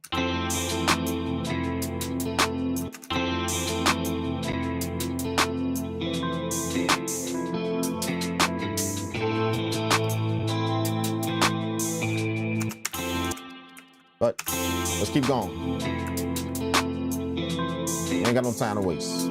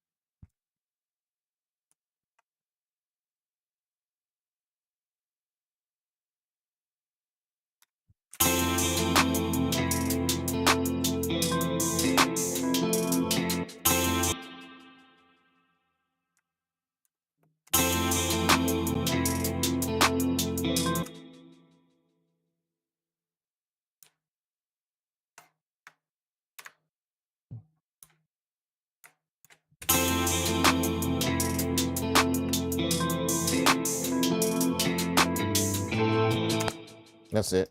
That's it. That's what I want. That's what I want. Randomize.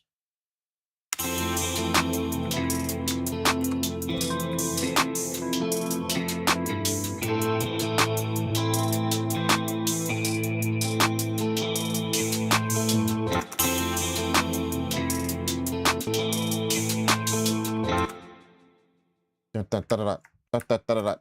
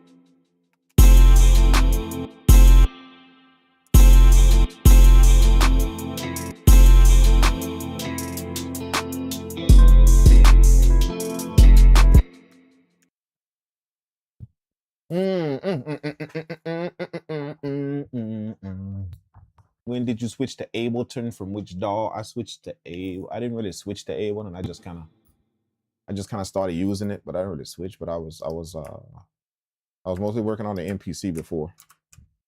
And I just kind of added Ableton to the workflow. Not really a switch, but just addition.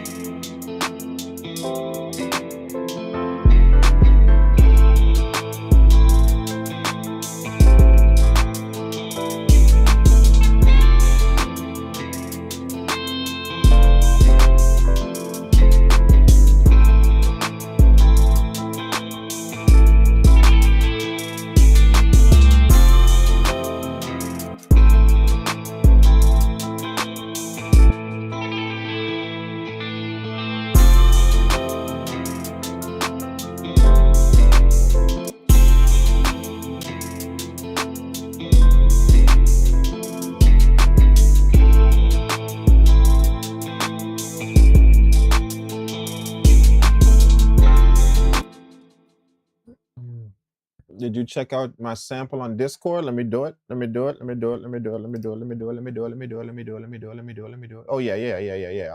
I'll take a look at it. I'll take it. Sounds like it sounds like it's sampled. It doesn't really sound like it's from scratch or nothing. It sounds like it's sampled or something like that.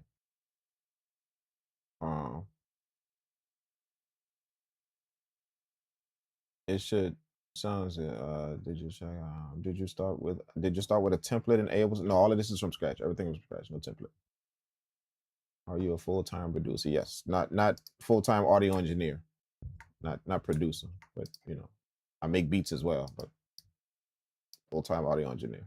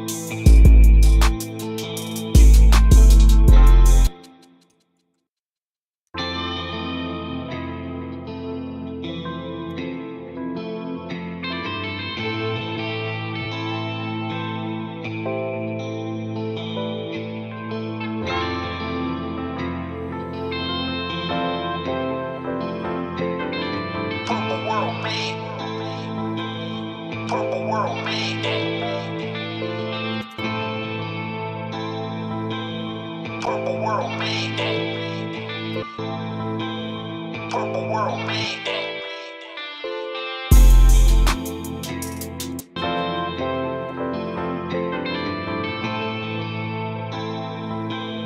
Purple world made that.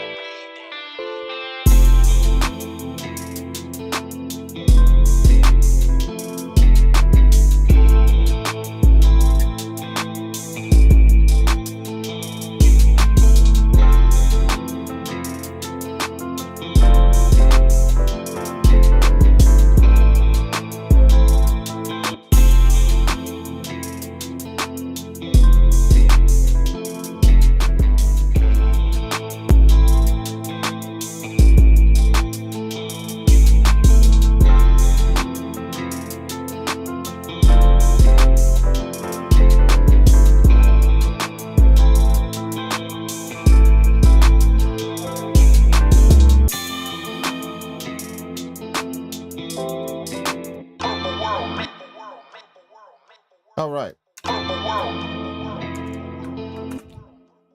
My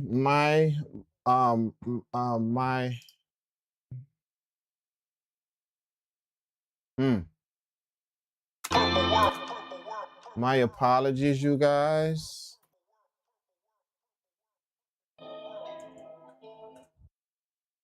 My apologies, you guys. I was just messing around with my audio settings and I found out what it was. Yeah. I was hearing it low. I found out what it was. I was hearing double signal. I knew it. Something was off.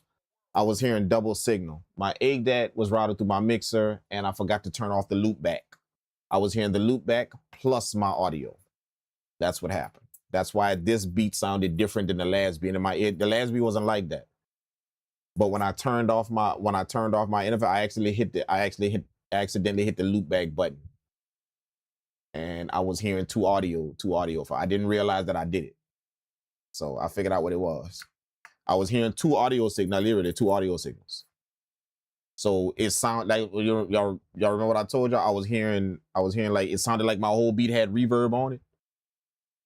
The signals was canceling each other out. So you know how when you got two signals layered on top of it, everything get low because it cancels everything out. So you hear kind of like a lower sound. So that's what I was hearing, but the only difference is the loop back audio was lower than my signal. It was like at a lower. It wasn't. If it was the same, I would have picked it up instantly because my whole beat would have got low. I'd have been like, nah, this ain't supposed to sound like this low like that. I would have picked it up exactly what. But the reason why I couldn't pick it up is because the loop back signal was way lower than the normal signal, but it was still playing with it. It was still playing. It was still playing alongside of it. So I was hearing two audio signals at once. So it was kind of canceling out, but not much. That's why it sounded like reverb in the background. That was another signal playing. But it was another signal playing on top of mine. Yeah. But now it's fine though. Now it's fine. Now it's perfect. I know my ears wouldn't deceive me, dog. My ears funny like that, man. You know, like literally my ears funny like that. They pick up every little thing in audio. Like you know. Like every little, they just weird, bro. Like, you know, very, very weird.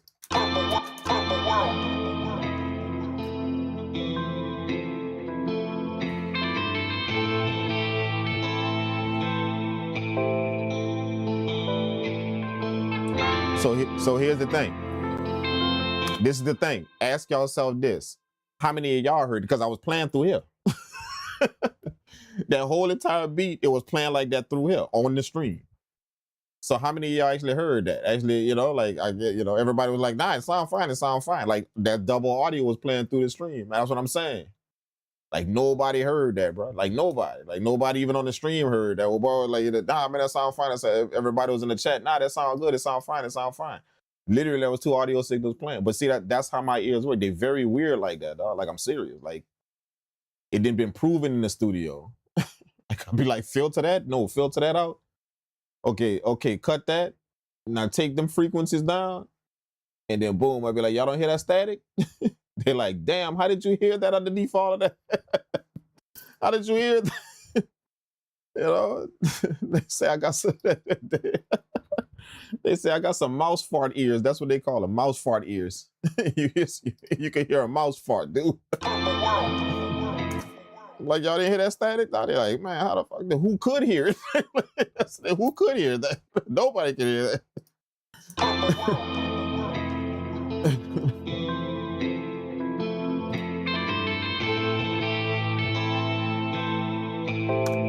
But that's crazy though. Like that kind of shit tell y'all so. Like that's kind of like proof live on a stream, bro. Like I'm kind of glad we went through that.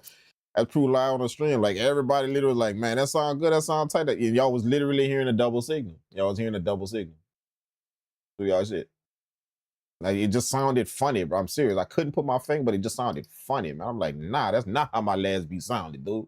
That's not. That was a double signal playing in my shit, bro. Now we good. Now we sound. Now this is how it's supposed to sound. Now it sound nice.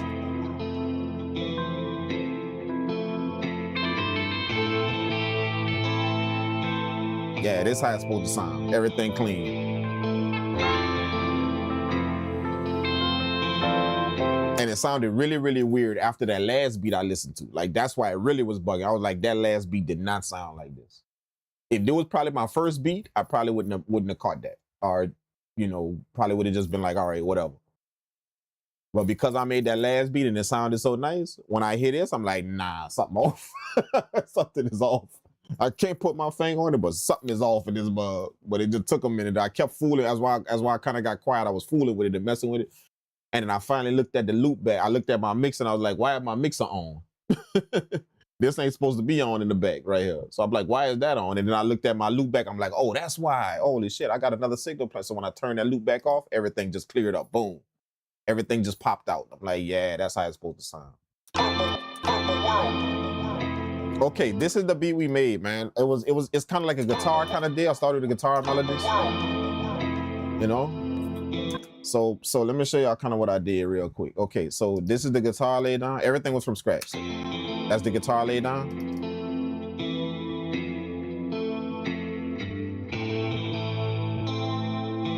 What I'm saying? That was the guitar. All right.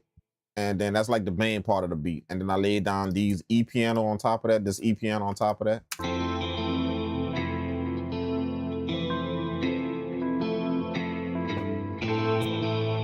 Right, I did that. This is off too. Let me hold up real quick. I think this is supposed to be on this is on beats. This is supposed to be on complex. No wonder it's off. There we go. Okay, boom. Okay, lay down the E piano, and then after that, I laid down this guitar part right here. Lay that down.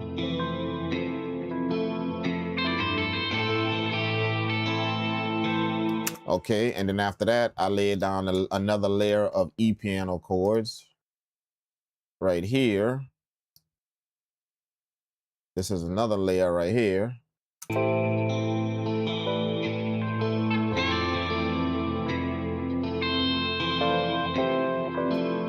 So that little bam, bam, bam, bam, this right here. That right there. That right there I laid down underneath the E piano. See what I'm saying? And then I laid down the grand piano on top of that.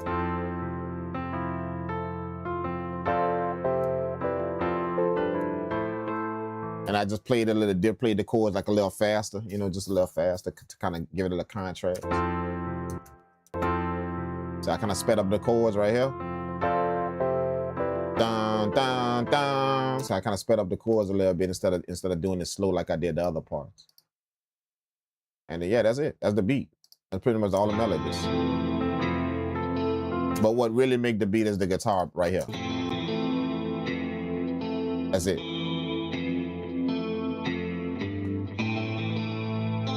Okay? That's what make the beat right there. That's what everything following.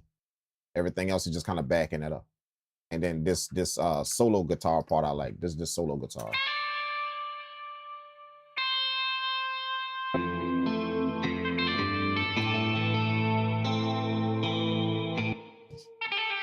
See, I like that. I like that solo guitar part right there, man. I love that. I love that. Just, you know, but all the melodies is done from scratch. You know, no samples, no nothing. Just, you know, messing around on the keyboard.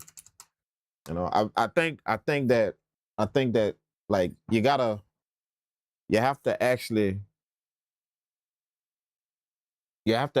like if you want to play good melodies, or if you want to like enjoy, like have a good melody, like make a good melody, if you want to, it's certain parts that go into that, and if you take them one by one, you could kind of feel your way through it.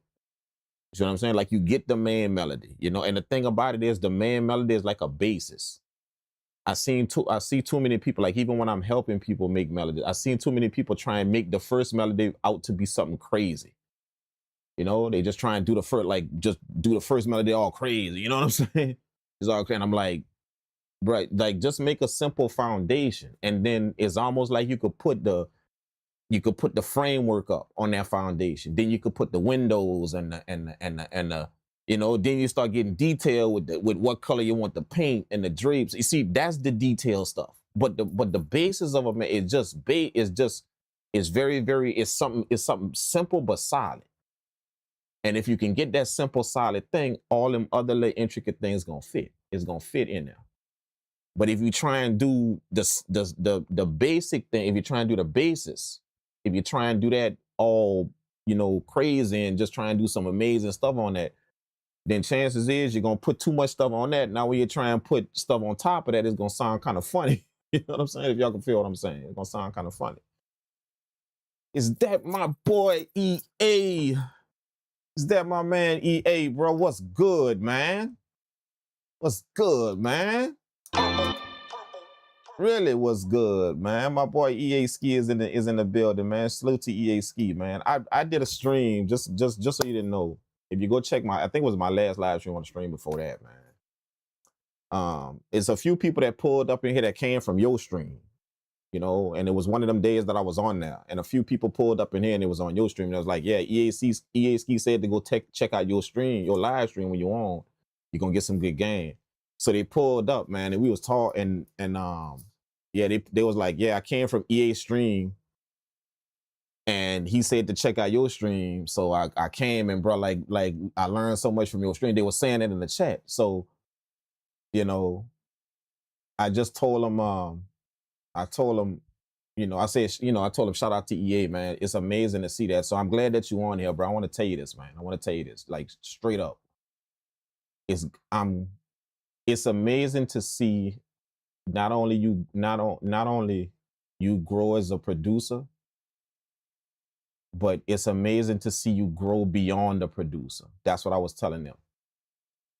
You know, like, and I don't know if people know what that means, to grow beyond a producer. What that mean, when I say that, what I mean is to see you become a pioneer.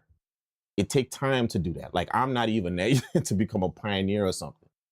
It take time for that, you know, and you gotta let that time pass. Most people try and rush that, but you just gotta let time do that. You could get good at a craft, you could get good at whatever you want, but you gotta let time pass in order to become that pioneer. And what a pioneer does is a pioneer just don't make music. A pioneer has a viewpoint. A pioneer has a ground he stand on. He take a stand for certain things, you know, and it's uncompromising things, you know, like that's what a pioneer does. They don't just make good music. A pioneer goes beyond them. Like when you start out in your career, you're making good music and you're getting placements and all that stuff, and you're getting all the accolades and all that stuff like that. But they got a time to where that take a back seat, and now a mission becomes the goal now.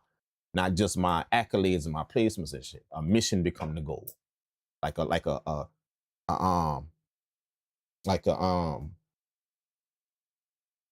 You're on a it's something beyond the music now that gotta happen. That's what I label a pioneer, you know. They got something else beyond the music they're trying to accomplish now. So just to tell you, man, I'm amazing. It's amazing to see that, to see you do that. It's amazing to see you step out in the forefront, you know, and take a stand on a few things. You know, I'm an advocate of sound myself, you know, like very much so. Very much so. If you know, you know. You know, for African sound talk, like, you know, shit don't sound good, then don't even come around me with that. You know. But at the same time, though, just to see somebody step out and speak like that and be an advocate of creating good sound quality, not just, you know, generic stuff, just quality, just having some type of quality. To see you do that and become that pioneer, bro, that's awesome. That's amazing. Keep doing it, you know, and it's almost like I want my years to speed up, you know. I want my years to speed up so I could you know, I could get to that pioneer state to where you're leading the charge on something out here, not just making good music no more, you know. You're leading the charge on some kind of movement or something. You know what I'm saying? That's a pioneer. You know, that's somebody that's paving the way for something. You know, anybody can make good music nowadays, but do you have a standpoint on your music? Do you have a view on your music? A mission with your music? Do you have a charge you leading, you know, something like that? So keep doing. You know, it's amazing to see that. And when I see not just you, but anybody doing that, that's amazing, bro, to see y'all step out. And one thing, let me tell you this too, real quick. One of the things that, and I told him this, we got into a whole conversation on the live stream.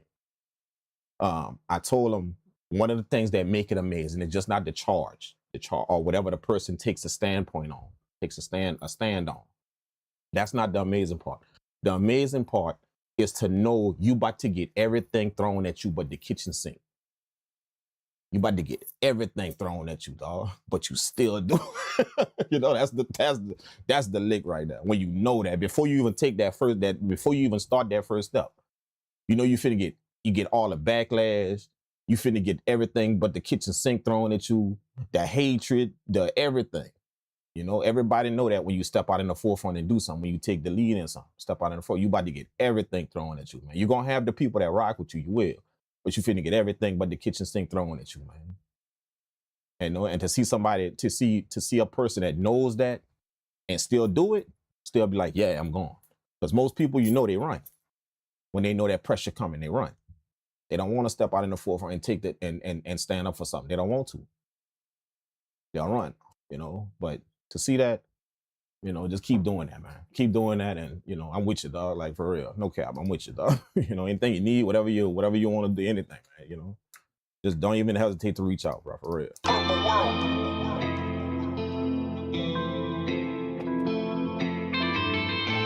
Y'all, if y'all don't know who that is in the chat, I'm sure y'all do, but if y'all don't know who that is in the chat, that's EA Ski, man. Y'all go check out his channel. Make sure y'all do that. Everybody that's on here, make sure y'all do that. Check out his channel. Check out what he doing, man. My man go live like pretty much every day almost, you know. And you're not only gonna get some music advice, some good music advice, but you're gonna get like just some solid game about what's happening in this industry. You know, what's happening with people, the mindsets in this industry. You're gonna get some solid game about that. So make sure y'all go tap in with it. Make sure y'all do that, man. You know, definitely, bro. You're gonna leave there with some type of gem. You will, no cap.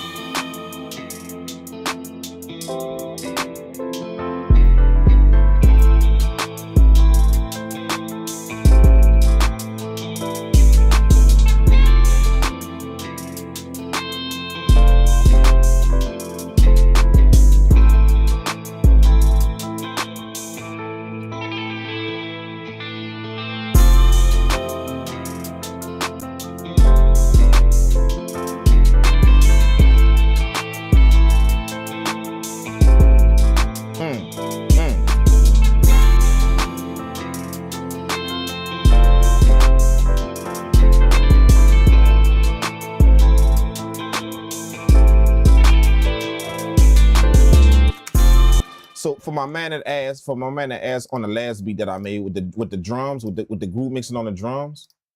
So I'm gonna do that right now, man. Show you a little something on that, how I do that. Like, just, you know, like, this is assume now, before y'all look at this, before y'all watch, this is just assuming you got good drum sound. Don't do this shit without no good drums at the first step. So spoiler alert, before I do this, spoiler alert, have good drum sound. Don't do this shit, what I'm about to do right now. Don't do that with no whack ass drum samples, bro. Like some shit you got from Reddit or somewhere. Like, go get some good, you feel what I'm saying? And then you can do something like this. But let me show that real. I don't know if my man's still on the stream right now, but he asked when I was making that last beat, he asked about the groove mixing. So I'm gonna do that right now. So I got all my drums running to a bus right here, all of them. Every last drum sound that I got, which is just 1, 2, 3, 4, 5, 6, 7. All right. All right. So that ain't the drums I really want right now. It ain't the sound I really want right now. I'm gonna show you how I do that. The first thing I do is I make sure I clear the drums up, and I'm gonna show y'all what I mean by that. Okay, so I grab this EQ right here. All right. Now, if you listen really, really good, I'm gonna be lowering these knobs right here. I'm gonna be lowering them, but you're gonna hear the sound get cleaner and cleaner as I lower the knob. But you gotta listen though, really, really good. Watch. See? Now I'm lowering the knobs, but the sound getting cleaner and cleaner. Now check it out. I'm gonna turn the plugin off. I'm gonna turn it off, and then let y'all hear it without it. This is without. Right? And this is with. See? Without. With. See? Without. With. Now the trick about that is, now if you notice, I'm lowering stuff. Like, this is all frequency. Like, look, you can see it on the, I'm lowering things. So if you got to ask yourself, how am I lowering stuff, but it's still getting louder, or not louder, but cleaner? And it sounds like it's getting louder. But the reason why it sounds like it's louder is because you're clearing up everything in between the drums whenever you lower the frequencies. And what happens with the EQ is it's transparent. So if you put a transparent thing on things that's full, what it's going to do is it's not going to touch the full sound. It's going to touch everything behind the sound, if that makes sense. See, so when you got a drum sound that hit, the attack is the first part. The resonance is after that. See? The reflection of the jazz after that. So you want some type of plugin that's going to clean up all that stuff, that resonance go into another drum sound. When the attack hit, you got the resonant, you got the sound that lingers after that, and then another drum sound hit. And you got all them drum sounds hit. All that resonance build up on all them drum sounds. So you want something that clean that up in the middle. That's what I'm doing with this EQ right here. So that's why it sounds like it get louder when but the knobs is turned down lower. See what I'm saying? You need some type of transparent EQ, not just a regular. You need some type of transparent EQ that's going to clean up the sound behind it. It's not going to touch your attack. The attack of your drum sounds is going to touch everything after that. Anything that bleeds out of your drums, that's what it's going to do. So that's why it sounds like it get louder, but the drums are, but the knobs are lower. See what I'm saying? All of these knobs are turned down low. See, they turn left. Left means lower. You're lowering the frequency. But if you notice, the sound get louder. See, now check it out, look. This is without the plugin. Now watch. This is with. See? Low, without, with. See? So now that you got that, you could use like a compressor like this, you know, some type of two-way or something like that. I like to use this one. You can use something like this afterwards. No, not this, this one. You can use something like this. You know, this is like a version of the LA two-way, but a different version from Initial Audio. I use this one because I like this distortion knob right here on the. I like this right. I mean, this harmonic knob right here. I like that. I really, really like that. Not too many compressors have a harmonic knob on, but that's why I use this one. Okay, so let's take that transparency that we did with the EQ and we're gonna boost up the sound. So all I want to do is make sure that this EQ touching my snare and a few of my hi-hats. That's it. See? If you look at the gain reduction with that yellow knob, you see it hitting the snare, and then a few of my hi-hats. That's all I need. That's it. All right. And the reason why you want to do that is because long as it's touching your snare, you can raise up the makeup gain and it's going to bring everything under the snare.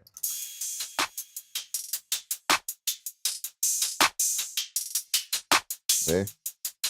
Everything underneath the snare. The snare is staying where it's at, but it's bringing up everything underneath the snare. Everything. See? Let's turn that off. Turn that off. Look.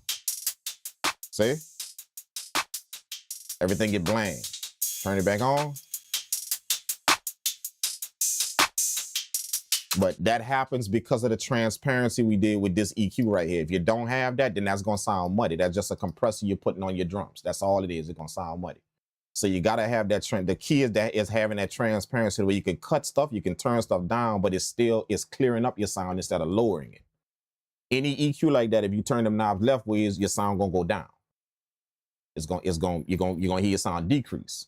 But if it's a transparent EQ, you're gonna be able to clean up what's in between your drum sounds, and that's why it's gonna sound louder when you turn the knobs down. See what I'm saying? So you gotta have that transparency to go inside of a compressor like that. And once it does, then you're gonna be good to go. See? You can literally read that shit up however you want, and it's gonna be nice. You know what I'm saying? And then all I do is just match that with the 808. See? See, and my 808 sound louder because of that transparency that we did. We took all that stuff out of the drum, all the in-between frequencies out of the drum. We took all that out with that transparent EQ. So now your 808 sound even cleaner now, see? Look.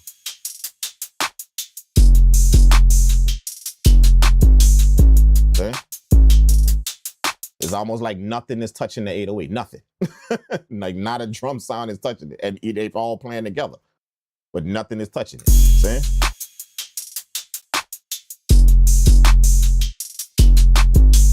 Now this is the killing part. Let's take them two plugins off. These two right here. Watch this. Let's take these two off. Check this out. Just listen to it really, really good. Watch. Look, look. You see what I'm saying? All you hear is bass. All you hear is 808. No drum sound. All them drum sounds muddy. And that's because that resonance is building up. All them drum sounds hitting on top of each other. And that resonance building up. See? So you don't hear nothing. No drum sound. All you hear is 808 bass. Turn them plugins back on. Boom. Look.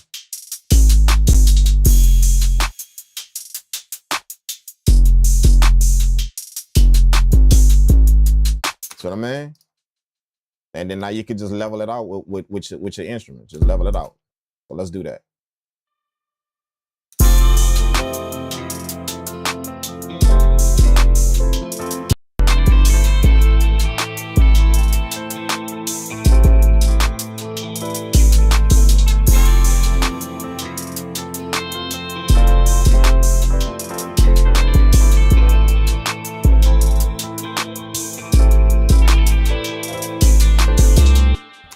Like what a lot of people don't pay attention to with drum sound. They just it seemed like everybody just pay attention to the attack of a drum, because that's how hard your drum hit. The attack of the drum, the attack of the drum. So the attack of your snare, the attack of your kick. That's how hard the drums start off and it hit. Everybody pay attention to that. You see that? You see when you look at a drum file, you got the attack at the beginning, and then it shape off into a point. See that? See all of that stuff after that attack? All that piles up in your shit, in your all that. It ain't no different than vocals. See what I'm saying? When you mix in vocals, same shit, that pile up.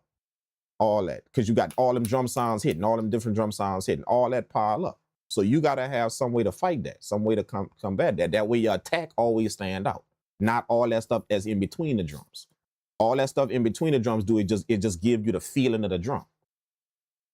You know what I'm saying? So you got to have a way to control that, because if you keep piling up with all your drums, then your drums gonna sound weak. They're gonna keep sounding weak and weak and weak and weak. It seems like the more drums you put, that's the weaker sound. You know, the only way you can fight against that is just to have maybe 3-4 drum sounds. That way it don't pile up. But if you want percussion sounds and a rhythm and get all that moving, you got to have some kind of way to clear that up in between your signal, in between all them drum sounds. That's where a transparent EQ come in. See what I'm saying? It's gonna do that for you. And if you know how to work it real good, feed that into a compressor, boom. You could boost your sound up without making it sound loud, without making the drum sound too loud. They just get clear. Now they popping out all over the sound. They popping out any way you want. No matter what type of melodies you got, they popping out. That's the way you do that, man. Just to make sure that any way your drums play in the melody, any way your drums play in the beat, you hearing drums. You're not hearing a faded version of your drums. You're hearing drums. You see what I'm saying? So that's one of the things that I kind of do when I'm, and I remember this is group mixing. I group mix that. On a bus, all them drums running through the bus. I didn't do them things individually. Just remember that. So group mixing is as only for if you got good drum sound. Don't do that shit if you got some weak drum sound. Don't do that. Don't try and mix. I suggest you get some good drums from somewhere else. You know what I'm saying? I got drums on my website.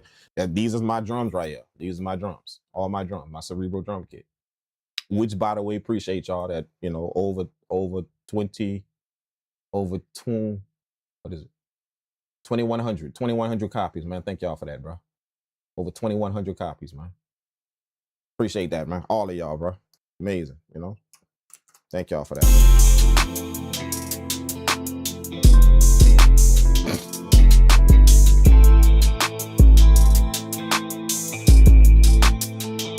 Okay, let's listen to this, man, and then I'm gonna cook up the next one, man. Great tips. I struggle a lot with mix and master. Yeah, mix. Yeah. You're like, you don't really have to. It's some beats that I don't even touch the drums. I'm not even gonna lie. I don't even touch the drums. I don't. Some beats I don't even touch. If it come off my console, like if it come off my console off my rack, I probably ain't gonna even touch the drum. Like when it gets to the software, I'm not even gonna touch it because I'm gonna want every bit of that. But like in the software like this, yeah, you need to be able to do a few things. You see what I'm saying? Like you got to be able to do a few things. That's the difference between having hardware and software. That's the difference between. You can get a decent sound in software. You can. Don't let nobody tell you otherwise. You can. Absolutely, you can. 100%. You can. But the only thing is, you're gonna have to know how to do a few things. You're gonna have to know that. You're gonna have to dig a little bit deeper and know how to do a few things versus running that through some pre's and boom, your sound just jumping out of the box. You see what I'm saying? If you're doing it in here. You see? And like not everybody got all that type of shit. Not everybody got that. So don't feel you gotta sit at the back of the bus because you ain't got that. Don't feel like that. You want to work towards getting a good sound, you do, absolutely. But don't feel like you got to sit at the back of the bus. The object is to inspire everybody, not to shut everybody down because you ain't got this shit. You ain't got no hardware. That ain't the object. To shut people down. The object is to inspire everybody, even if you got a software, even if you don't have the money to buy high end, mic pre's and you don't have that type of shit. The object is to inspire everybody, man. I'm not with downing people because you don't have. I'm not with that shit. Like I'm dead set against that, downing people because you don't have. Sneak dissing people because you don't have. Yeah, I'm dead set against that. I don't like that. I don't like that at all. Like for people out there. No, you don't have to sit at the back of the bus because you ain't got hardware. You don't have to. You don't have to. But you do have to know a few things. You're gonna have to invest a little bit more time and a little bit more understanding in your sound to know what you gotta do in that software to get your shit now. You're gonna have to know that. Simple. You're gonna have to know that. And then what you do is you learn and you work up to getting any type of hardware you want to get. You work up to that. It's a lot of people that learn hardware gear from dealing with software. They learn so when they finally get a piece of hardware gear, they know what a mic pre is. They know because they dealt with it in the software for so long. They're not looking at that piece of gear just clueless as to what it do. So software actually helps for people to understand what these hardware pieces of gear do. You know, imagine you getting all that, you know, a bunch of hardware gear, and you don't have the first clue about what that's supposed to do or how to operate. But then just imagine if you had, you know, 4 or 5 different plugins that showed you that long beforehand, and you was messing with that in your software. When you finally get that piece of hardware gear, you're gonna be like, man, I know what them buttons do. I know what they do. I know, you know, you just got the hardware sound. Now you got that. You know what I'm saying? So just always remember that that when you in your software, if you're dealing with your software, I don't advise nobody leave their software just thinking that they did it. You know, just because you got everything running there, you think you got a good sound. Nah, I don't advise nobody to do that. Nah, you're gonna have to finesse this a little bit. You're gonna have to do in that software. You're gonna have to do it. 100%. You're gonna have to do it. You know, and the trick is to learn the technique of doing it to where you don't overcrowd your sound. Because in this digital world, it's very, very easy to pile plugin after plugin after plugin after plugin on your track, and all you did was just make that shit loud. You didn't clear nothing up. You didn't provide any grit, any texture. You didn't do none of that. All you did was just make your shit louder with them plugins. That's all you did. And to the average person, to the untrained ear, louder gonna sound better. It's gonna sound better when shit get loud. So you thinking you did something, but all you did was just make shit loud. That's all you did. You see what I'm saying? Every plugin you put on, just put some more volume on it, put some more volume on, put some more volume on. That's all it did. So you thinking you're doing something with the plugin. That's not the move. That's not the move to do that shit. The move is to make sure you understand what them things do to go address some specific things about your sound. That's how you get your shit rocking in the software. You gotta know what them things do to address some specific things in your sound. Specific. You know what I'm saying? Hardware gear is kind of like when I run my shit through hardware gear, it's almost like a blanket. It's almost like you ain't really got to be detailed. I ain't gonna even with hardware. You ain't even got to be detailed. You know, if you got the right pieces of gear and all, you could set them shits and boom, boom, boom. Your sound gonna be off the chain coming out of them. You ain't even got to be detailed with that. You know what I'm saying? It's a few pieces you got to be detailed with, but for the most part, you set them things nice and bam. You know, like that's how hardware gear. But for soft, you're gonna have to know a few things, dog. You're gonna have to, like, simple. You're gonna have to know a few things, you know, to get a decent enough sound out of their software. You're gonna have to. Man, that's what I tell people. That, you know, I don't tell people that it's hopeless because you're in the software. I don't tell people that it's hopeless because you're in the software and you don't have no hardware gear. Nah, it's not hopeless. It's not. Simply put, it's not hopeless. It's not. You know, it's not. You're just gonna have to put in a little bit more work. You're gonna have to. You're gonna have to understand a few more things. You're gonna have to, you know, you're just gonna have to. Simple. And if you do, you know, it's possible to get some get some good sound. It is possible. You know what I'm saying? But you always want to push you want to push to get better at your sound. You always want to push to get better, meaning that you want to always make sure that even if you're in some type of software, then always understand that there's a next level. That's what I encourage. That's what I tell people. There's a next level. There's a lot of people in that and think that's it. Just because they got a nice sound coming out of that, that's it. No, there's a next level. There is. There's a next level. So you can go to that next level. And I encourage any and everyone to push for that next level. You know? So start running your sound through some stuff, through some different things, and see what you can do with it. You know, and not every piece of gear is for everybody. You know, that's one thing that I quickly learned back in the day. Not every piece of gear is for everybody. So just because you see old boy with this shit, that don't mean that go in your studio. That don't mean that at all. Just because you see old boy with this right here, and then you go, oh, I'm gonna go get that, put that in my studio. Now that shit don't sound the same when it's in your studio. The reason why is because he got some other stuff that make that shit sound like that. You don't have that. You see what I'm saying? So not every piece of gear you see is for everybody. It's not. You know, you get that help with what you got in your studio, the things you got in your control, like in your, you know, the things that you have in your studio, the things that you have that you know you purchase. You understand those things, and then you buy the things that complement those things you have, not the things that you see old boy with over there or him over there. You buy the things that complement what you have, and you're gonna notice that your sound upgrade. You're just gonna notice that. See what I'm saying? But it's easy to get caught up in what you hear and what you see from people. It's easy to get caught up in that. Easy, easy, easy. You know what I'm saying? But you just understand the pieces you have. And sometimes it take you reaching out to people for that. It take that. You know, not everybody know what they're doing with all this shit, and you know, all them wires and shit. Not everybody know what they're doing. You know what I'm saying? It take you to reach out to somebody and ask, hey, you know, give them the pieces of gear you got. You know, and see, you know, just ask them like, you know, how can I route this a certain way, or do I have this routed, you know, the way it should be, or is there a possible better way that I can route this or something like that? You see what I'm saying? All that type of stuff is just getting information on the stuff you have. You know, and I've seen so many people that they got nice pieces of gear, but that shit routed. Oh, that shit routed terribly, bro. And they think just because they hearing sound is all good. That shit routed terribly, like terribly, like literally just terribly tough. You know what I'm saying? It's all kind of jacked when you look at how they routed that shit. But it's just because they're hearing sound and everything, you know, just because they're hearing some sound coming out of their head from what they speakers, they twist some knobs and the thing worked. Whatever they bought worked, they think, oh yeah, I'm good to go. I seen people get the wrong cables, you know, they running, you know, unbalanced shit when they should be running balanced cables. They run, like, I seen people do all that type of, and don't know the difference. They just bought they just bought some quarter-inch cable and didn't know, you know, Adam between Eve. They didn't know that, about none of that. So it's just routed terribly, bro. You know?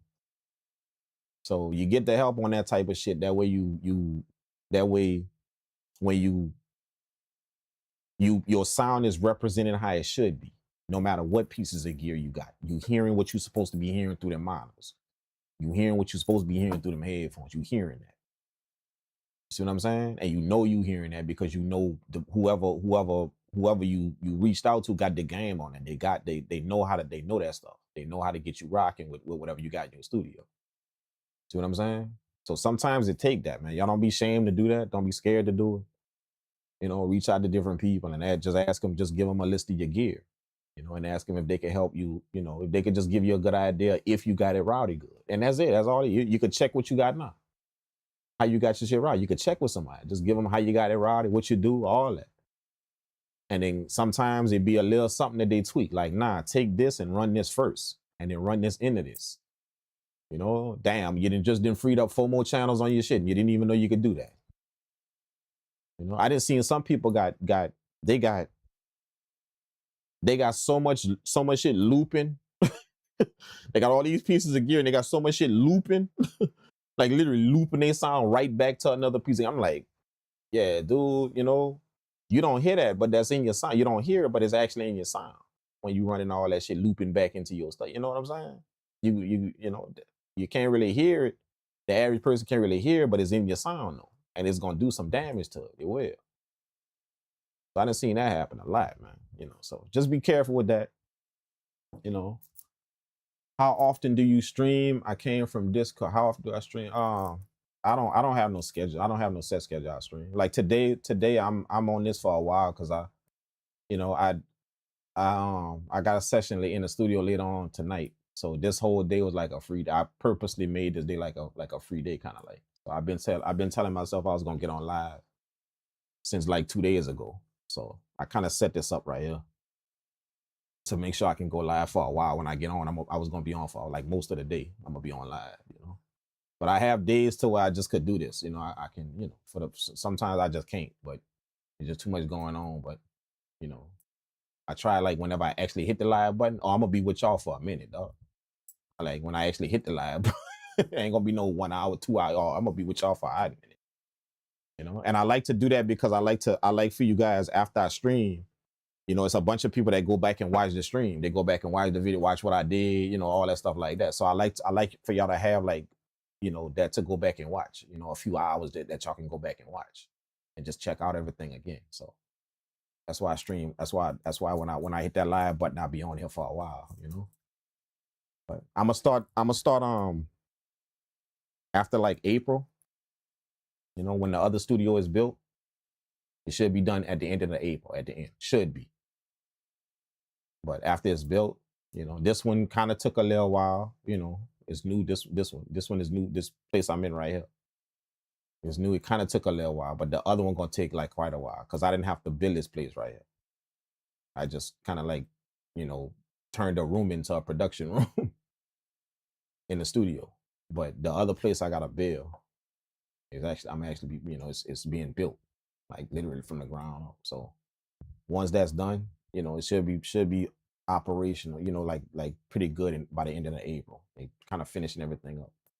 So once that's off the plate, then I'm gonna be able to like really do some stuff on here, you know, like on YouTube and make some more videos and stuff like that. I know y'all been waiting for some more tutorials and stuff like that, but you know, I gotta do the business first. You know what I'm saying? I gotta do that, man. Like this YouTube stuff is just like fun, you know, it's fun and you know, for everybody to kind of see some stuff and all of that. But I gotta take care of the business though, you know. I gotta do that, man. Or else ain't gonna be no YouTube. ain't gonna be no more me on YouTube at all if the business ain't taken care of. So y'all just give me a minute, bear with me, let me do that. And then yeah, y'all gonna start seeing some more tutorials and stuff like that, you know. I know a lot of people waiting for me to show them what I do with Ableton. You know, ever since I started using Ableton, you know, I switched from the MPC to Ableton, you know, just to kind of get an idea. So I'm gonna start making some tutorials on Ableton, show y'all what I do, you know, how I do it, all that stuff. Same thing I did with the MPC, same exact thing I did. So, you know, y'all get ready for that, man. But I just gotta take care of a few things first, and then it's gonna be all good. All right, man. Let's listen to this. Let's listen to this. Okay. Yeah, I saw your loop, man. I saw it, man. I saw it. I'm not really with the samples, you know, not really with the, you know, the vocal sample stuff like that. You know, like, you know, send me some melodies or something that you created, something like that. You know what I'm saying? Yeah, I could work with stuff like that. I'm not really with the vocal samples, all that stuff like that, you know. But yeah. It's only like, you know, you get locked into my, but if you send me some melodies or something like that, you know, some good melodies, you know, then yeah, we could, you know, we probably might be able to do something. I'm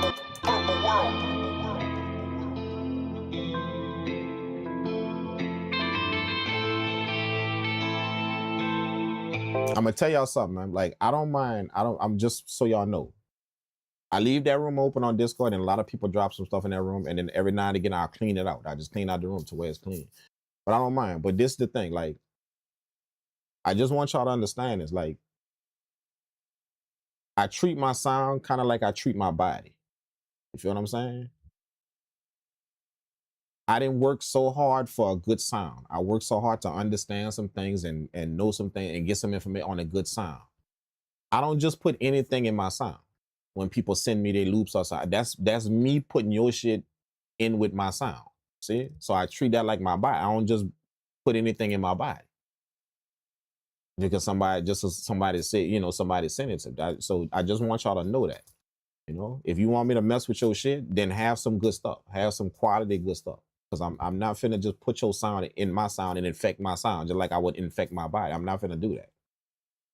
So I know a lot of people get offended when I don't deal with it or don't mess with their stuff. I don't, you know, but just understand that. And I think that should be respected.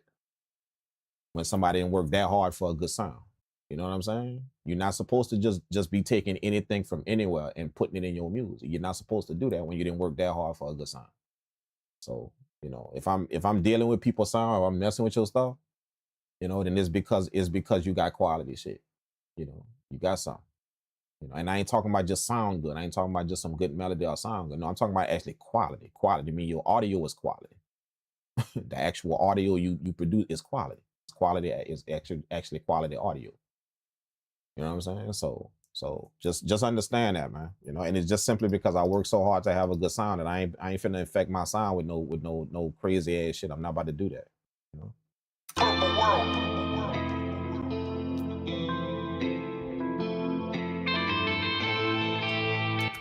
Keep doing. What's up, mean lock? Mean looks. Keep doing your thing, Drink. I've been rocking with you for a few years. Even when I'm not in the chat, I'm watching you, enjoying, just soaking up the knowledge, bro. I respect what you appreciate that, man. Thank you so much for that, man.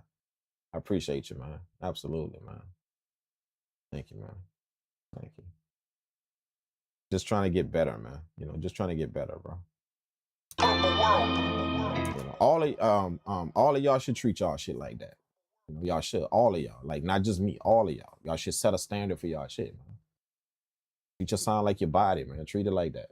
You ain't supposed to just be taking anything from everybody and just nah. You know, like make sure who you cook up with, who you collab with, who you do shit with, that's quality shit.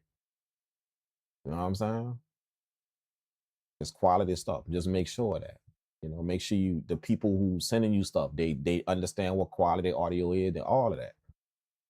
You know what I'm saying? That way, when y'all link up and y'all hook up, not only are y'all meshing sounds together, but y'all also meshing mentalities together. The person you understand what quality audio is, the person you messing with understand what quality audio is. So both of y'all setting a standard. You know, so when he cook up a little something, he finna send it to you. He know, man, I ain't finna send that dude no bullshit. I'm gonna make sure this shit on point. Not only that the sound good, but it's quality audio, everything good with it. He gonna make sure of that. See what I'm saying? That's setting that standard between y'all too. That's why I say just make sure you hooking up with people that not only got good sound, but y'all got the same mentality about this audio. Y'all got the same. It's pretty much the same. Y'all understand that about each other. You know what I'm saying? Because if you make it a habit of just putting any and everything in your music, if you make it a habit of that, then anything you work for with your sound is almost like you're stepping down every time. See? You're stepping down every time. And if you get used to that, if you get used to doing it, then your sound gonna drop. See, next thing you know, now you're down. This is the standard now. You're way down here, but your was up here. And it's simply because you was putting all that shit in your music. Any old crazy shit that anybody send you, or any audio that old boy send you, or this dude sent you, was putting that in your music. You know? That'll mess with not only the quality of your stuff, but it'll also start messing with the way you do stuff. It'll start messing with that, the way you do stuff. You know what I'm saying? So just make sure y'all make that a habit, man. You know? Quality shit. Make sure that the people that you rocking with understand what that is. And if they don't understand what that is, then that's your opportunity to teach them and show them. That's your opportunity right there. Teach them and show them what that is. Because we need to start spreading that quality, like quality. You know what I'm saying? Anybody can make good sounding music. But I don't know if y'all know this. Don't make no mistake about it. Quality is different than sound good. Quality is different. It's different. You see what I'm saying? You got to understand what a quality sound is, not just a sound that sound good. There's a lot of shit that sound good out here, but it's just not quality. It can't stand on nothing. If you put something on top of it, it disappears. It's good long as it's by itself, but as soon as you lay another instrument on top of it, it disappears. That's not quality. It sounds good, but it ain't quality though. It don't have the fullness and the depth to stand two more instruments being put on top of it. Or long as you load it in, and long as you messing with it, it sound good. But the second you put an EQ on it and cut something out, boom, the sound gone. See? It sound good, but that's not quality. See what I'm saying? You see the difference between something can sound good, but it's not quality. It's not. See what I'm saying? It sound nice, but it ain't quality. So, like tell me I'm lying if you want to check what I'm saying. Tell me you ain't never been making music. You have some instruments that you use to where no matter what you put on top of it, you always hear that instrument. You could put 10 melodies on top of that instrument, you're always gonna hear it. Tell me I'm lying. You got some instruments that's like that in your shit. But then you got some instruments, think about it, you got some instruments to where as soon as you layer something on top of it, oh shit, where it went? Where the other one went? It left. It's gone. See? There's something that's the difference. It's some things you're using that's quality. It's some things you're using that's not quality. That's why that happens. Yeah? They both sound good. Think about it. They both sound good. But when I use this, I notice that anything I put in with that, it sound full. It sound like it's not covering over it. It sound, you know what I'm saying? The sound still popping out. Anything I put on top of it still do that. But you got some sounds to where when you put some shit on top of that shit literally disappears, gone. See? But it sounded nice long as it was by itself. See? That mean that that's not really a good quality. Sound nice, but it ain't really a good quality. You know what I'm saying? So, and when you got a good quality sound, what that's gonna do for you is you're gonna notice that you could do less and less to your stuff. less and less to it. You know what I'm saying? Like that's what I was telling y'all about the software. Like the software, with the sound you get out of a software, you're gonna have to do a few things to it. See what I'm saying? But like with a outboard gear sound, ain't too much you gotta do. See what I'm saying? Because it's gonna come out some kind of way coming off of that machine. It's gonna come out some kind of way already. You ain't gotta do too much to it. See? So you're gonna notice that the more quality you deal with, that's the less you gotta do to it. Because it's quality. It's the less you gotta do to it. You know what I'm saying? And one thing that I was shown a long time ago about quality sound too is you have to be careful when you dealing with a quality sound all the time. You have to be careful. You know, I know everybody want quality sound from outboard gear, from all that quality sound, but you have to be careful. What my boy told me a long time ago is quality sound can make you lazy too. It could. It could make you lazy. It can. And the reason why it make you lazy, because like I said, you don't have to do too much stuff. You don't have to do too much. You don't. You know, you run that shit through this, run that shit through that, bam, bam, bam, and that shit come off the board, sounding tight, just like that. You see what I'm saying? So it could make you lazy to where you don't really know too much about the shit that's actually moving out here, because you're always on your hardware gear all the time. It's a lot of people that can't explain to you this plug-in stuff. They can't explain. It's not that they don't want to, they can't. They don't know the plugins to go get. They don't know the plugins in your software to go get to actually do something to your music. They don't even know that. They don't. You know what I'm saying? If we was to ask them, like, what can I go get it? They couldn't tell you. You know what I'm saying? But that's what I mean. That's people who stay on hardware gear a lot, who stay on hardware gear all the time. Some of them are clueless about this. So they literally clueless. They couldn't tell you how to get your shit right. Even if you came to them and be like, I ain't got hardware. I don't have that much hardware gear, but I got software. What's some of the things that I can use to they wouldn't be able to tell you.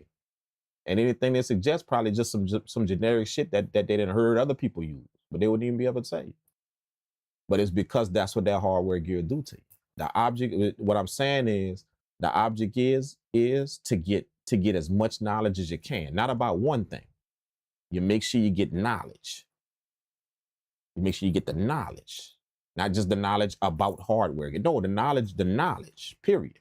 But the hardware, the software, all of it. So anywhere you go, any place you in, whatever you're doing, you have a good idea of what's going on in that place. You got a good idea.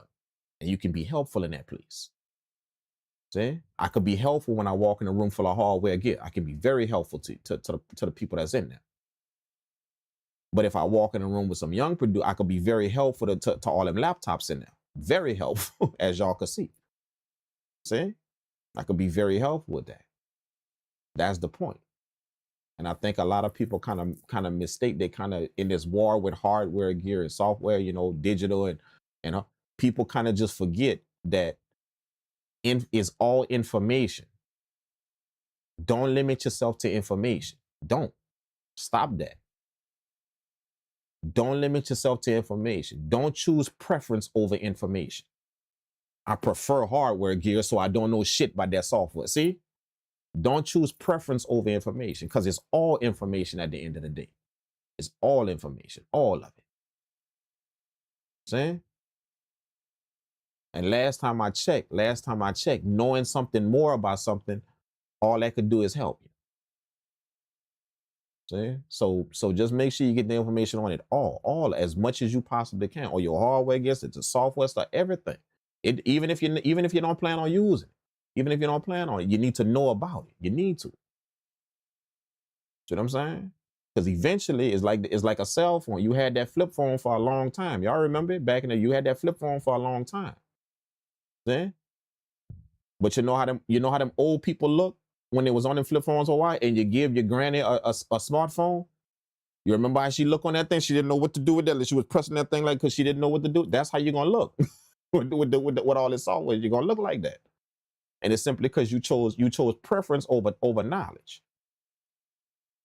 Don't choose preference over knowledge, bro. Like if it's some game you could get about software, get it all. Information, bro. You want to walk out here with as much of that as possible on anything. You know what I'm saying? And that's what people do. They choose it. They choose a preference. I prefer hardware gear, and then they end up missing the knowledge on something else. You ain't got to use it. See, knowing about it and using it is two different things. You don't have to use software. You don't have to use, but know it. Know something about it. Know some shit about it. Don't be dumbfounded to that shit just because you preferred this over here. See, never choose preference over information. Never. You get all the game you can or whatever you can. Because you never know what position you're going to be in. And you never know what's going to be your intro to the game. Your intro to the game might not be on hardware gear.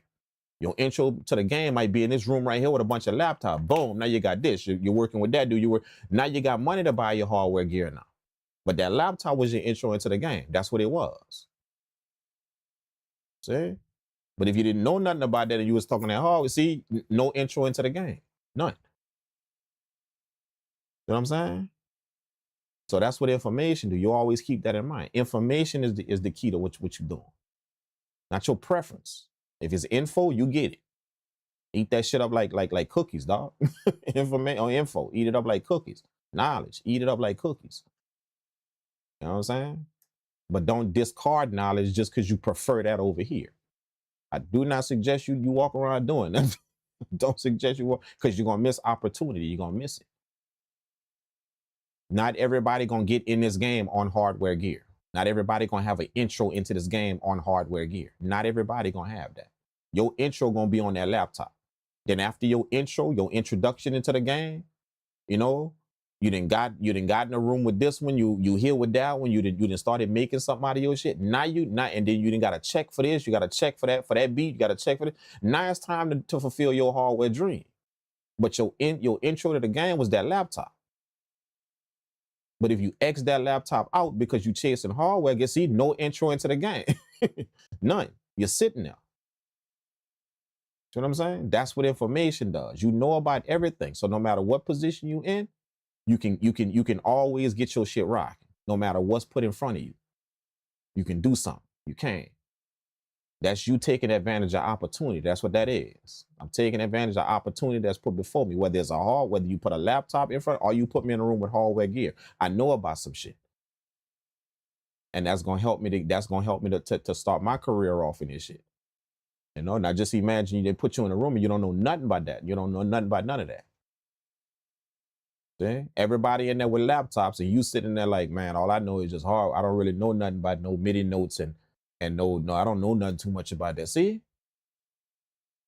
You miss an opportunity to get in something, to start something. That way you can fulfill your hardware dream with the money you finna get from that thing right there that you just started. But if you don't know nothing about that, see, you miss your opportunity because you didn't have the info. You didn't have it. See, that's what I mean. You feel what I'm saying? Drink. Once I seen you play the guitar, I knew you were the real deal, man. You say you went to music school. You say you went to music school, but the way you teach us with your original style. Now, I didn't go to no music school. Yeah, you probably got that wrong. I never went to no music school, man. You know, the only training I had was just audio engineering. That's it. I went there. I had 2 internships, you know, in 2 different studios, and that's the dudes that taught me how to build a studio, how to run a studio. So, you know, I wouldn't have the studios I had, plural. I wouldn't have them studios if it wasn't for them. I don't think I would, because every piece of game I got from them I used to build up studios, all 6 of them. Every piece of game I got from them dudes, bro, to build all them studios. I used all that game they taught me, everything. They showed me from the wiring to what I want in it, to even running the business, operating it, the business of it. They showed me all that in them interns, you know. So I never went to no music school, or never. You know, the only thing I did that resembled music school is I took piano lessons from a lady, a teacher. You know, for about almost a year, about 8 months. Not even a year, about 8 months, 9 months. I kind of knew how to play the piano already, but I just wanted just like the actual basics, you know, the stuff I didn't know. So she showed me that. So after I got that, I was good. But that's pretty much the only thing I did when it come down to some type of music school. I ain't never went to no music school though. And the guitar, one of my boys on Discord, he showed me how to play the guitar. Yeah, he and I was meeting in my Discord for like probably like 6 months or something straight, something like that. Every week, twice a week, I believe it was. And he literally showed me how to deal with the guitar. You know? And then I had 2 other people that came to the studio and showed me how to mess with the guitar. You know, and I just practiced some stuff on my own. You know, which I don't really know. I know my way around the guitar, but you know, I know the piano way better. Like I can play that way better than the guitar, way better. But I could rock with a guitar. I could do a few things with it, you know. But yeah, but no, not really no music. I never went to no music school. Never. I had the opportunity to go, but I just didn't want to go. You know, I didn't want to go. You know, maybe I should have went. I don't know, but I just didn't want to go. Yeah. I gave my oldest nephew my MPC 21, so it's something. Yeah. That little small MPC though, huh? That little small MPC that they made just now. What's the name of it? The one they just made? What's the name of it again? Shit, I forgot the name of that. The one they just made. That little small. What is that? It looked like a little toy. What is that? What that is again? What it is again? I forgot the name of it. What is it called again? I can't remember. The one they just made. What's the name of that?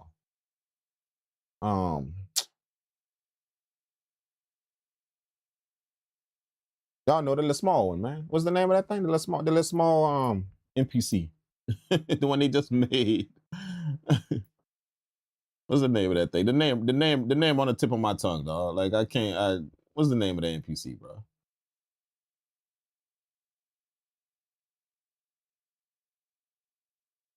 Like literally, it's on the tip of my tongue, man. What it's called again?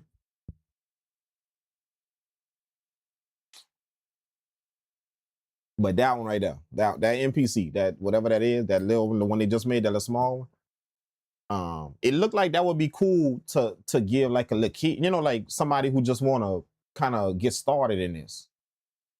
It looked like it would be cool to do that, you know, like a little kid, if you got a son or something, or a little kid or something or whatever, that want to kind of start messing with the MPC and getting into some, that would be a cool little device, man. You know what I'm saying? I don't really see me using it. Maybe it's just because of how it look. I don't know, but I don't really see using that like too tough.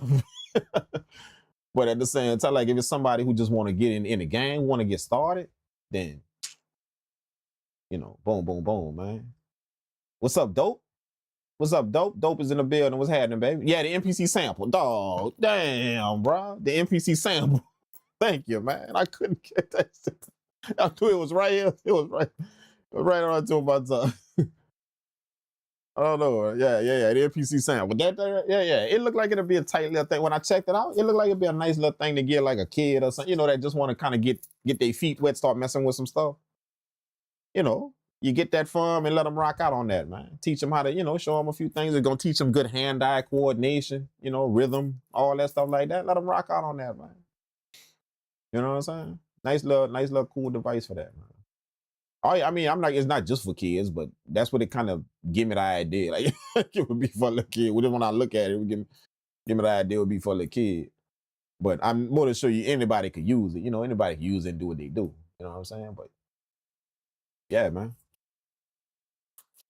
You never know. That little machine might spark a wave. It might spark that of other companies making some little portable, small, compact things like that, you know, it might spark like a whole wave, man, a whole, you know, or a whole new wave, I should say. Because, you know, companies were doing that a long time ago, but making a small device like that. But it might start a new little wave or something. You never know.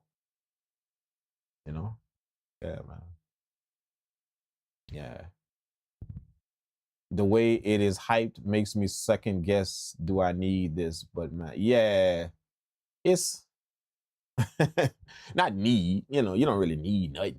You know, when it come down to it, when you just look, you don't really need nothing, but want stuff, yeah. You know, like have the shit in this studio, I don't need. Have this all this here, I don't need it. Want it, yeah, but I don't need it. Nah, I could cook up just, you know, open up I don't even need an audio interface, though. Like I kid you not, I don't even need an audio interface. It's so many times I done sat on my couch. Like I swear, look, let me tell you something. I kid you not. It's so many times I done sat on my couch at the crib with my laptop on my lap and my headphones. That's it. That's it. No interface, no nothing. Just on my laptop and them headphones, dog. Like so many times I done that, man. Just open up my laptop and just bam, bam, bam, with my feet kicked up on the couch, just chilling. You know, am I trying to make like the hottest beat in the world? No, but I gotta do some practicing, you know, like practice some chords or practice, you know, like getting a certain vibe or just kind of out practice. And just got my feet kicked up, like literally on a laptop with nothing hooked up to that thing but just some headphones. That's it. I done that so many times, bro. You know? But yeah, man. You don't have to, like, I was like that before I remember when I first started making music, like when I first started making music like a long time ago, to work without an audio interface was a sin. To be on your computer with no audio interface working on music, that's a sin. Don't do that. You know, that's how I was when back like long time ago when I first started making beats. You know, I really didn't understand that it's all digital at the end of the day. Like it's all digital. Like whether you on that Windows interface, your Windows computer got an interface. That's an audio interface in it. You know, so it's all digital at the end of the day. It is. You know, so it's just you know which one of them the better computer, your audio interface with that digital shit in it, or your Windows interface with that digital shit in it. But it's still digital at the end of the day. So don't let that discourage you. You ain't got no audio interface, or you know, for all of y'all out there, y'all newbies, and y'all think, oh man, you gotta have art. Man, you don't. You know, you don't open up that laptop and cook them beats up, man. You know what I'm saying? And then until you could get an audio interface, you know what I'm saying? Like, remember the audio interface. This is what you gotta understand about the audio interface. The audio interface was what was for the input, not what come out. When the audio interface was first made, it wasn't for what come out of it. It was for the input, which you could plug in it. So you could plug a guitar in it, a microphone. It was for what you could take out here and put in it. You know, all this stuff out here to get it into a computer. So now with an audio, you could plug your guitar up to it. You could plug a microphone up to it. See, it was for the input. The output was digital, regardless if it was on a computer or your interface. It's digital, the output. See, so audio interface. Now with these new audio interfaces now they started concerning themselves with the output now, with the ins and outs. You know what I'm saying? So just never forget that the audio interface was focused more on what you could get this outside with to go in it. It wasn't really what come out of it. That's going to be digital regardless, whether it's your computer or it's the audio interface, that's going to be digital. It was just a way to get shit into your computer now from this outside world. See what I'm saying? That's what the audio interface was for. Don't ever forget that. You see what I'm saying? So long as you keep that in your mind, whether you on that computer, whether you on that Windows interface, that MacBook interface, or your audio interface, you can still cook up beats, bro. You know, if you don't have your audio interface, or if you just got your computer, you can still cook up beats. You don't need to be like, oh man, I ain't got my audio interface, so I can't cook up. No, man, turn on your computer and cook up. It's gonna be digital, same shit. You know? That's it. Absolutely, man. What's up, Classic Hank? What's happening, man? That's another reason I salute what you do. I haven't even heard you whisper nothing about MPC X, but MPC X you have sitting there, right there. I haven't even heard you whisper nothing about the MPC XL, but the MPC X you have sitting right there, man. I done seen you. Yeah, man. It don't get it to it. You don't really need the new. You know, if you want to get that new stuff and do all of that, then do that. You know, but I'm a big fan. I'm a big advocate of it's not the gear, it's the ear. You know, you can have all type of gear in your studio, bro, like thousands and thousands of dollars a gear. But what good that's gonna do you if you don't have an ear for music, if you don't have the sense of music, you know, like what good that's gonna do you? You know, so many people that's sitting with $3,000 keyboards and you know $1,000 interface and all this shit. They sitting with all of that. But if you unplugged all of that and you just gave them a laptop, they still can't cook up beats. See, they still can't do it even without that shit. See, so it's almost like they skipped the basics just to go get this expensive shit. and still can't cook up halfway decent music. They can't. That's what I mean. So what good all that $1,000 shit doing? You literally just bought that because it made you feel good. You know, it's just because you literally missed the bottom basics of making beat. You missed all of that. A lot of people like that, dog. Like literally, you unplug all that shit and they still can't cook up. They still halfway decent, making be halfway decent. You know, so that $3,000 keyboard didn't do shit for you. It didn't do nothing because you still don't have the basic skills. You still don't have that. That audio interface, $1,000, it didn't do shit for you because you don't have the basics. See, like a lot of people doing that. That shit make them feel good that they got it, but at the end of the day, they still can't. They still, you know, they're halfway decent when they come down to making music. They're halfway decent. See, what the hell? You got all that just because it look nice, or you know, or just because it's you know, like I would focus more on the skill. You know, like more on the leveling up the skill. I would focus more on that, not another piece of gear I could get in my studio. Just focus on the scale, on getting the scale. You know what I'm saying? Like, holy shit. Like, stop putting the cart before the horse. Stop that. You know what I'm saying? Like, holy shit. You know, then once you get the skill nice and you could do something, then that gear, that keyboard you go get, or that synth you go get, or whatever, that shit gonna mean something now. Because you could get in that thing and rock out. But what good is getting the $3,000 thing? What good is getting the $3,000 thing if you can't even rock out on the $100 thing? You can't even rock out on that. You know, what's the good in getting that? Like, you literally got that to make you feel nice, to make you feel good. Look, don't please say I'm guilty of that. You literally got that to make you feel nice. Like, you literally, because you can't even rock out on the regular shit. You can't even do that. You see what I'm saying? So what that was for? What? It was supposed to make you make better beats? Because it failed miserably if that's what it was for. Whatever that piece of gear is, it failed miserably. if that was supposed to, you know, help you make better beats. You feel what I'm saying? Like, go get the skill, man. Get the skill, get up your game. In order to get the skill, all you need is just your computer, and just a knowledgeable person, or now, you know, somewhere you getting game from. You don't need no equipment, no nothing, just to understand the scale of this. You know, you don't need none of that shit. Then once you get the scale and you not them pieces of gear you go buy, oh, you own them shits. you running them shit. You going hand, you know, you could appreciate that you could get every bit of that $3,000. Every bit of that, you could get every bit of it out. But I swear to God, I see people with a $3,000 synthesizer, and I swear they only using $100 worth of that synthesizer. No cap. They can only use $100 worth of that shit. Yeah, no cap, dog. $3,000 literally, when you watch them on it, they could just use $100 worth of it. That's what I'm saying. I done seen that shit so many times, bro, you know, but, you know, it make them feel good to have that, and it make them feel some kind of ways to have, you know, to hell with the scale. To hell with, I don't really know how to make these beats too tough yet. To hell with that. It just make me feel good. I got this. You know what I'm saying? Like, bro, like miss me with all that, man. Just get the skills, and then, you know, after you get that, after you level up them skills and you literally making shit just jam in your speakers and you doing all that, then go get all that shit, dog. Like, literally go to Guitar Center and lose your mind in there, bro. Get everything you want, man. But let's not put the cart before the horse, man. You know what I'm saying? Let's not do that. Let's at least make some decent music, you know, get them speakers rocking, and make sure that when some shit come out of my speakers, it ain't no guesswork, it ain't no, I just randomly cooked that up. You know, I had a mission with that when I cooked it up.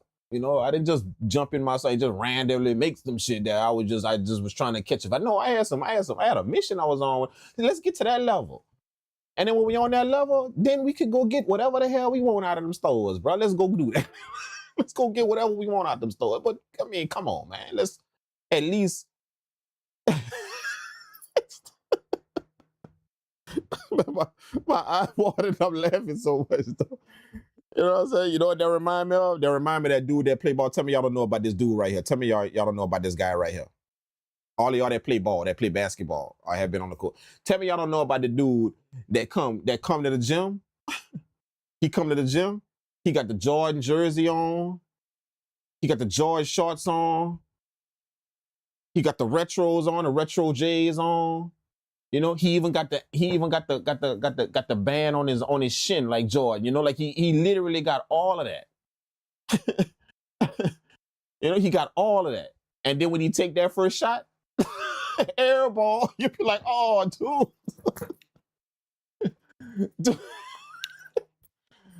Dude. Y'all know that dude right there?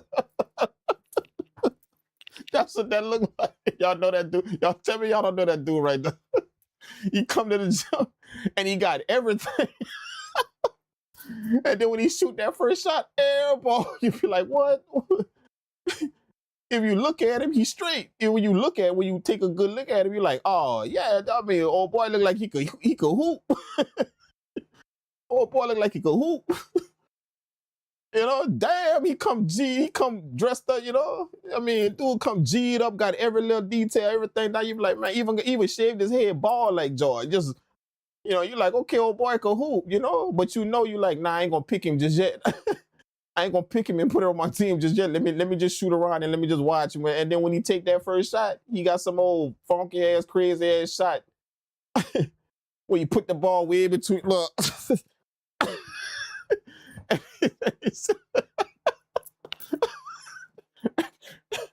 Hey, everybody looking like.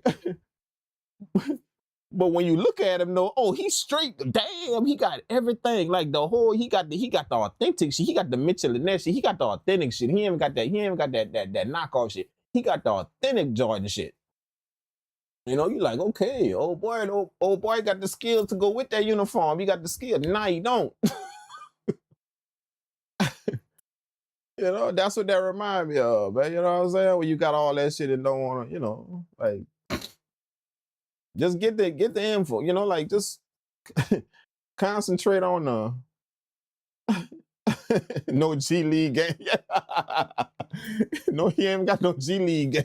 He can't play the G League. He can't play the G League. Like, you know, that's literally putting the cart before the, like, you literally putting the cart before the horse, man. You know what I'm saying? When you going out there, going and get all that shit, bro, you can't even cook up some halfway decent shit, dog. Like, come on, man. Let's not even do that. You know, you could have invested some time. You could have kept your money in the bank and just invested some time in some shit and up your game 10,000 levels. You could have done that. Kept your money in the bank and just invested some good old fashioned time into knowing some shit. See what I'm saying? That's it. And that shit would have helped you way better than any piece of gear you could put in your studio, anything. You can just some good old fashioned time. Just let me invest. Let me keep my money right here in the bank and just invest that good old fashioned TIME. Just do that. And I'm gonna be good. That's gonna help me out better than any piece of gear I could put in my studio. You know what I'm saying? Like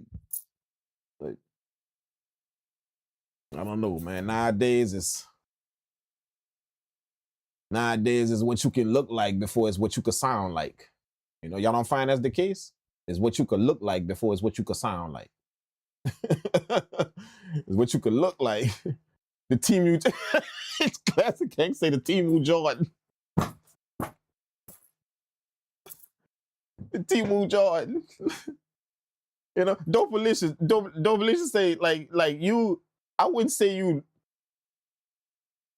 like you could cook. We didn't heard you get on. Like you know, I didn't heard you get on. Like you is how can I put it? For the most is you know, you like your music production like a solar. It's like a solar eclipse. That's how it's like an eclipse. Your music production. You know. That's what I would call it, you know. Your music production like a solar eclipse, you know. Like you're gonna have to catch that, you know, like you're gonna have to catch that time that is magical. Cause the rest, is gonna be iffy, but it's that time that is magical. When you could just see, when you could be there for that specific time, it's magical. It's amazing. but the rest is iffy. You know what I'm saying? So I would say you deserve like if you was going to buy a piece of anybody that could do that, even if you could do that, you deserve going and get a piece of gear. You deserve that. Go and get get something to you deserve that. You feel what I'm saying? But like I'm talking about the cat that can't even do that. Like you understand? Like he just all and he say go and get we're going to get the the this and the that, and I'm going to get the Yamaha, and I'm going to get the roll and whatever, and the roll. You're like, you need to roll your ass straight to some music production help or something. Get a rolling keyboard. You need to roll your ass to some help or something. You know what I'm saying? What the hell you talking about? About to go get the Yamaha, whatever. Yeah, you need to Yamaha your ass straight to some help or something, dog. You know what I'm saying?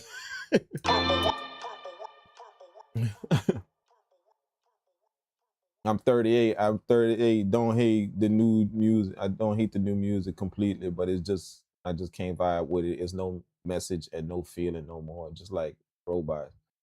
Yeah. I was talking about that at the beginning of this stream. We was talking about how the music sound good. It sound good. Like the new music sound good, but it just don't inspire me. That's the only way I could put it. I'm not even gonna say it don't sound good. I wouldn't even say that. It don't sound good. Like there's some nice shit that sound nice. But it just sound nice. It don't inspire me. It don't I don't listen to some new shit and it want to make me go to the studio and cook up. You know? Like that's what we was talking about at the beginning of the stream. If y'all remember. If y'all was here at the beginning of the stream. That's what we was talking about. You know, and I told everybody, y'all don't find this funny? Like anytime y'all didn't heard me say, yeah, I was just inspired, so I came to the studio. Y'all didn't heard me say that, like on the live. I was like, yeah, man, I was inspired. I was listening to something and I just got inspired. So I turned on the live stream, just started making some speed. But notice, if y'all notice me, what I told you I was listening to, think about it. Like when y'all didn't ever heard me say, yeah, man, I was listening to Lil Baby and I got inspired, or listening to Lil Who, whatever, and I got inspired, or listening to yada yada and I got inspired. Some of them new dude, you don't never hear me say that, but you always hear me, like what you hear me say I got inspired from. I always tell y'all that, like I was listening to some old school records. I was listening to some classical music. I got inspired. You see? Y'all don't never hear, y'all don't find that out? I'm always inspired, but it's never by none of this new shit. Never. Y'all don't never hear me say that. But I was listening to something new out here and I got inspired to make music. It's always some classical records I was listening to, some soul records I was listening to, some old, and then I came to the studio and was cooking up and started cooking up. You see what I'm saying? Like that's what I mean. The shit out there sound cool, it sound nice, but I'm just not inspired. It just don't make me want to make music. Like no cap, that's the only way I can put it. It don't make me want to make music. It don't make me wanna learn about my craft and be, so I kind of feel for the new people that's coming into this. The new people.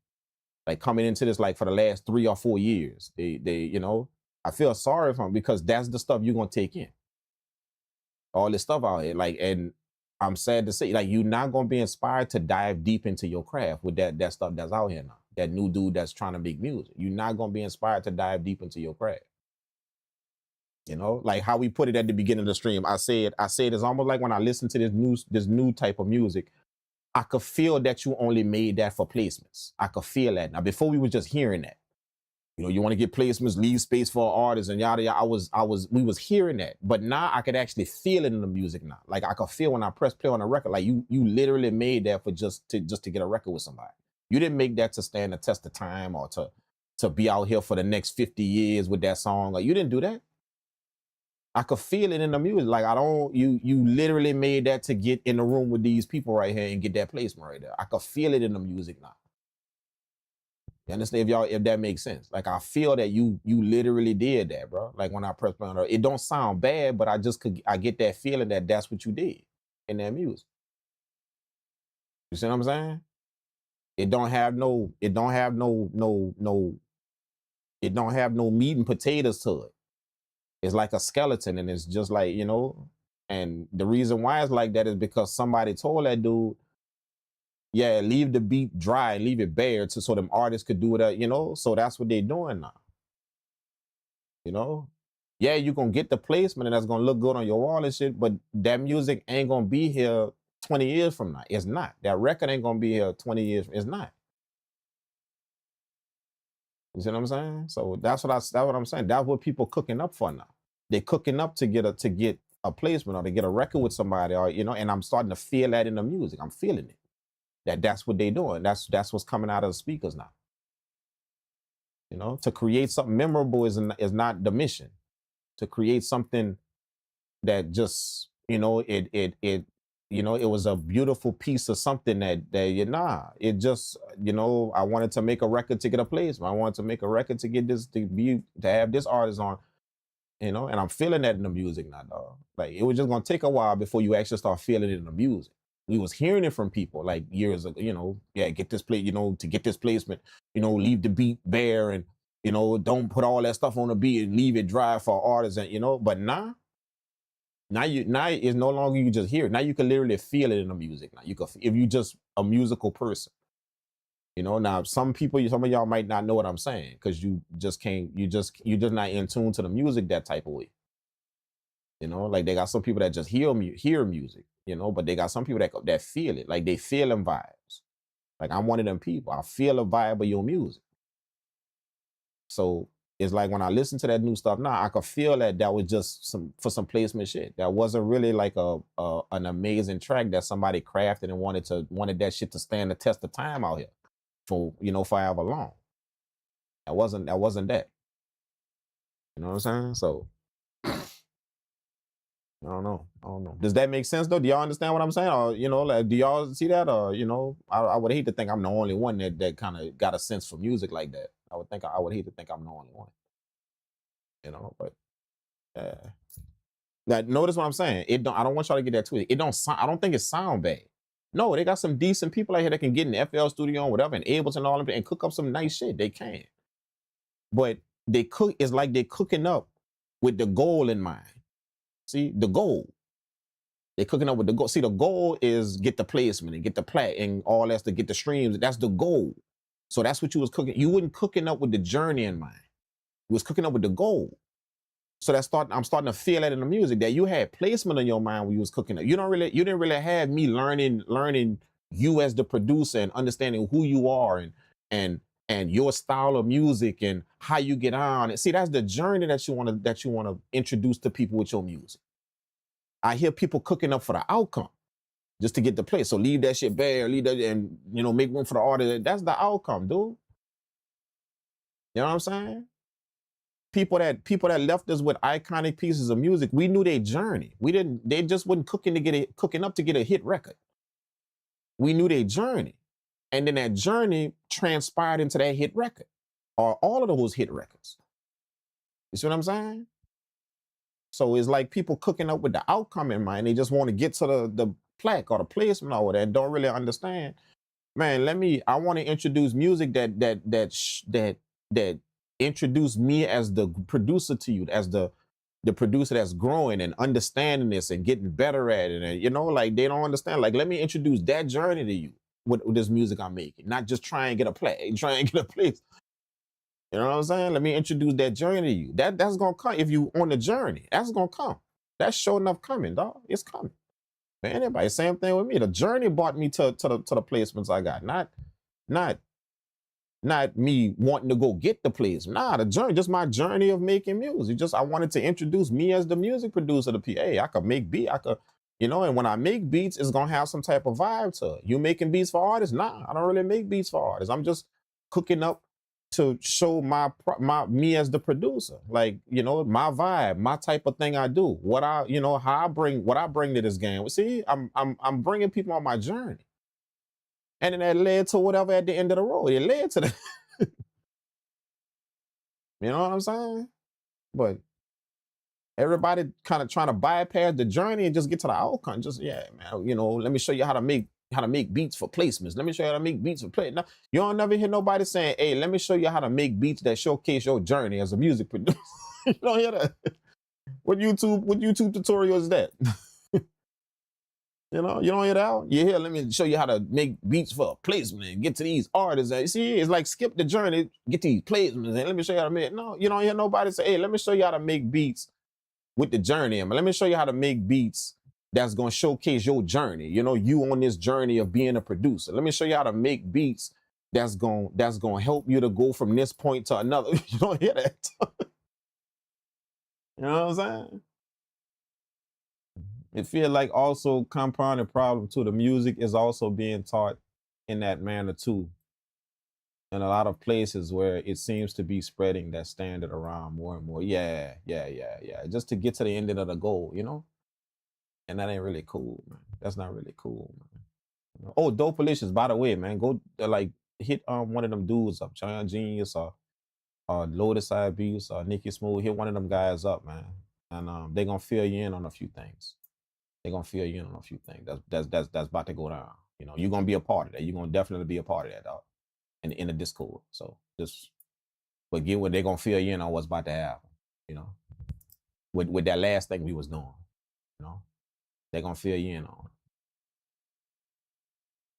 Leon Ferrer, I agree. I agree, OG. Big difference between chasing hits and creating a brand. Yeah, man. Yeah. Ooh. That's facts right there. Yeah, it's a big difference. My man says a big difference. Leon says a big difference between chasing hits and creating a brand. You know, like yep. that I think that's it. Yeah.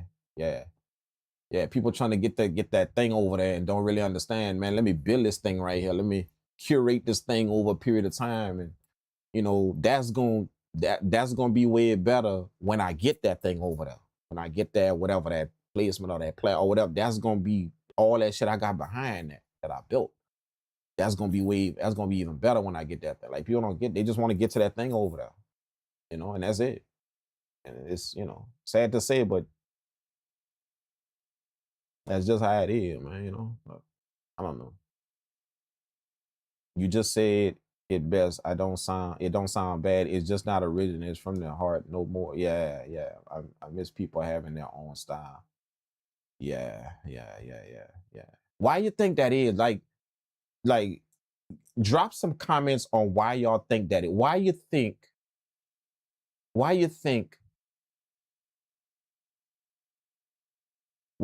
music lost the feeling? You know, that's the name of the stream, right? You know, like the name of the stream is cooking up is Melodies first. You know, why you think music lost the presence of it, if that makes sense? Like the presence of, you know, y'all know what I say when I mean the presence of the music, like the music that stuck with you. You know, when you heard it, it stuck with you. You know, like we all got records we can sing right now that was like made 20 years ago. You know what I'm saying? I don't know the words to the last Lil Baby song, or I don't know the words of that. I don't know. I don't know I don't even have the beat in my mind. Whatever his hit record was, I don't even have the beat in my mind, to be honest with you. But I can hum the beat to Dear Mama from Tupac. I can hum the beat to Dre, to Dr. Dre, The Chronic. I can hum the beat to G Thing, Snoop Dogg. See, I know we got them beats ingrained in our head. You see what I'm saying? But I'm gonna be honest, I don't know the I can't even hum the beat to you know, whoever record that's on Billboard, right? Whatever record that I can't hum the beat to that. You know what I'm saying? Like, that's what I mean. Like, how did music lose that? How did music lose that thing that stick with you? You know? Not just that thing that's hot right now. And then, you know, 3 weeks from now, shit, I can't even remember the hook of that. I can't remember the hook. You know what I'm saying? So I don't know, bro. How did that happen, man? How did that happen, bro? Like it's wild, man. Like, how did we just go to that? You know? You know what I'm saying? What's up, Shabby D? What's happening, man? What's going on, man? How's everything with you, man? I ain't seen that name in a minute, bro. What's happening, man? Good to hear from you. Are you still cooking up? You still cooking up music, man? My boy used to be with us on the beat battles and stuff, man. On Twitch. Yeah. I don't know, man. That's just, you know, that's how it go, bro. That's how it go, man. You know, all you could do is just, you could sit here and complain. You can't complain about it. You could speculate about it. You could do all of that. But to be honest with you, at the end of the day, all you got to do is just do your part. That's pretty much it. Just do your part. You know, your part. Just do your part. If you're a music maker, if you're a beat maker, if you're a music producer, whatever, just do your part, man. You feel what I'm saying? Just literally do your part, bro. You don't have to, you don't have to, be out here, you don't have to be harping on shit everybody else doing or whatever, you know. Cause to be honest with you, it really ain't gonna do that much good harping on shit, you know, like just harping on what everybody else doing. So at the end of the day, you just gotta do your part, I guess. You just gotta do your part. Just do your part just to make sure that your shit is on point. You know, that's pretty much all I could say, you know. Yeah. Too many carbon copies today. Too many carbon copies. The old stuff was from the era, no biting. Yeah. I would say that. You know, but in all fairness though, when something is fresh out of the gate, this is what you got to understand when you say that, classic. When something is fresh out of the gate, that's the opportunity to be original. See? Pretty much everything is going to be original because is new, you know? So when you hear this break beat, oh, that's original. Then you hear that break, then that's original. Oh, see? Because it's new. Hip hop is new. It just been introduced to the scene. So everything was pretty much original. Everything. Anything was original. See what I'm saying? So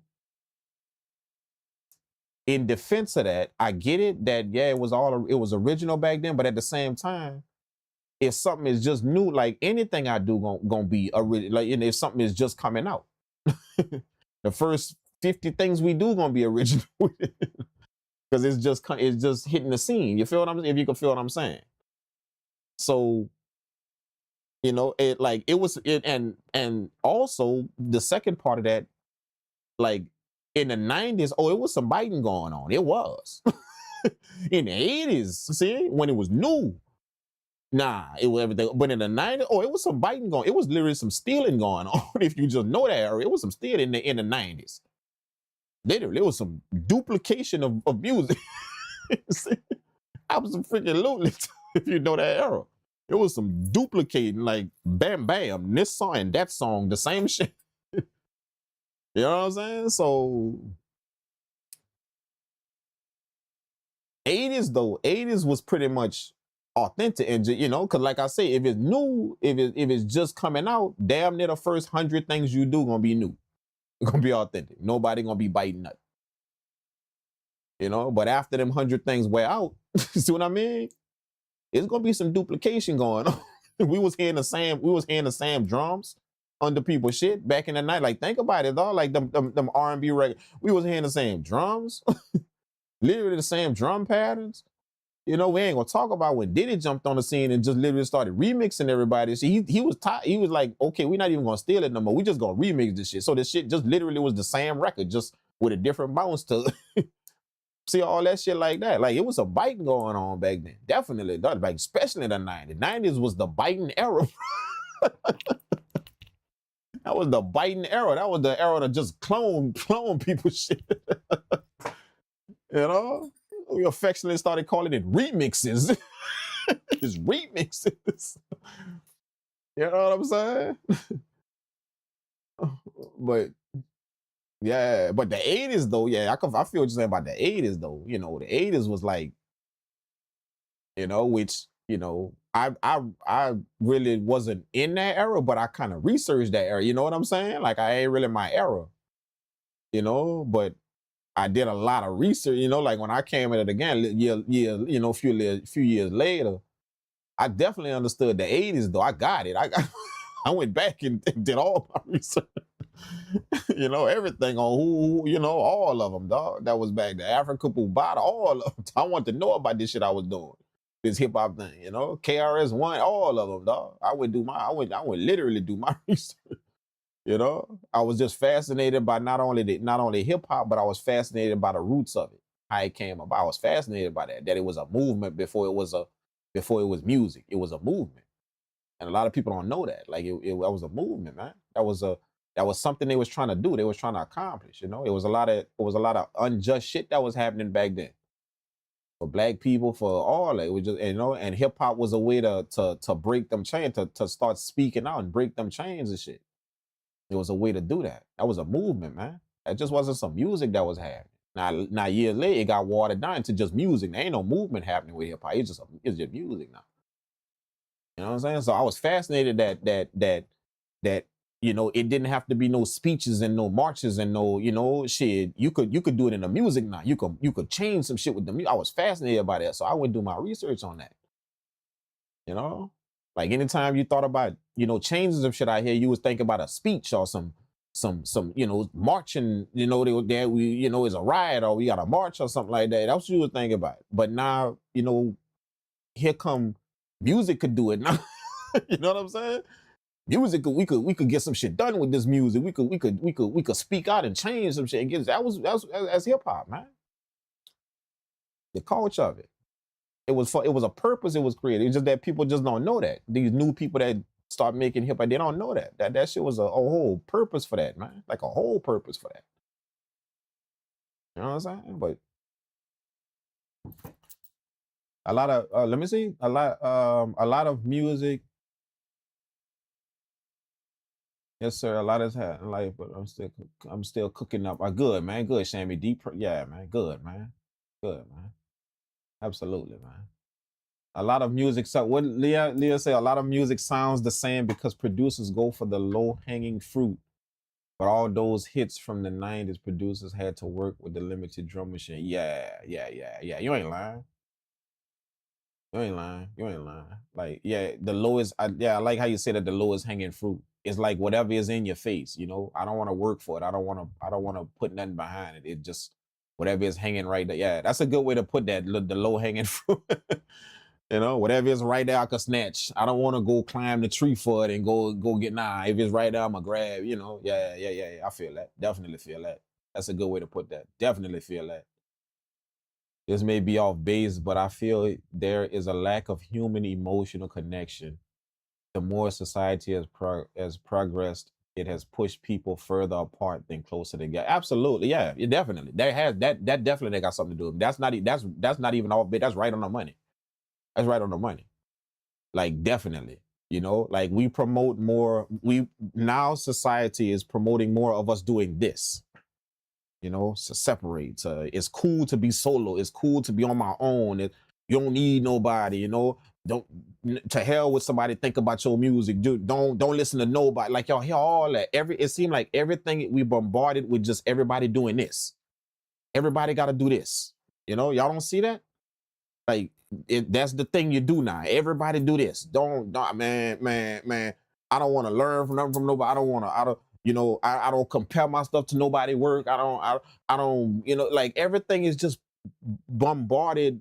It's just thrown at you to separate you. Like, you know, and it's like people can't see that. They can't see that everything that's pushed at us is telling us to get away from each other.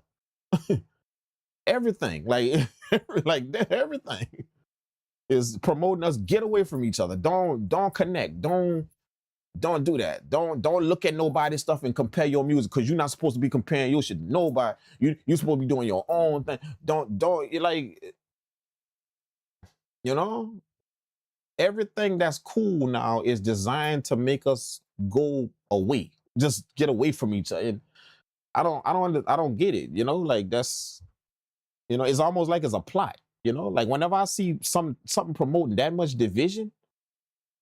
Like that's a plot, man. That's not something that's gonna help you, bro. Like, you know, no matter if you think it will help you, like that's a plot, bro. Like y'all all heard of divide and conquer. Y'all heard of that. You know, divide and conquer. When something is promote that much division, dude, is you know, it can't be nothing that can help you, bro. Like when it's promote that much division. You know, everything that's thrown at us is to get you the hell away from people. Like don't be around people, you know, don't, my circle's small. I don't have no friends. I don't do this. Everything is designed to get you the hell away from each other. Y'all don't notice that? Everything. Shit, that's crazy, man. It just seemed like it's a plot, like it's a ploy. It's some kind of shit you trying to work over on us. So I don't talk to this dude over here. Me and him don't never talk.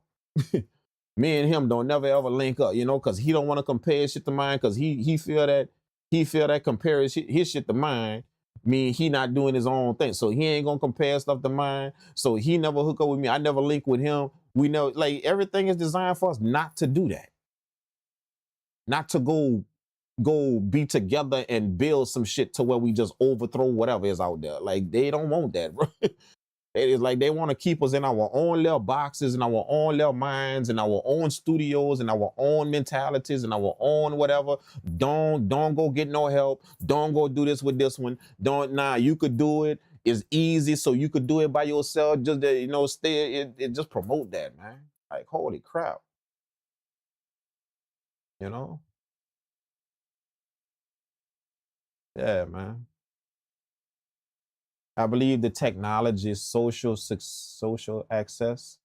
Oh, the technology and social. Yeah, man. We used to have to read magazines to know what are. Yeah, man. That's a big one too. The social media, bro. That's a big one. Mean looks.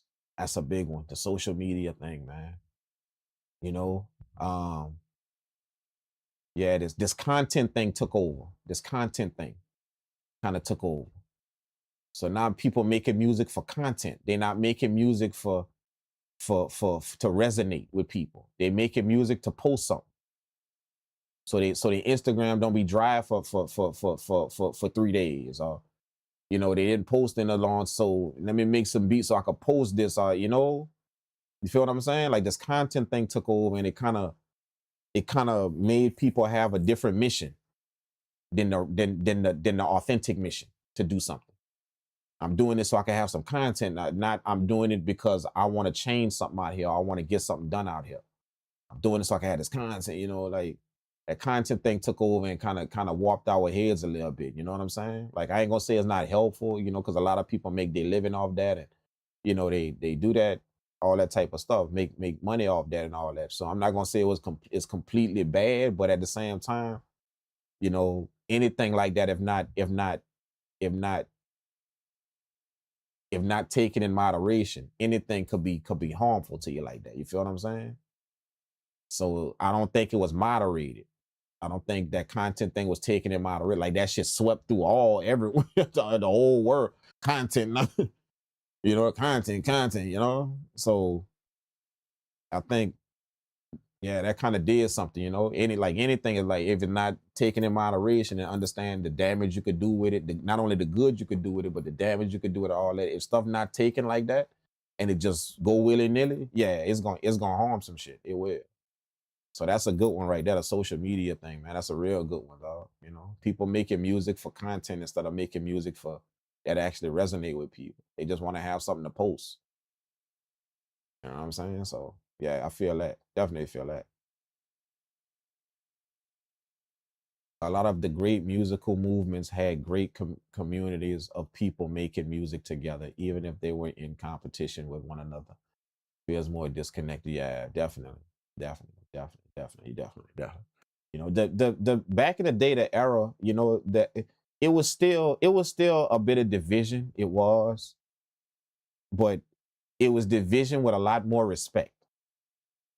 And I'm gonna tell you why back then it was division, because y'all remember, like, it was a known thing to cover your records.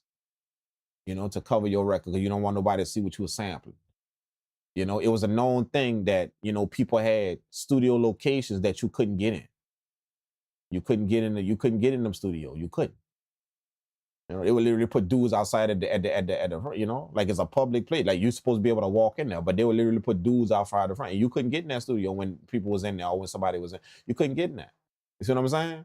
So it was still back then was still a solo kind of thing. But the only thing that separated back then was like it was a lot more respect though. A lot.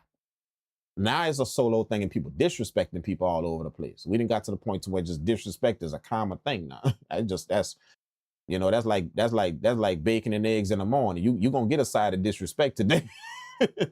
You feel what I'm saying? That's happening. That's coming. But back then, people were still on that to their self kind of thing. But it was respect though. It was a lot of respect though. A lot. You know, even if people really didn't fool with each other too tough, they knew, oh, I respect that dude over there for his lyric, for his lyrical game, or I respect that dude right there because his sound, he got a good sound. You know what I'm saying? It was a lot more respect back then, even though they were still on their solo shit. You know, because there was a lot of that solo shit too back. It was, you know, if you know the wars that went on back then between, you know, it was a lot of that. You know, but the wars was done with a shitload of respect. You could tell. You could tell. The wars was done with a shitload of respect, bro. Like a lot of respect. You know, you ain't gotta like each other to respect each other. And that's what they understood back then in the day. Now dudes getting their feelings and shit. So when they at war with you, respect go out the window. It go out the window.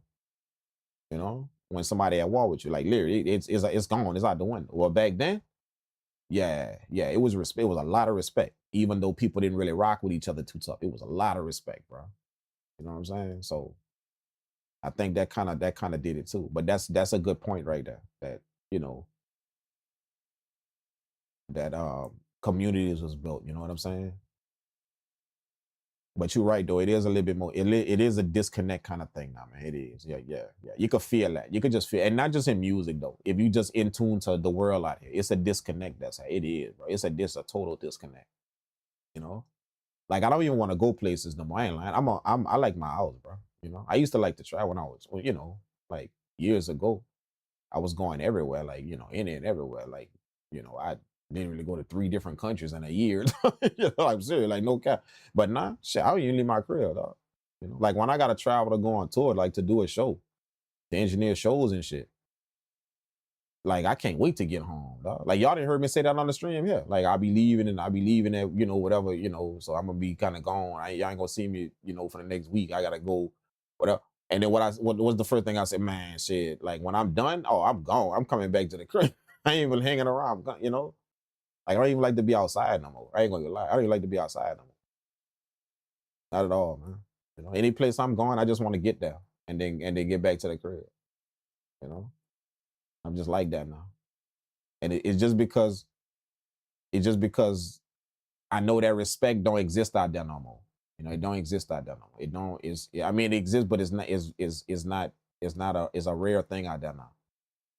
You know, so I know when you walk out your house, you're gonna see some little kid cussing out an old lady. You're gonna see that. You're gonna see, you know, some dude, you know, whatever. You're gonna see dudes, you know, not even holding the door open for somebody. They just walking in the store and not even holding the door open for whoever coming behind them. You know, like shit, like you're just gonna see all that. You know, you're gonna see it all out there. If you just look, you're gonna see it all. You know, that shit that was just normal for people back in the day, you know. Like it was normal for somebody to help a lady with a grocery bag, you know. You leaving the grocery store, she leaving the grocery store with you, both of y'all walking out. You going to your car, you see I got a bunch of bags. Like it was just normal to go be like, hey, let me grab that for you. You don't even know that lady. That was normal back in the day, man. You know what I'm saying? Just go grab them bags and be like, hey, let me help you with that. Let me help you to your car with that. I would have, nah, man, please, bro. You're not doing that. Nah, man. It'd be 10 dudes walk right the hell out of that store and didn't even see that old lady with them bags. Didn't even see it. Just went to their car and drove out. Drove off. You know, that type of shit. That don't exist no more, man. You know what I'm saying? Like it was back in the day. You know how many people gas I pump, you know, like old people when they get out their car, you know, I see, okay, that's an old guy right there, you know, and he gotta put gas. Man, I'll jump out of my car quick, bro. If he right there at the next pump, I jump out of my car quick and be like, hey man, let me pump that for you, man. Nah, you just sit, you just chill, man. Chill in the car. Let me pump it. Let me put you, you know, like And I stand up there the way that dude ain't got to stand up there at that pump. Because that's an old dude, you know what I'm saying? He ain't got to stand up there at that pump, putting his gas. You know what I'm saying? Like, that was normal. That was some normal shit that I would do. That was just normal. I wouldn't try to be no special dude. That was just normal to do that. Nah, man. Nobody doing that type of shit. No, bro. Nobody doing that, man. You know?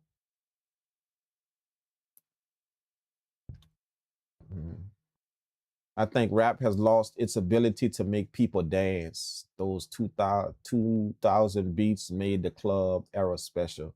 Oh, you talking about the club era? Yeah. Definitely the club era. I feel that.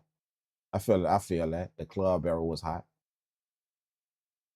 You know, when I say don't make when you say I think rap lost its ability to make people dance, you know, I would say I would add to that and say just they're not dancing in the right places no more. Like they're not at the spot dancing and you know having fun and joining together. They're not doing that, but they dancing. They just dancing on the internet. Like every other day you see a new TikTok dance. Think about it. So they dancing a lot. They just ain't dancing. They just again it's just for that content shit. You know, shit. Every other day it's a new little whatever coming out, a new little trend dance coming. You know what I'm saying? So a lot of people dancing now. They're like, I think I ain't never seen this many people dance more in my life than back then. You know, they dancing everywhere, all on them videos. They dance, a group of people dancing, 6 of them dancing, 2 of them dancing, doing a TikTok dance, doing it, but it's just that they dancing for the wrong shit. They're not dancing to bring some kind of unity or some type of they dancing for content, dancing, you know, to get some views and some, you know, so they come up with a little dance. You know what I'm saying? It ain't really dancing, you know, like it's not really like let's go out and dance tonight. Let's go out, you know, like that was the time to where when you went out, you just wasn't saying let's go out tonight. You was saying let's go out and dance tonight. You don't remember? Back then, you wasn't saying let's just go out. Let's go out. Now it's just let's go out. You know, we going out tonight, we going out tonight. But before back then, it was, hey, we going out to dance tonight. We going, you know, let's go dance tonight. Let's go, you know, you knew we going to get it in. You knew something like that was going down. You know, so I feel what you're saying, but I would just change that and say people ain't dancing in the right people ain't dancing with the right idea no more, with the right mentality no more. They dancing just to get some views and some streams and shit. But it's a lot of dancing going on. All you gotta do is just watch TikTok. It's a shitload of dancing going on. No, for real. Everybody and their mama doing some kind of little crazy ass dance. You know what I'm saying? But it just ain't for the right move no more, for the right motive. No, let's put it that way. I'm not gonna say for the right motive, but it's just not for a unified motive. You know, if there's such a thing like that. I don't think it's for a unified motive. It's just to get some stream, you know, everything is just to get some views and some likes and some, you know, make the hottest piece of content or whatever that, you know, like that type of shit. Go viral, that type of shit. It's not really done with a solid motive, you know. So yeah, that's true though. That's true. Yeah, standard too low. Standard set too low. Yeah. I mean, I think with that, you know, when you say standard, the standard of it, you know, how can I put this? Okay, all right. Somebody put a think about this. Somebody right now put a standard on creativity. Put a standard on. Think about it. Somebody right now put a standard on creativity. Put a standard on. See? When you think about it that way, there's no standard. See? And it's creativity what we doing. There's no standard. Nobody, you can't there's no standard on creativity. Your creativity is your creativity. This creativity is that creativity. This creativity is that creativity. There's no standard of it. See what I'm saying? So when you say standard, you know, it's like you got to use standard very carefully. That's what I'm saying. You got to use it very carefully because in this thing we doing, you know, you don't really want a standard to be on. Because if we put a standard on it, it's going to start to hinder people's creativity. You know, you don't want to put, you don't really want to put a standard. See, because the way creativity happens is no standard. We gotta leave it free to do whatever. So now it can elevate and do whatever. See, so you got to be careful when you say a standard in music or a stand. You know, so what I will probably say is a stand. You know,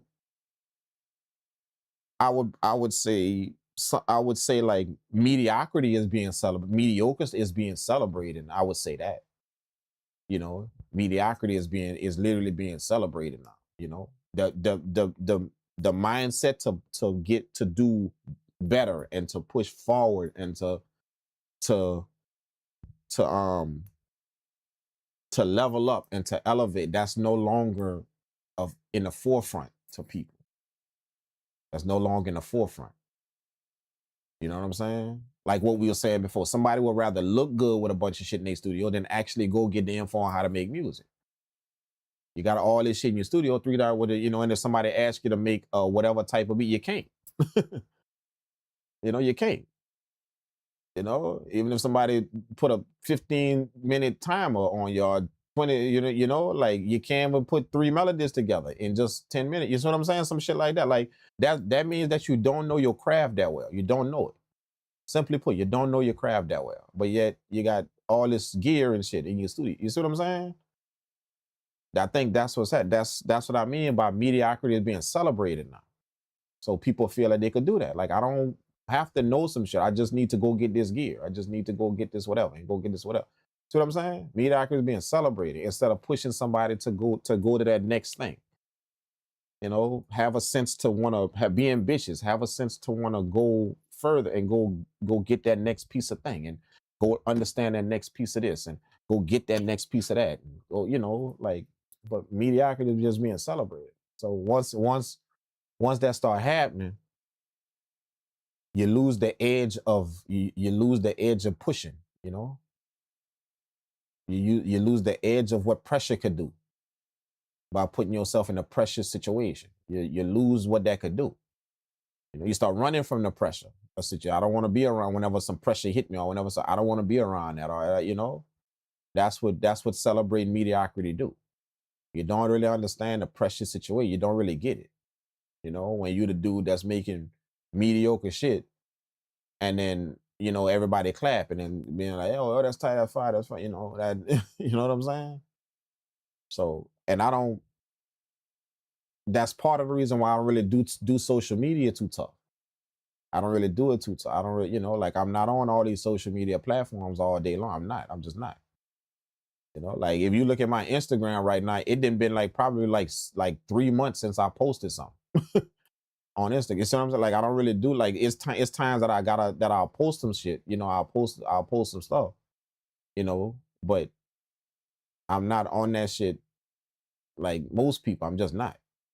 And the reason why is because I don't ever want to get in my mind that all of them likes and comments and all of them likes and fire emotes and all that shit. I don't ever want to get in my mind that that's what tell me about my music. That. Thank y'all for that. I appreciate it. And you know, I'll never ever disrespect anybody that wants to compliment me for my work, you know, but at the same time, I don't never get in my head that that's what define if I'm doing well out here. That's what do it. And I think that's what people do. That's why they get addicted to that. They get addicted to that because they get addicted to people celebrating their mediocrity. They get addicted to it. So they actually think that they going off and going ham. When no, that's just people that don't want to, they want to be nice to you. Literally, they want to be nice to you. You know, they probably got to see you again or they're going to talk to you again. Or, you know, y'all probably in some producer community somewhere together. So they're gonna like your shit. They're gonna hit the like button and drop some fire emotes under your shit because you know they probably gonna see you later on in what on Discord or whatever. Or they're gonna see, you know, shit like that has happened.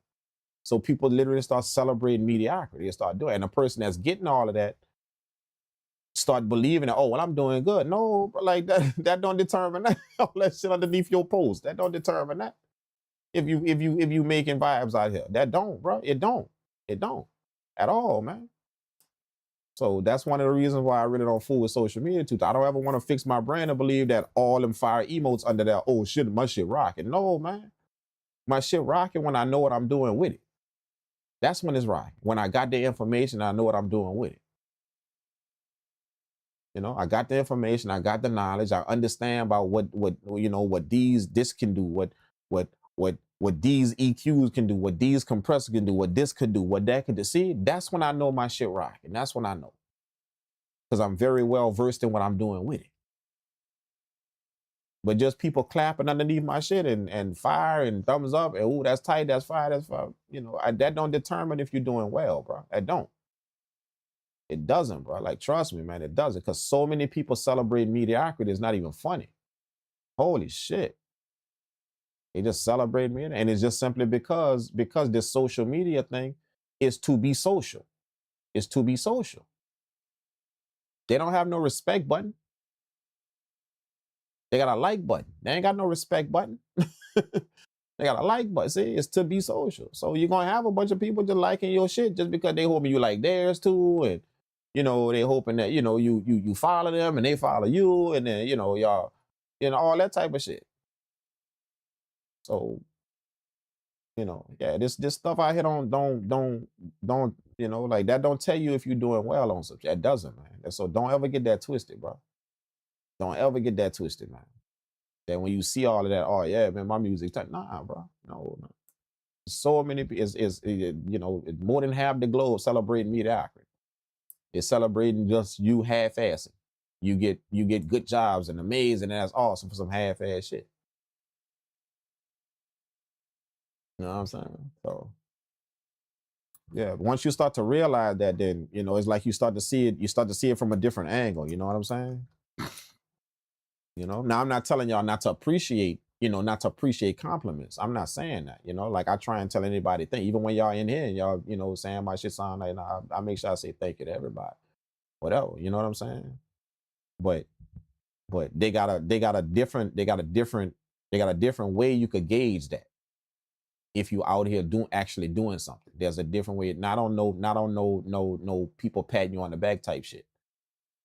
They got a different way you can gauge that, and a lot of people stay away from that shit. Go put your shit in front of professional ears. Don't run from professional people because you just don't want to hear what they say. You don't want to, you know, you want to be blind to whatever. Go put your shit in front of knowledgeable people when you see somebody got some knowledge. Go do that. Don't run from them. Don't hide from them. Go put your shit down. You know what I'm saying? Stop pulling up on that person that keep blowing smoke in your ass and telling you, ooh, that's fire, that's fire. No, go put your shit in front of somebody that got some serious ears. Go put your shit in front of some people that literally deal with audio every day, all day. See, go do that.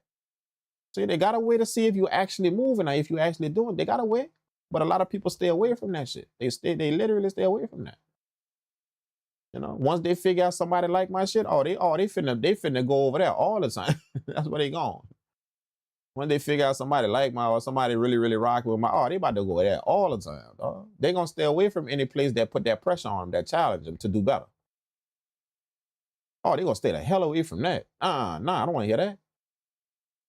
I wanna hear you like my shit. I don't wanna hear you tell me, hey, bro, your bass a little bit too rumbly, man. It's just, yeah, it's a little too rumbly, man. You can tighten that up. They don't wanna hear that.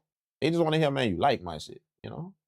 So people stay away from any place that apply pressure to them like that. They stay away from it. So I believe that got a lot to do with why music then took a downfall. People ain't going to the pressure. They're not running to the pressure no more. They staying the hell away from anybody anybody that could actually dive in your shit like that. Anybody that actually can. That know what's under the hood of it, that understand different parts of it, that understand they staying the hell away from people like that. No. I just want to stay around people who listen to my shit on a surface level. And once they hear this, they know them loud ass 808s and them snares and all that, they gonna fire. Oh, that's fire. That's who they want to be around. They don't want to be around nobody that could actually pop the hood on your shit. Literally, they could pop the hood and be factual with everything they're gonna tell you, because they're gonna show it to you. Right there in the middle of your sound, they're gonna show it to you, what's going on with it. You know what I'm saying? Nobody don't want that, boy. Shit. Stay the hell away from them people. Nah. Not them. Purple world.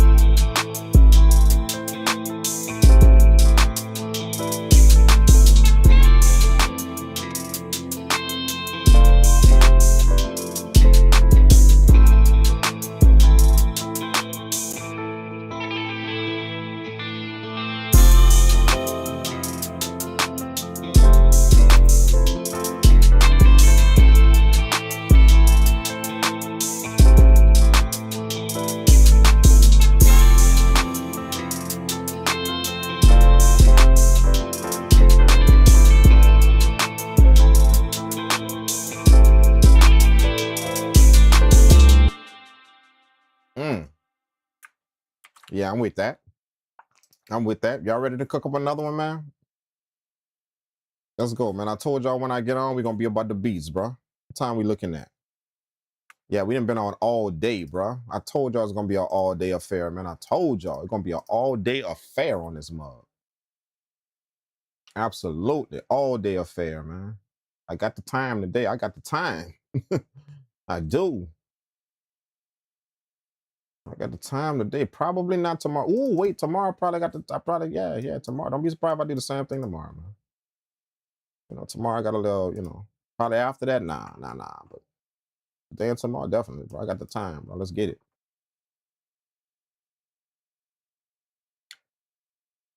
All right, let's see what's up. What we gonna do? What we gonna do now? We stand on the soulful vibe. We stand on the melodic soulful vibe. We stand on that, you know. I did E pianos first in the first beat. I started with guitars in the second beat. So I guess we could just do like some grand piano shit, you know, like, and then just layer some stuff, right? We could do that. I ain't done that yet. You know, let's do that. You know, just make some, you know, do some piano type shit. Play some keys on some stuff. You know? Play some keys on some stuff. And get it in like that. Let's go. Let's go.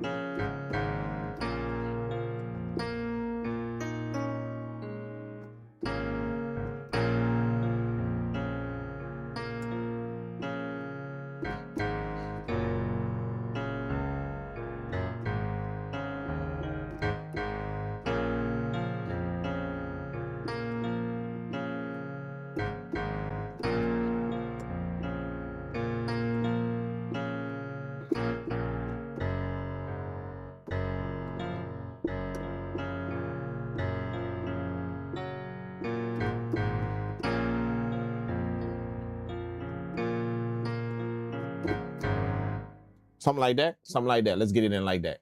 Let's get it in like that. Hold up. Let me change my microphone real quick, man. Hold up.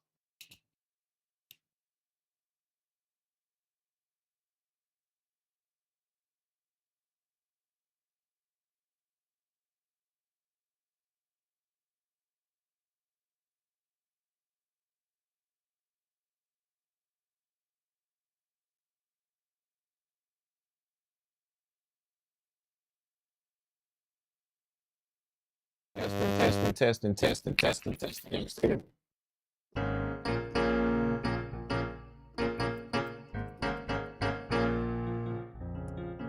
I'm thinking something like that.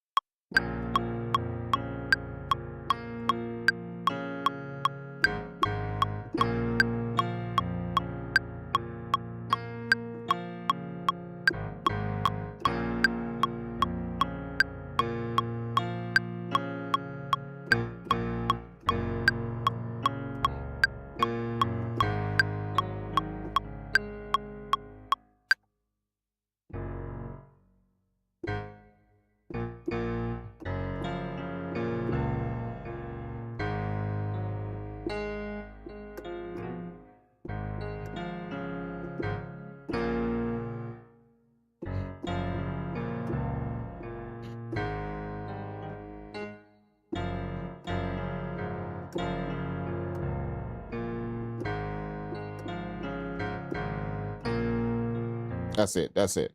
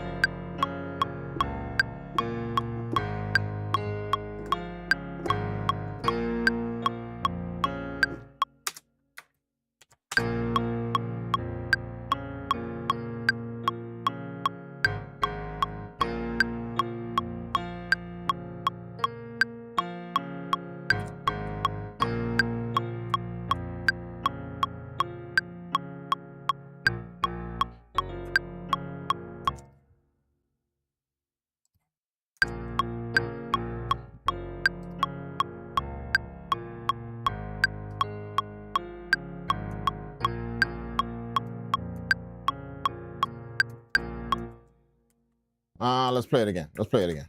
I was gonna try and get away with that one, but we're gonna play it again. We're gonna play it again. Let's go.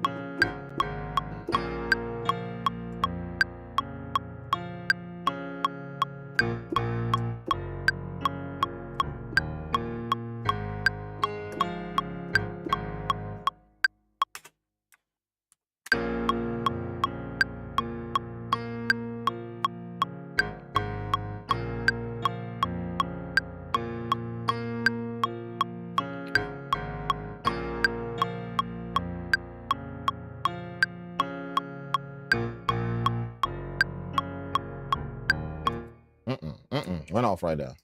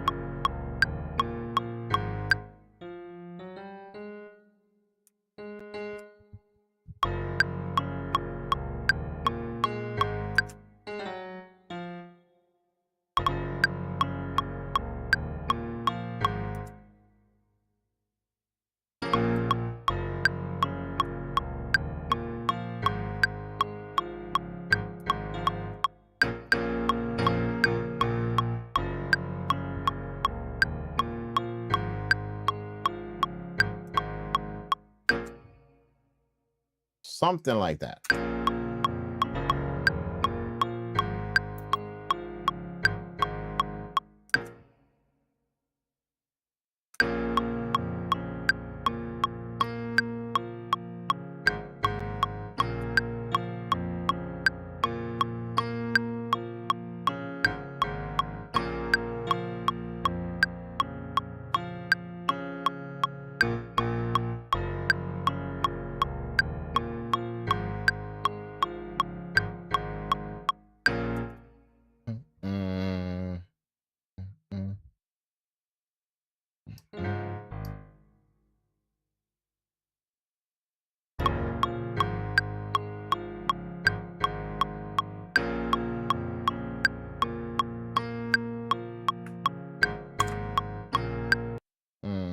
Let's bounce that out like that, right? We're gonna do that. We're gonna do that. Let's do that. Let's do that. Let's do that. Let's do that. Let's do that.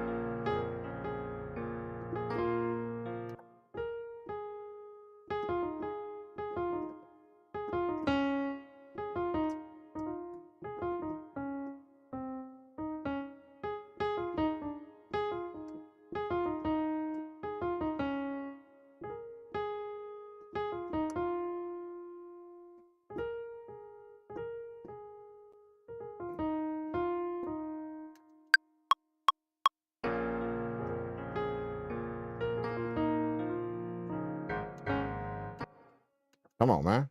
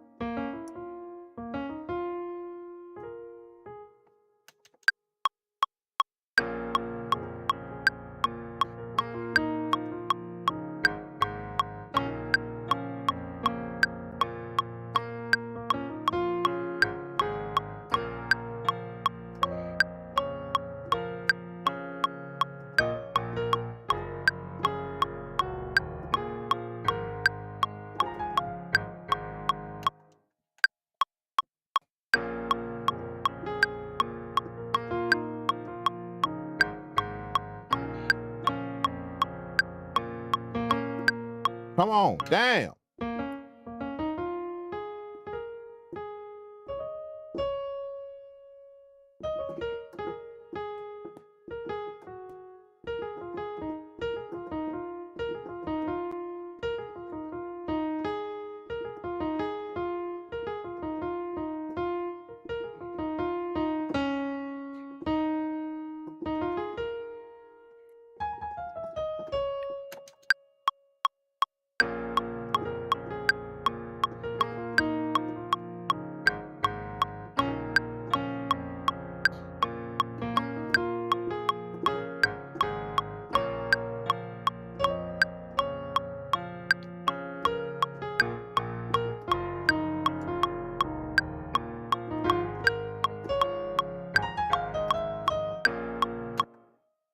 I messed up on the last part.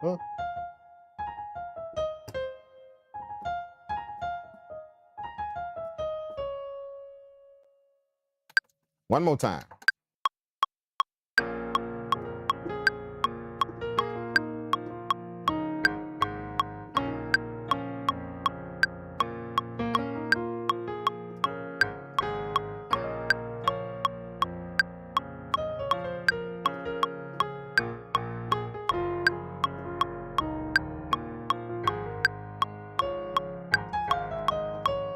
That's gonna have to work.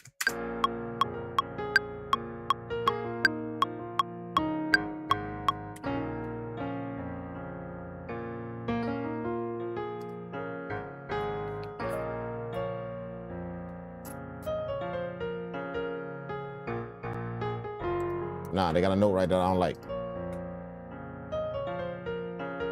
Right there.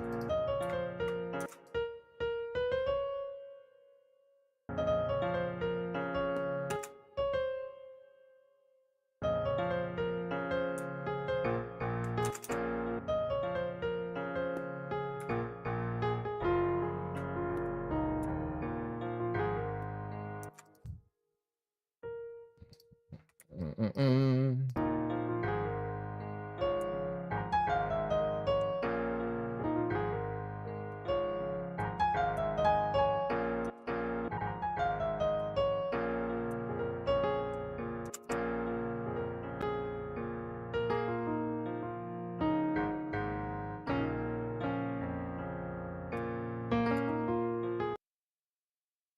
Mm.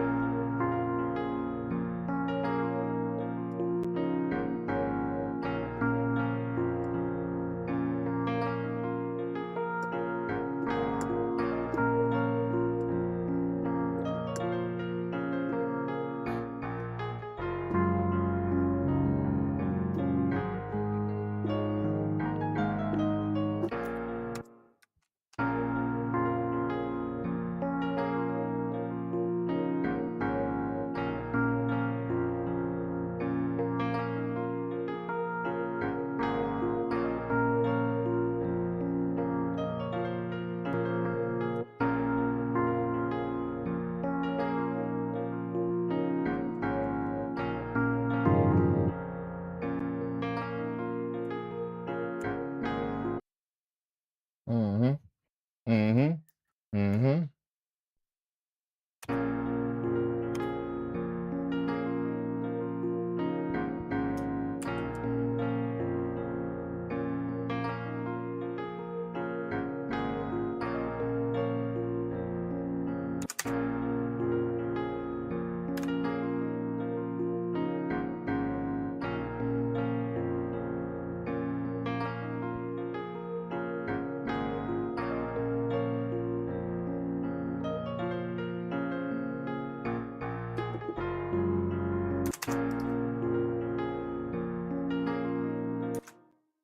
Oh, man. You need a God. Oh, you need a God. Let me get in the camera. Let me get in the camera. Let me get.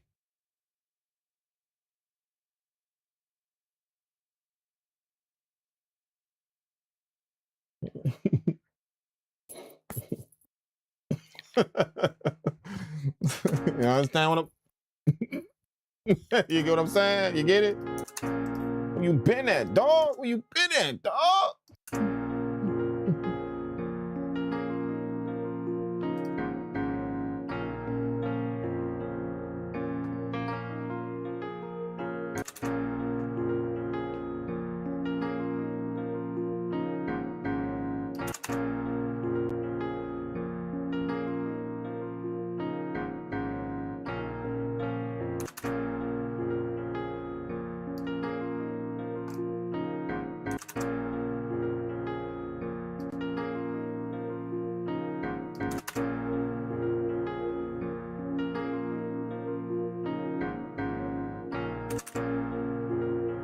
Mm.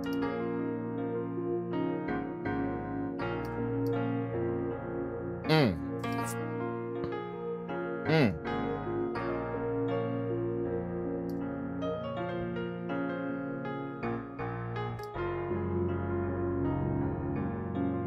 I want to bring that. I know I did a sax on the first beat, but I got to do it again. I got to do it again. I got to do it again. I ain't lying. I just hear it on here. I just hear it. I just hear it, dude. I hear the sax and the guitar, though, both of them. Give me a minute. Let's get it. I swear I always have I have a hard time finding the 1080, bro. There it is. It's like that shit be always hiding from me, man. The JB 1080, though.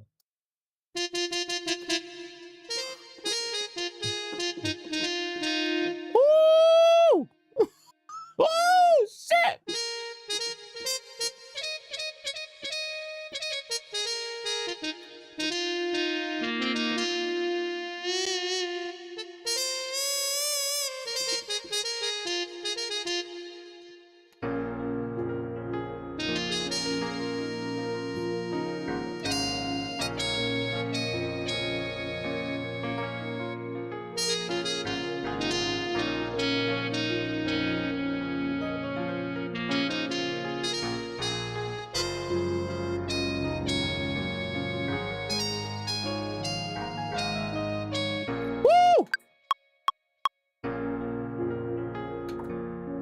Just for all y'all that was watching that, I didn't record none of that.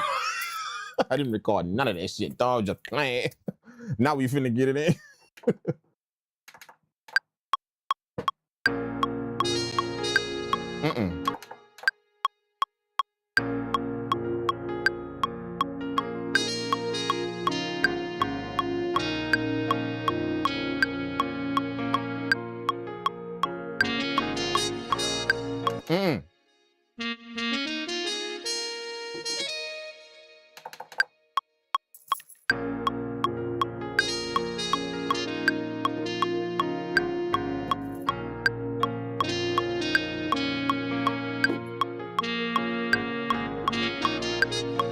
Damn, I can't get the walk up. There it is.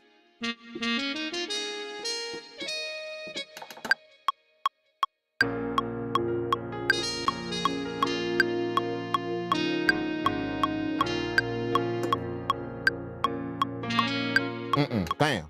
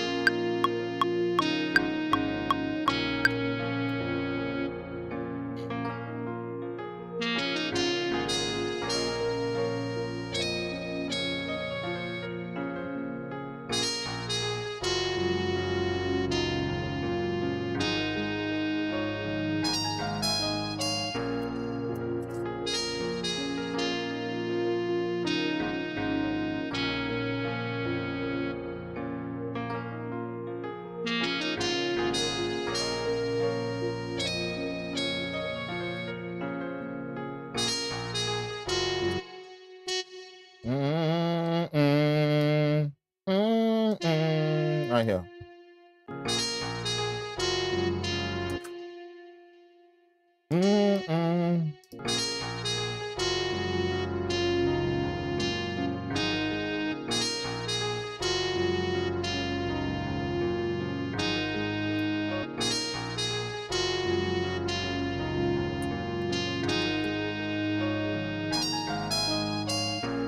Woo!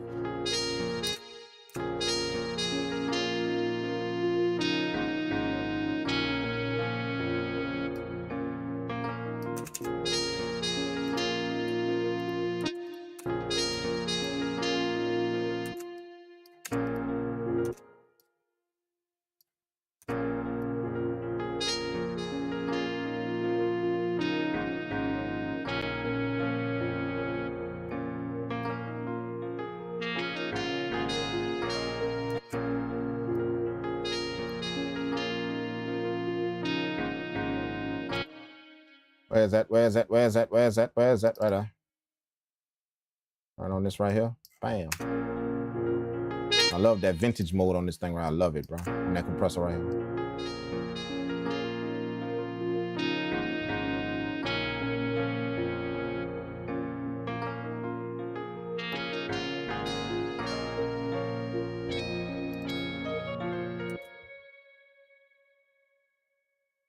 We're gonna give it that play. We're gonna give it that large play. Woo! Damn.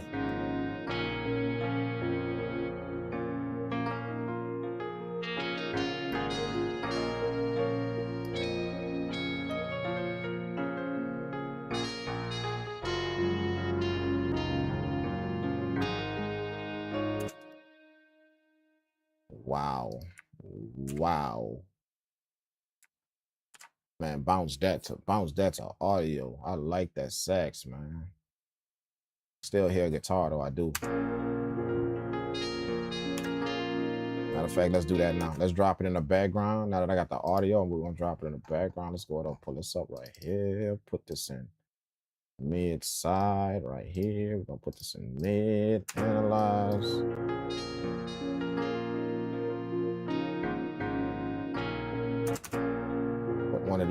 Put one of these on there like this. Put one of these on there like this. Where's that? Where's that? Damn, I keep losing it. Where's that? Put one of these like this on there.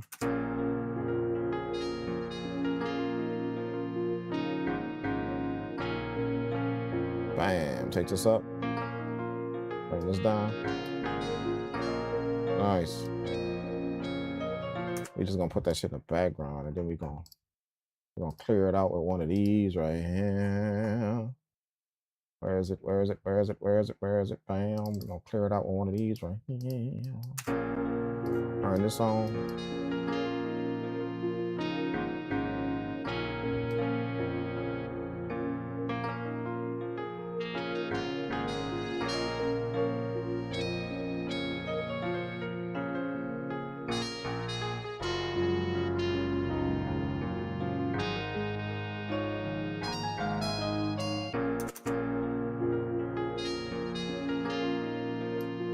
Damn, come back here.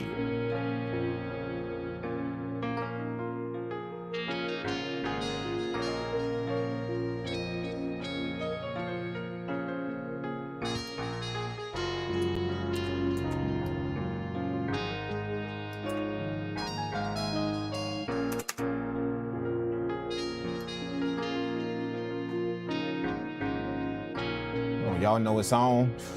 Y'all know it's on.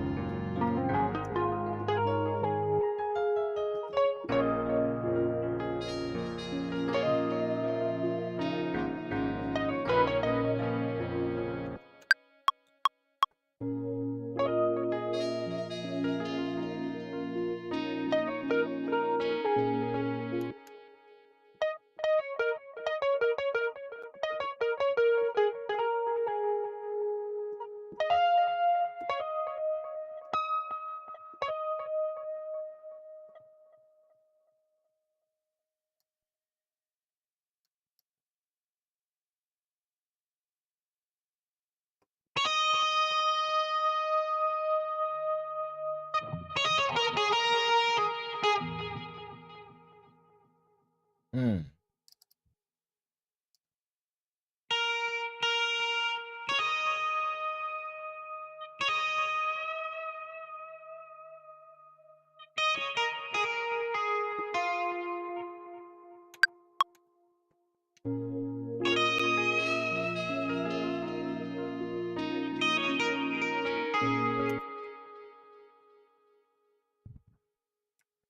Mm.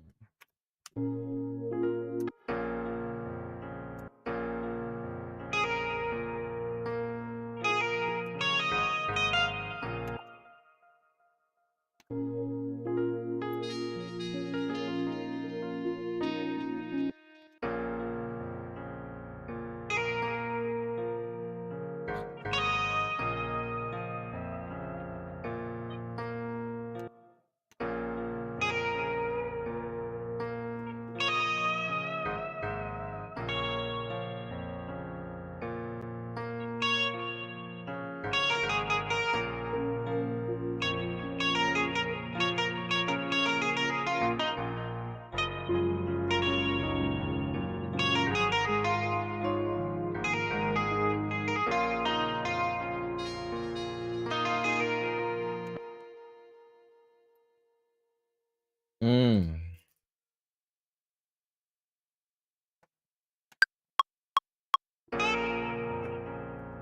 Mm-mm. Mm-mm. Mm-mm. Mm-mm. Mm-mm.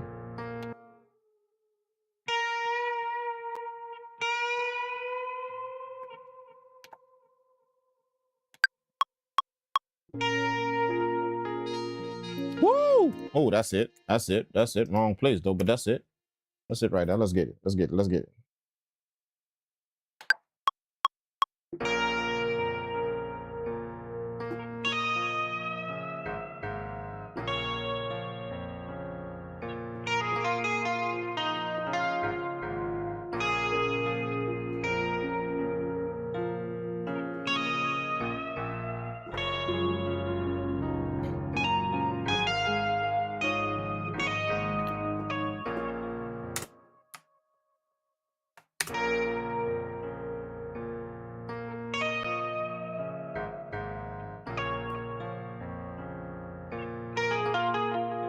Mm-mm. Mm-mm.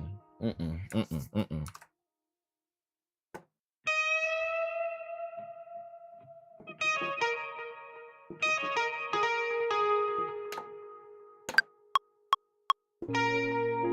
Come on, man. Wrong place, bro. Stop. Stop that. Wrong place.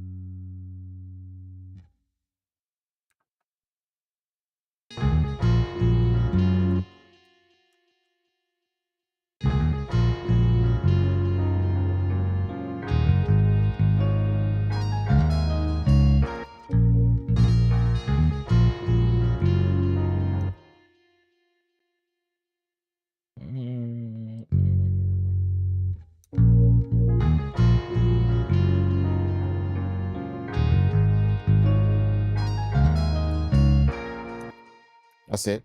That's it. I got the bass line. I got the bass line. I got the bass line. I got it.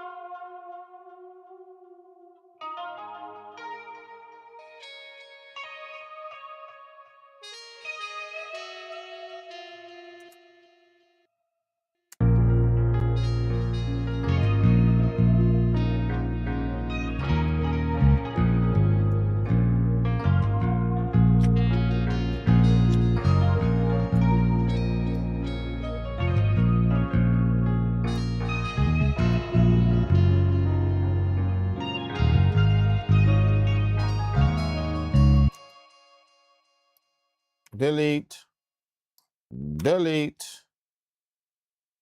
I need all of the audio. Shift, change that to complex.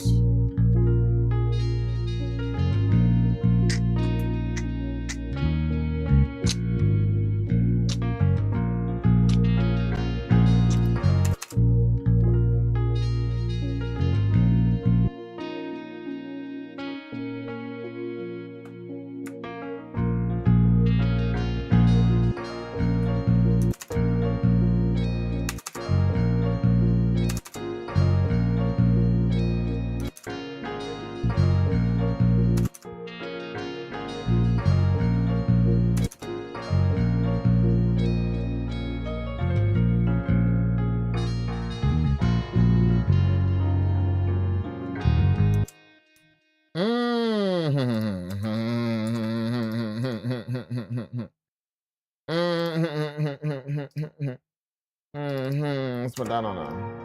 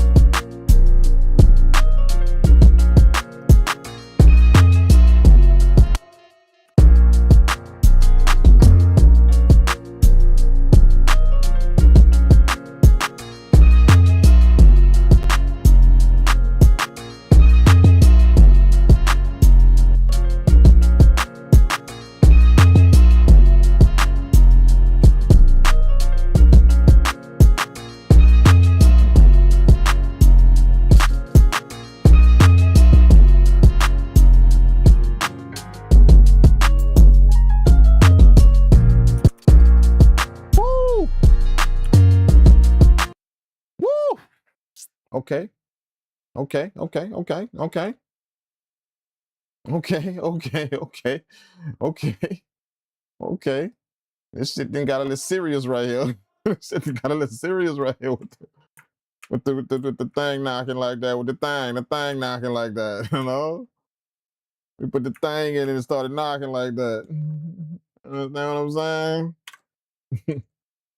You know, let me get W's in the chat for the thing. We put the thing in and it started knocking like that. We ain't gonna say what it is, but we put the thing in and it just started knocking like that.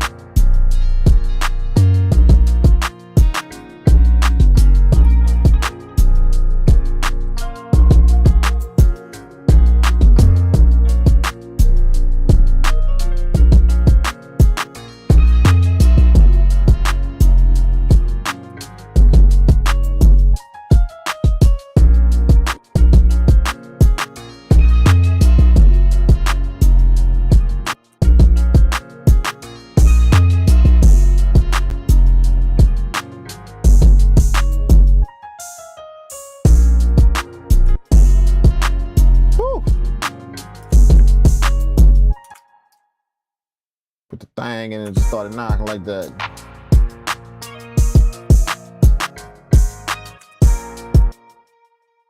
Put the, you know what it is when you put the thing in. You know, when you put the thing in and it just start going off like that. You know. You know what I'm saying? I ain't got no name for it. I ain't got no name for it. You just put the thing in. The thing in.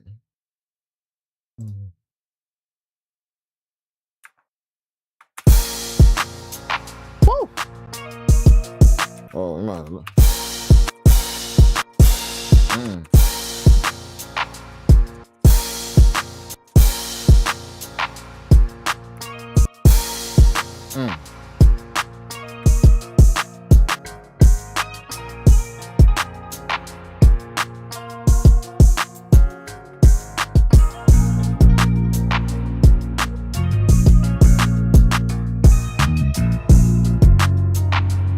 Let's go.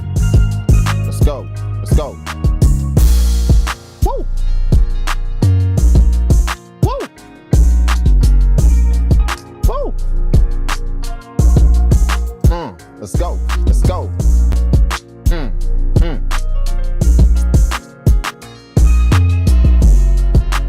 Woo!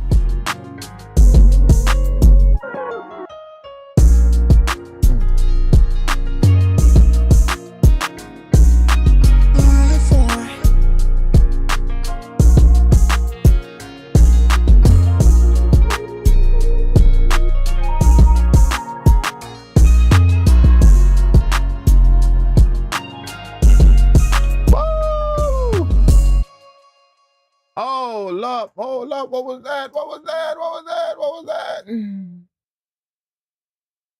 What in the world was that? Hold up. Hold up. Hold up. Y'all heard it.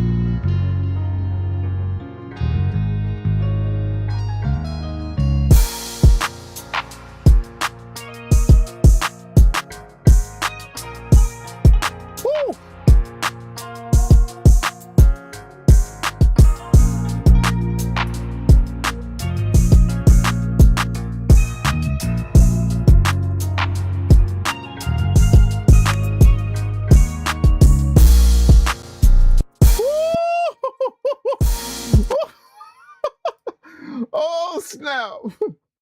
Oh snap! That did it. Oh, that did it. That did it. That did it. That did it.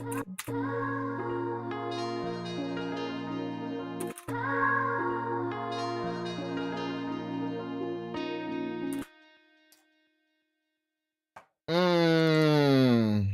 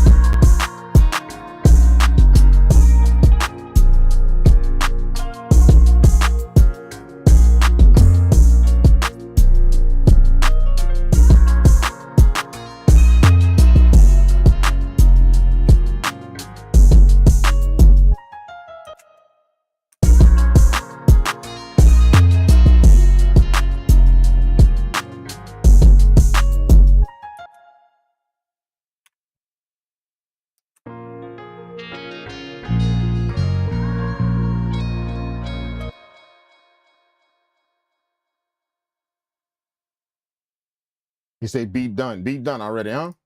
Beat finish. Beat finish, bruh.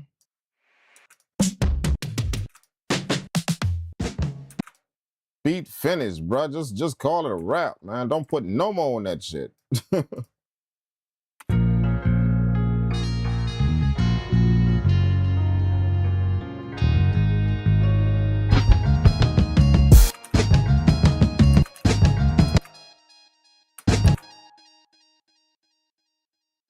You say beat finito, bro. Don't put no more on that shit. Don't put no more on it, bro.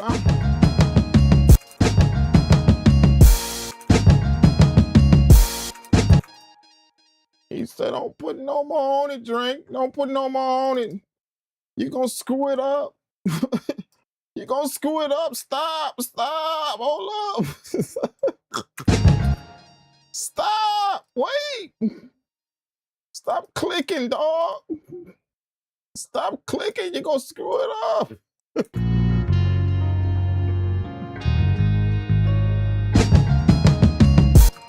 Woo! Come on.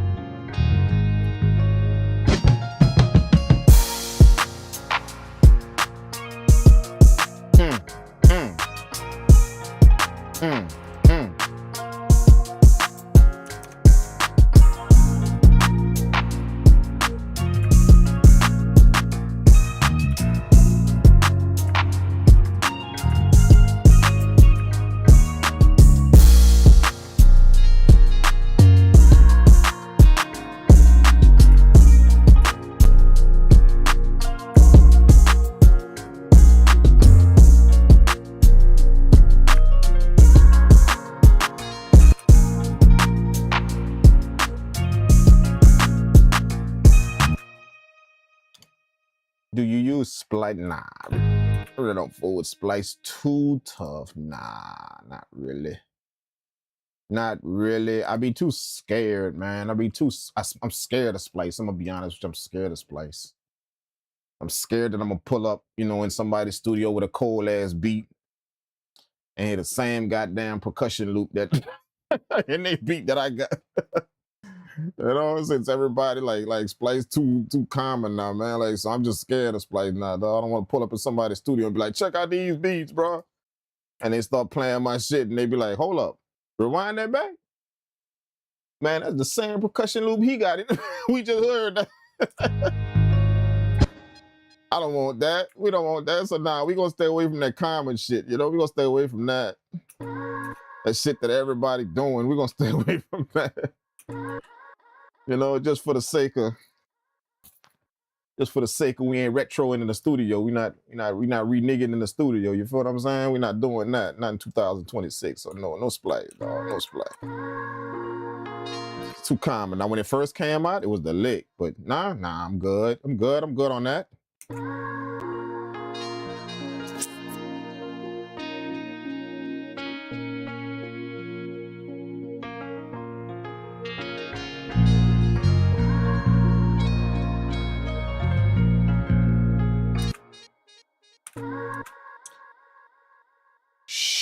So what we gonna do with this? What we gonna do with this?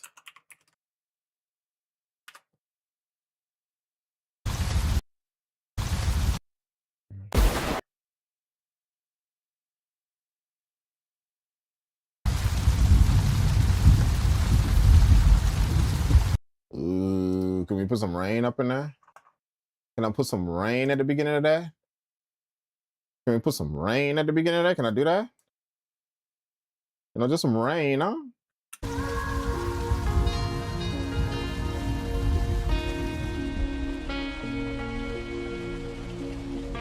Can I do that?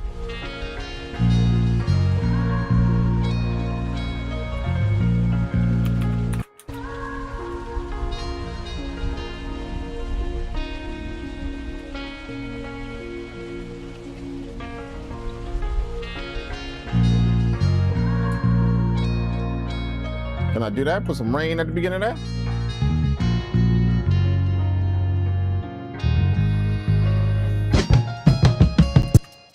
And then maybe put a little 1-2 at the beginning of that right there. You know, just a little something to slide into that. You might have a little something, a little rise that'll slide into that.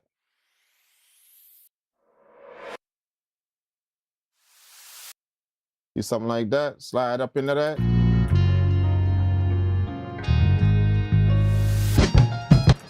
See something like that, but then we're gonna do this right here. We're gonna drown that shit out in reverb like that.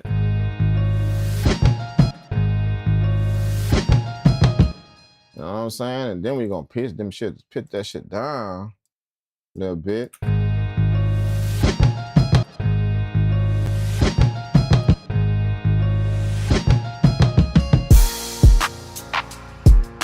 Something like that.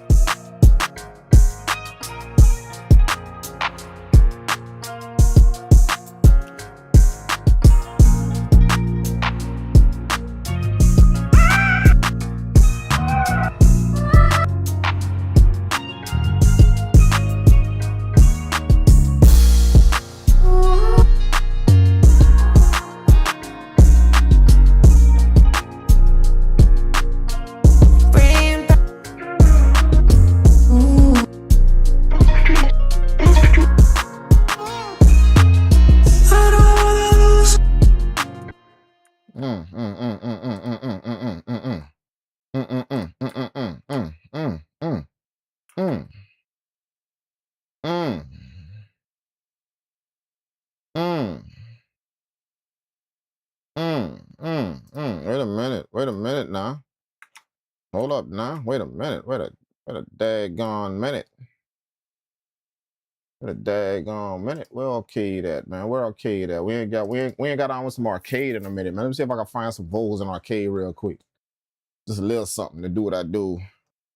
Put a little something on this bad boy right here. Just a little something, you know, a little something to spice it up. Give me some vocals real quick. Give me something. Something. Give me something just to kind of, you know, just to kind of make it do what it do, baby. You know what I'm saying? We're gonna make it do what it do, baby. Nah, not that. Nah.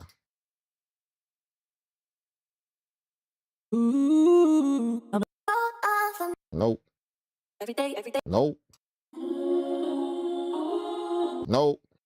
I'm scared to lose you. Nope. Nope. All you gotta do. Nope. Nope. I just wanna. Nope. I've got nothing. Nope. Nope. Oh my. Nope. Tell you what you wanna hear. Mm-mm. No matter what I do, what do we do with you? Okay, that might work. That might work. Let's see what's up with that. Let's see what's up. Let's see what's up. If we can make it rock. I kind of like that a little bit. First thing we're gonna do is take all the damn effects off of that shit. Y'all know how I do with Arcade, man. We ain't fooling with none of them effects on here, man. Hit this little button up here. Go to the mixer and remove all this shit. All of it.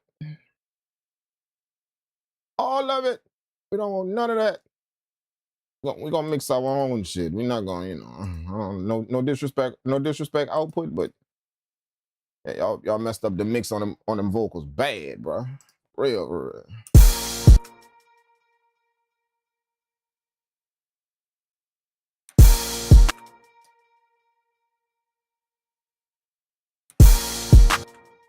All right, let's see what we do.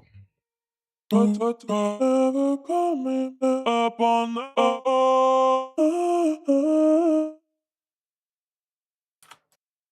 up on the yeah. Yeah. Oh. Yeah.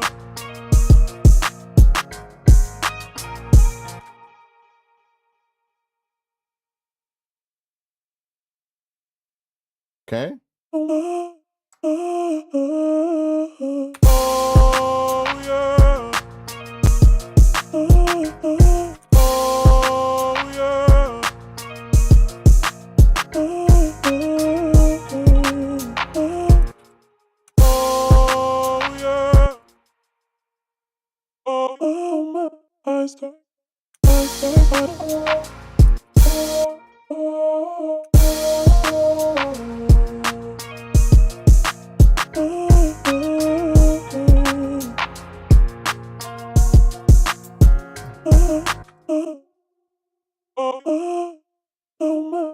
No matter what I do, up, never coming back. Never to God. I start. Oh, yeah. Oh, yeah.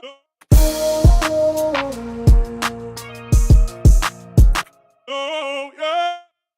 Oh, yeah. Oh, yeah. Oh, yeah. Hey, hey, oh,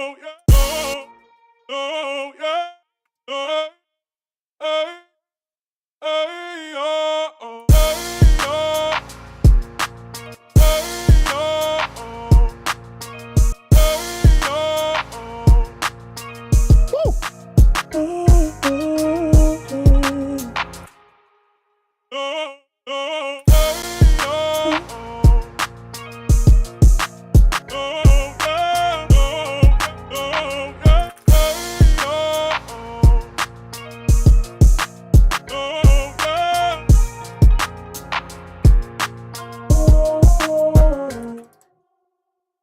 Hey,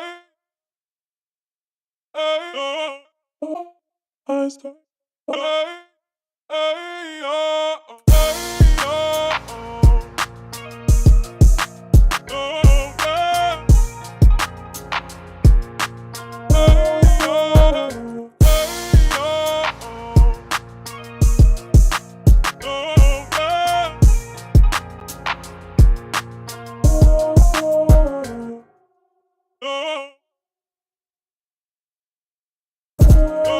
yeah.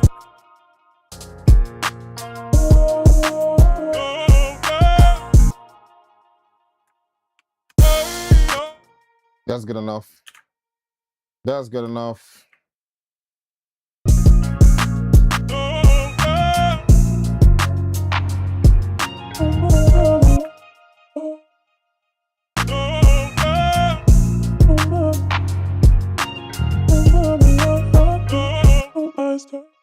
I take back all the love.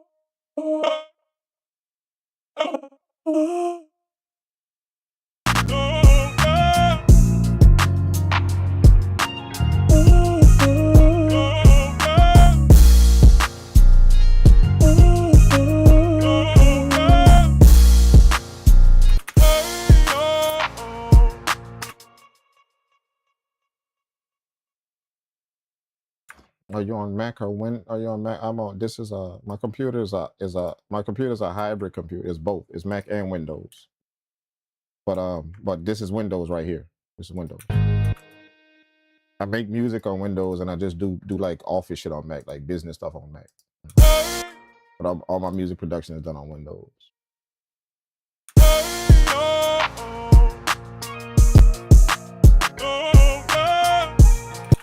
Which gaming, PC, whichever one you can afford, man. Just get what you can afford, dog.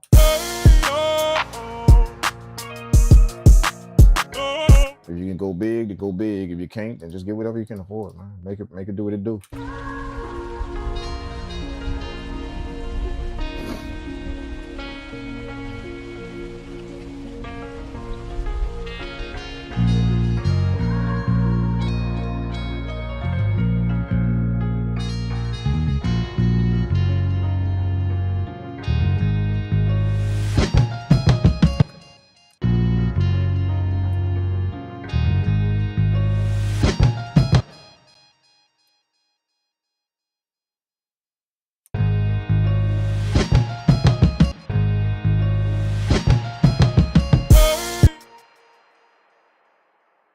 Okay. All right. Let's get them vocals, man. Let's get them vocals. Boom.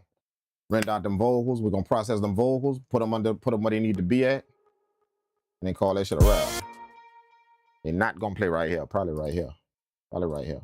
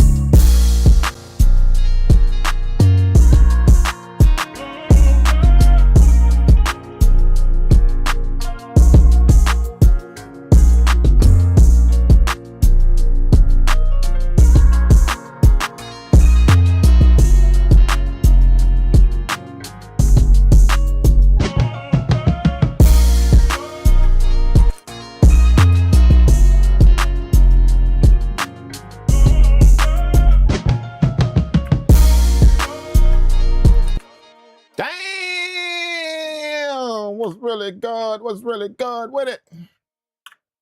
What's really good with it?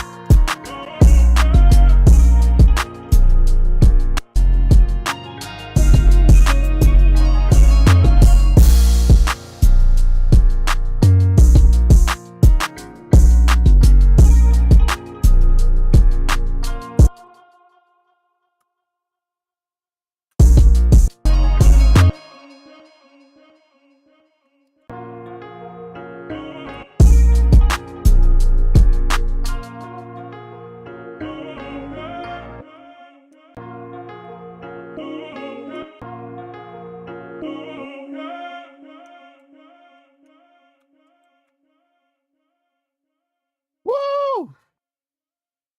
Beat tag it up. It don't sound right until what? What need to go on it? What need to go on it again? What need to go on? What need to be on it again? It don't sound right until what? It just don't sound right at the drop until we hear it, dog. Purpleworld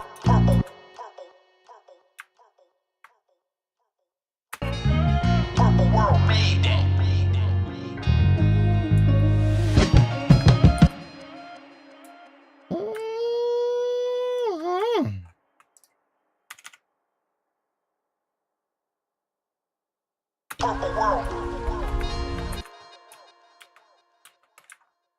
All right, people.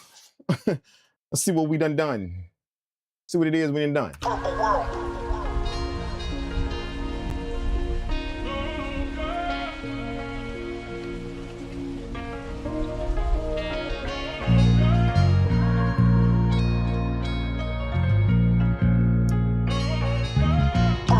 made that.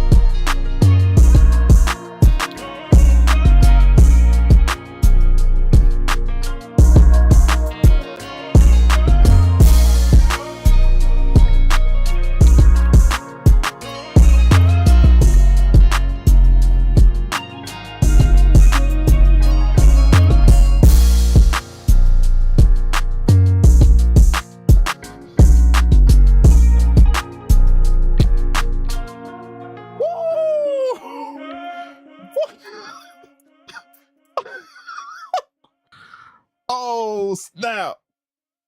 Oh, shoot.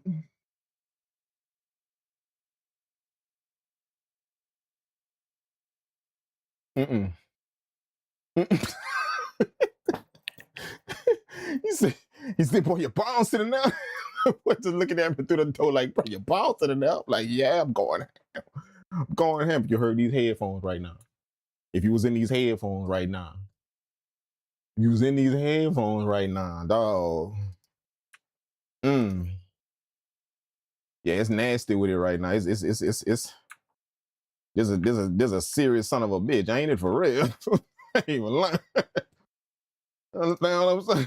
That's oh Lord. Woo.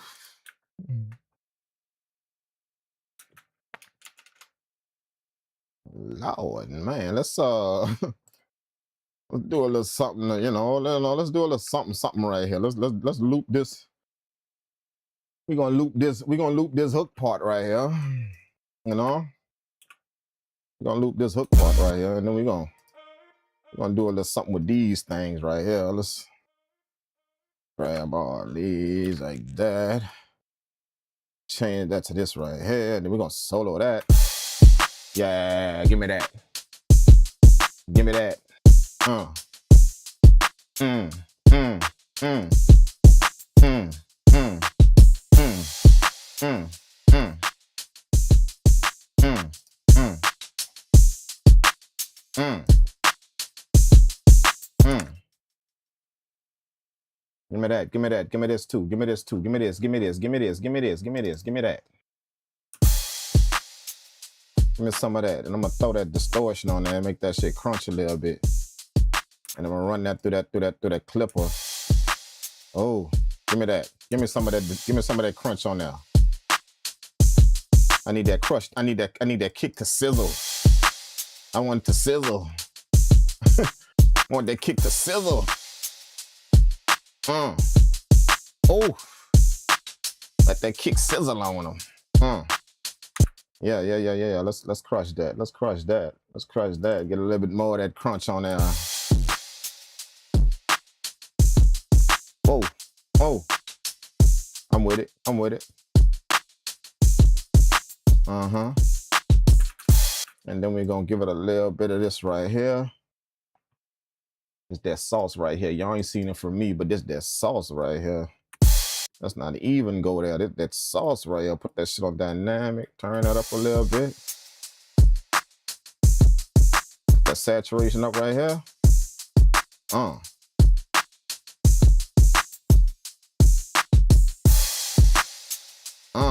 I could give it a little bit more right here on this right here.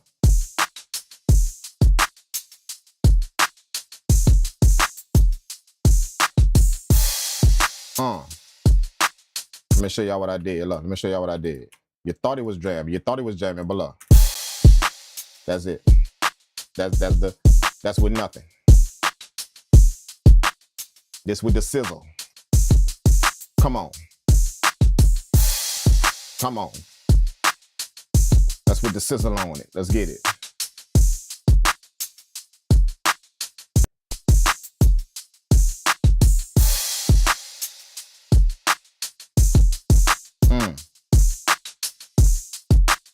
Come on. That's the sizzle on it. That's the sizzle on it. That's the sizzle on it. That's the sizzle that crashed a little bit too high. There we go. All right, that's the sizzle on it. Let's go. Let's hit them instruments. Let's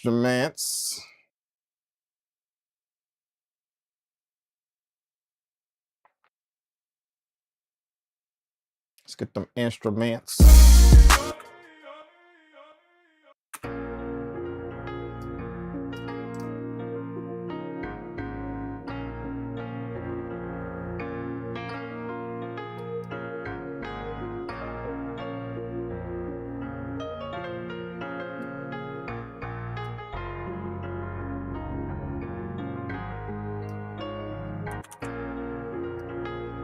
Don't even play with me, bro.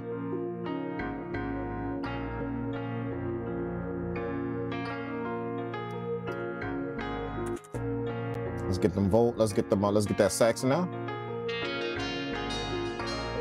Oh, get a little bit more spice on the high end. Nice. Let me get that guitar too.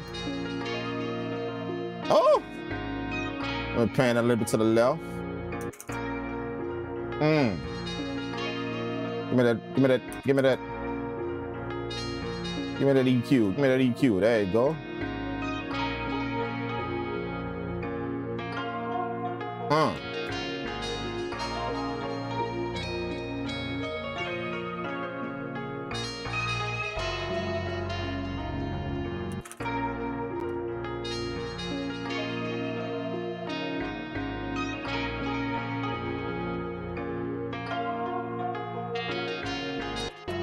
Let me get that vocal. Let me get that vocal.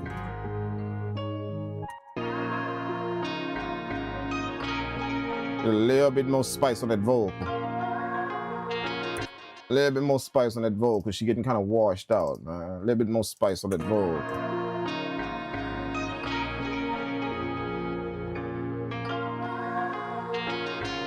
There we go. A little bit more spice on.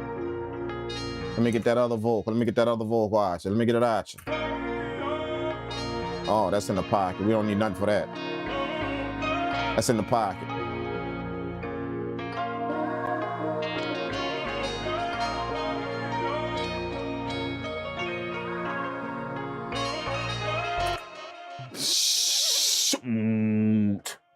Shoot. Then let's pull up that SSL and we're going to put that in the pocket with the drums. Let's do it. Put it in the pocket with the drums.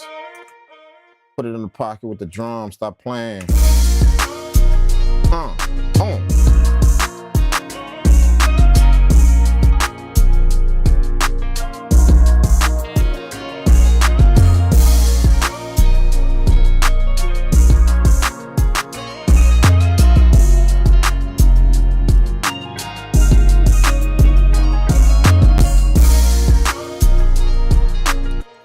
Woo! Snap. Let me cap that. Let me cap that at 808 getting out of hand.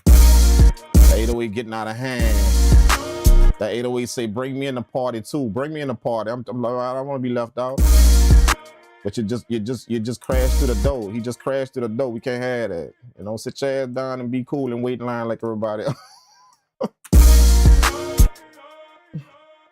Just so y'all don't know, I treat my instruments like people. You feel what I'm saying? Like, sit your ass down, wait in line for everybody else. You understand what I'm saying? Don't just be busting all up in the door, just bam, bam, trying to take over. Sit your ass down in the corner, just wait for everybody. Well, you're gonna get your turn in line. Wait for everybody else. And then when you come in, go ham, go off. But just wait, man. Just wait. You see what I'm saying? So you gotta treat your instrument like people sometimes, you know? Chill out, sit your ass down and just be cool for a minute and you're gonna get your turn. You know what I'm saying? Calm your nerves down and just chill out. You're gonna get your turn.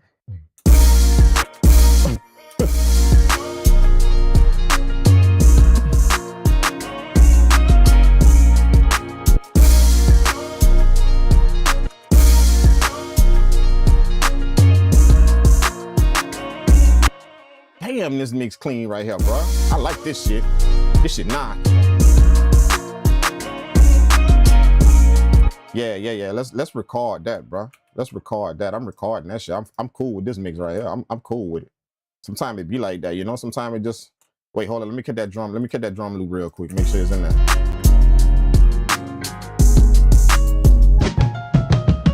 Nah, we need a little bit more spice on you. Come on. Come on. Come on, dog. Come on. Let me throw that under the little compressor. Make sure you don't get out of hand. You know. I just want to make sure you don't speak out of turn. You know what I'm saying? Don't speak out of turn. Just calm down and just wait. And when it's your turn, you're gonna come in there. You're gonna rock that shit. But for now, you know, let me just put something on you. Make sure you don't speak out of turn. You know what I'm saying? You know, just put a little something on you. Make sure you don't speak out of turn.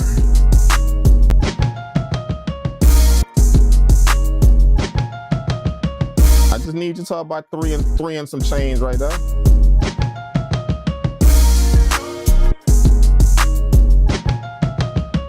I'm not putting no draws on you. I'm just making sure you just don't speak out of turn, you know, because sometimes you come in a little hot.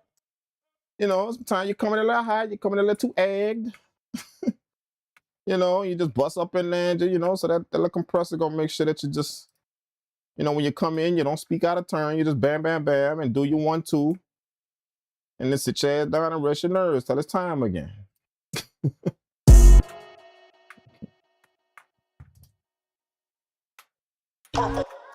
Right. Okay. All right. I'm recording this shit, man. Let's run this shit to. Let's run everything. Let's run everything to all of it, including the beat tag. We're gonna run everything. Ooh, that shit. Make that right there. We're gonna run. We're gonna run everything there, bruh. Let me put a little. Let me put a little list on that thing right there, and then a little list on that. I need another one of these on that thing right there, and then we should be good. Let me check it out.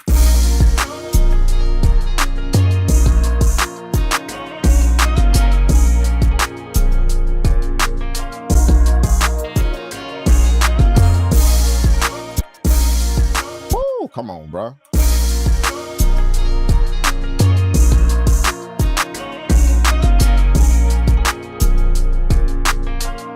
Damn, I love this mix right here. I'm all up in this mix right here. Shit, let's get that shit. Let's get that shit. Let's give ourselves an audio track right here. Oh, that's not MIDI track. Let's give ourselves an audio track right here. Bam, bam, bam. Go down here. Change this right here to resample.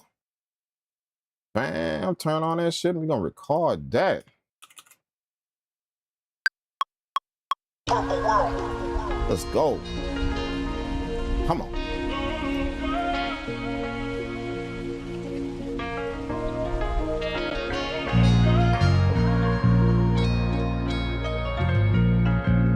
Come on. Purple world made that.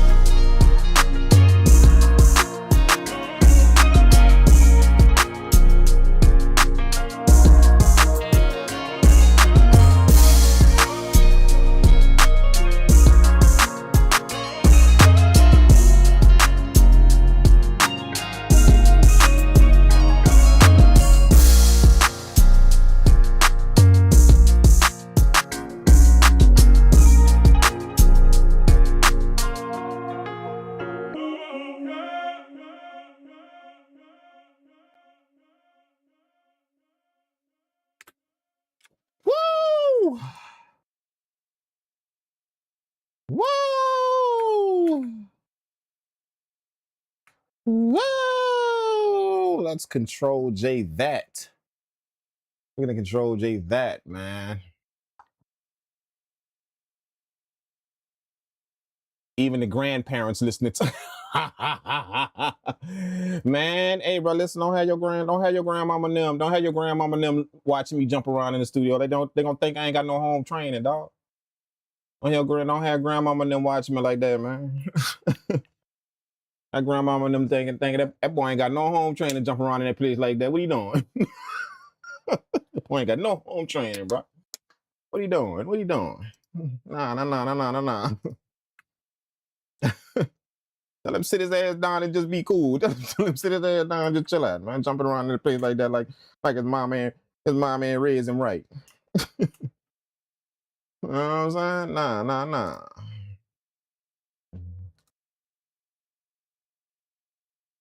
What do you use? Yeah, I resampled it. I like to print my shit, man. I don't render beats off, you know, I print them. Allows for a little movement. Allows for a few things you could do when you're printing your beats instead of just hitting that render button, you know? Engineer type shit, you know what I'm saying? Do you use Splice? Nah, I don't use Splice, bro. I don't use Splice. I mean, I used to, but I don't use Splice because I think I just answered that. I thought I did. Yeah, I'm scared of Splice, man. I'm scared of Splice. I'm scared that I'm gonna be, you know, with everybody that's using, everybody that's on it, everybody that's, you know, like Splice got over like 300,000 people on it, dog. Like, you know, if you go do the math, if you go do the research, Splice got over 300,000 people on it, bro. Messing around with that, you know. So I'm scared of Splice, man. I don't want to be in somebody's studio. I pull up in somebody's studio with some beats, and I got a percussion loop or some shit that I got from Splice on one of my beats. And then I hit play on that thing thinking I'm jamming. Hey, y'all check this out, bro. And when I hit play on that shit, they be like, hold up, play that again, rewind that part right there. Man, that's the same loop he just played. I don't want to hear that in the studio. That's the same loop he just played. He just wasn't here, but that's the same one he just played. See, I don't want that to be the case. Pulling up in somebody's studio like that, finna play some beats for people, and that's the first thing nah, I'm good. So now I'm cool with the Splice shit. I'm cool.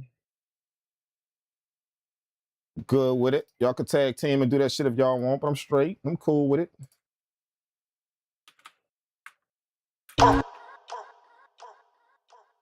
You know? You know, trust me, that's an embarrassing feeling. It's an embarrassing feeling when you pull up with that heat thinking you got that heat on that flash drive. You know, you pull up with that little flash drive, you be like, hey, man, look, you pull up like this. You pull up holding that thing cocky like, hey, dog, look, what's up? Look. You know how you get there in the stool, you be holding that flash drive cocky like, what's up, dog? Like, what's up? I could get it in. Y'all want to hear that? Y'all want to, you know? See, you be cocky with it. Swinging that flash drive around like you know you got it. What's up, dog? What was the deal? What's up? What's going on? What's up? I could get it. I could get it now. What? I could. Y'all wanna let me in there? And when they hook that shit up, and you play that beat, you hit that first beat. About 9 people in that, and you play that first beat, and they be like, "Whoa, say, dog, wait a minute, rewind it again," and everybody just lean in. Yeah, he used that same loop, dog. He used that same percussion loop right there just a minute ago. You just wasn't here, dog. You know, you might well take your flash drive and go sit your ass in the corner over there for the rest of the day. Don't play no more beats. Just go sit your ass in the corner and chill out for the rest of the time you're in the stool. Don't play no more beats for nobody. Just chill out. See, I don't want that.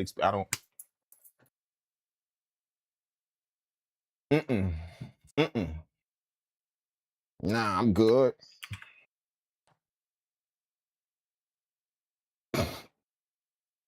You know, y'all know how it be. Y'all ever pull up in the studio? Y'all know when you pull up in the studio and you know you got them bangers on you.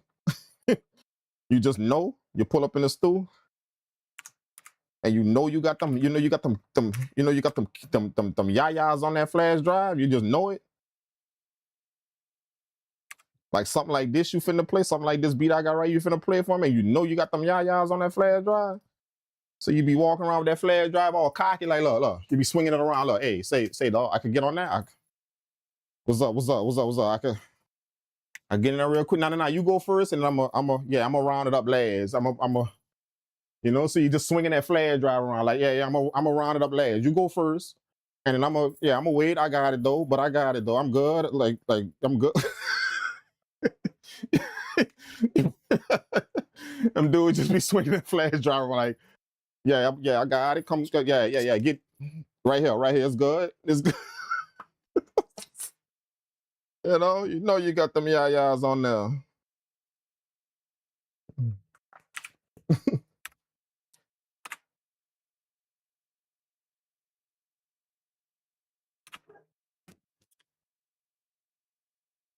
What I'm gonna name this thing right here, man? What I'm gonna name? What we gonna name this thing? What we gonna name it? Let's name it Yaya.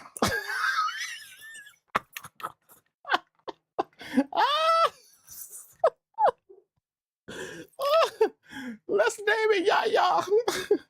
We gonna name this one Yaya. Yaya. Oh Lord. We gonna name that shit Yaya. Let's name that Yaya, man. That's crazy.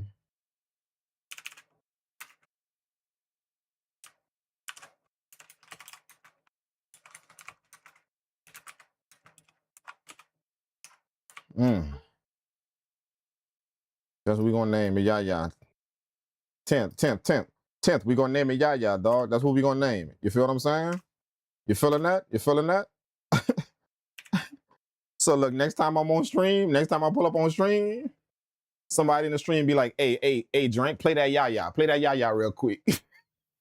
I want to hear somebody say that on the stream next time I pull up. Hey, Drink, before you get started, play that Yaya real quick. Play that. Oh my gosh, that's gonna be funny. Play that Yaya real quick. Play it. Run it back. Run that Yaya back real quick. Run it back.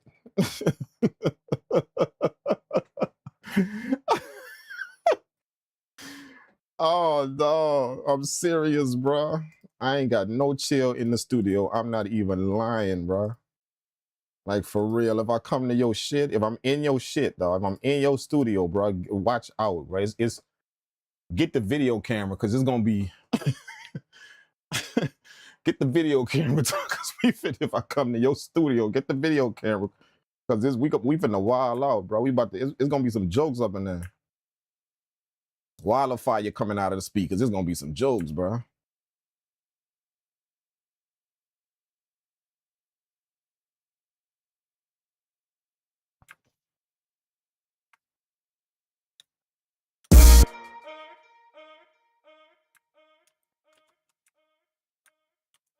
The reason why I'm like that in the studio, let me tell y'all something. Let me just give y'all this on.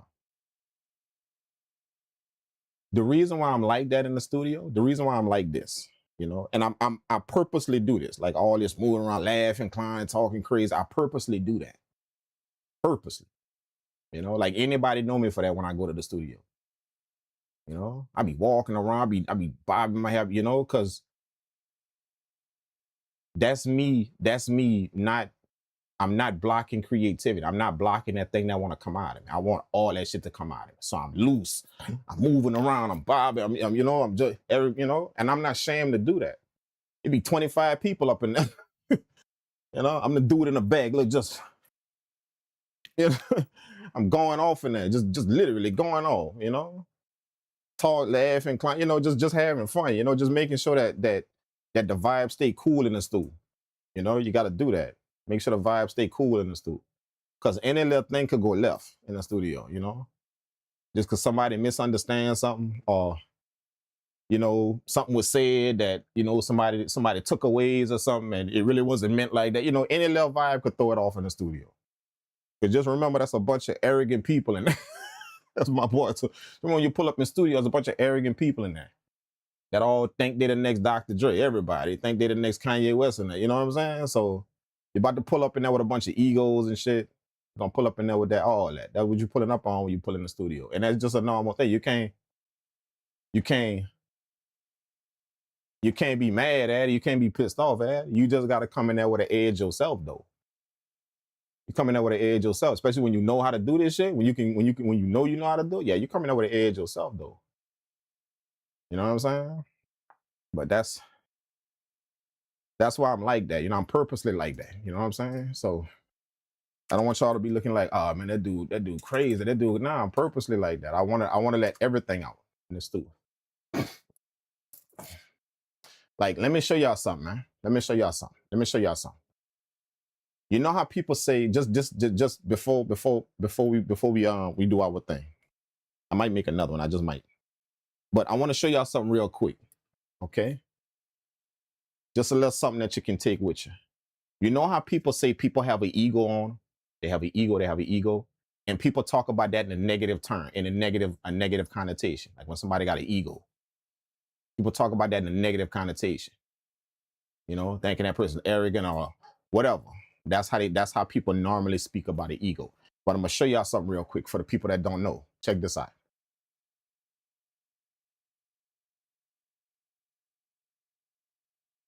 This ego right here. This is the definition of ego. Ego is a person's sense of self-esteem, identity, and conscious mind, acting as a mediator between realistic needs and primal desires. See? Your self-worth is used to describe one's self-worth. See? So let me tell all of y'all something. All of y'all supposed to have an ego. Every last one of y'all supposed to have one. Don't let society make that out to be something like it's a bad thing. Ego, your ego. It's not. That's the definition. Just knowing your self-worth. You know it. You know what you're worth. When you walk in the room, you know what you're worth. You know your value. That's all ego is. See what I'm saying? People just make it out to be a bad thing. And the reason why they make it out to be a bad thing is because society don't want you to know your worth. The second you know your worth, you're going to stop depending on shit out here. You're going to stop depending on a bank. You're going to go own your house. I don't need no bank. You're going to stop depending on that job. You're going to go own a company. I don't need that job no more. See, you're going to do shit like that when you know your worth. So if you notice society triggers like that, it puts bad connotations on shit that's supposed to be good for you.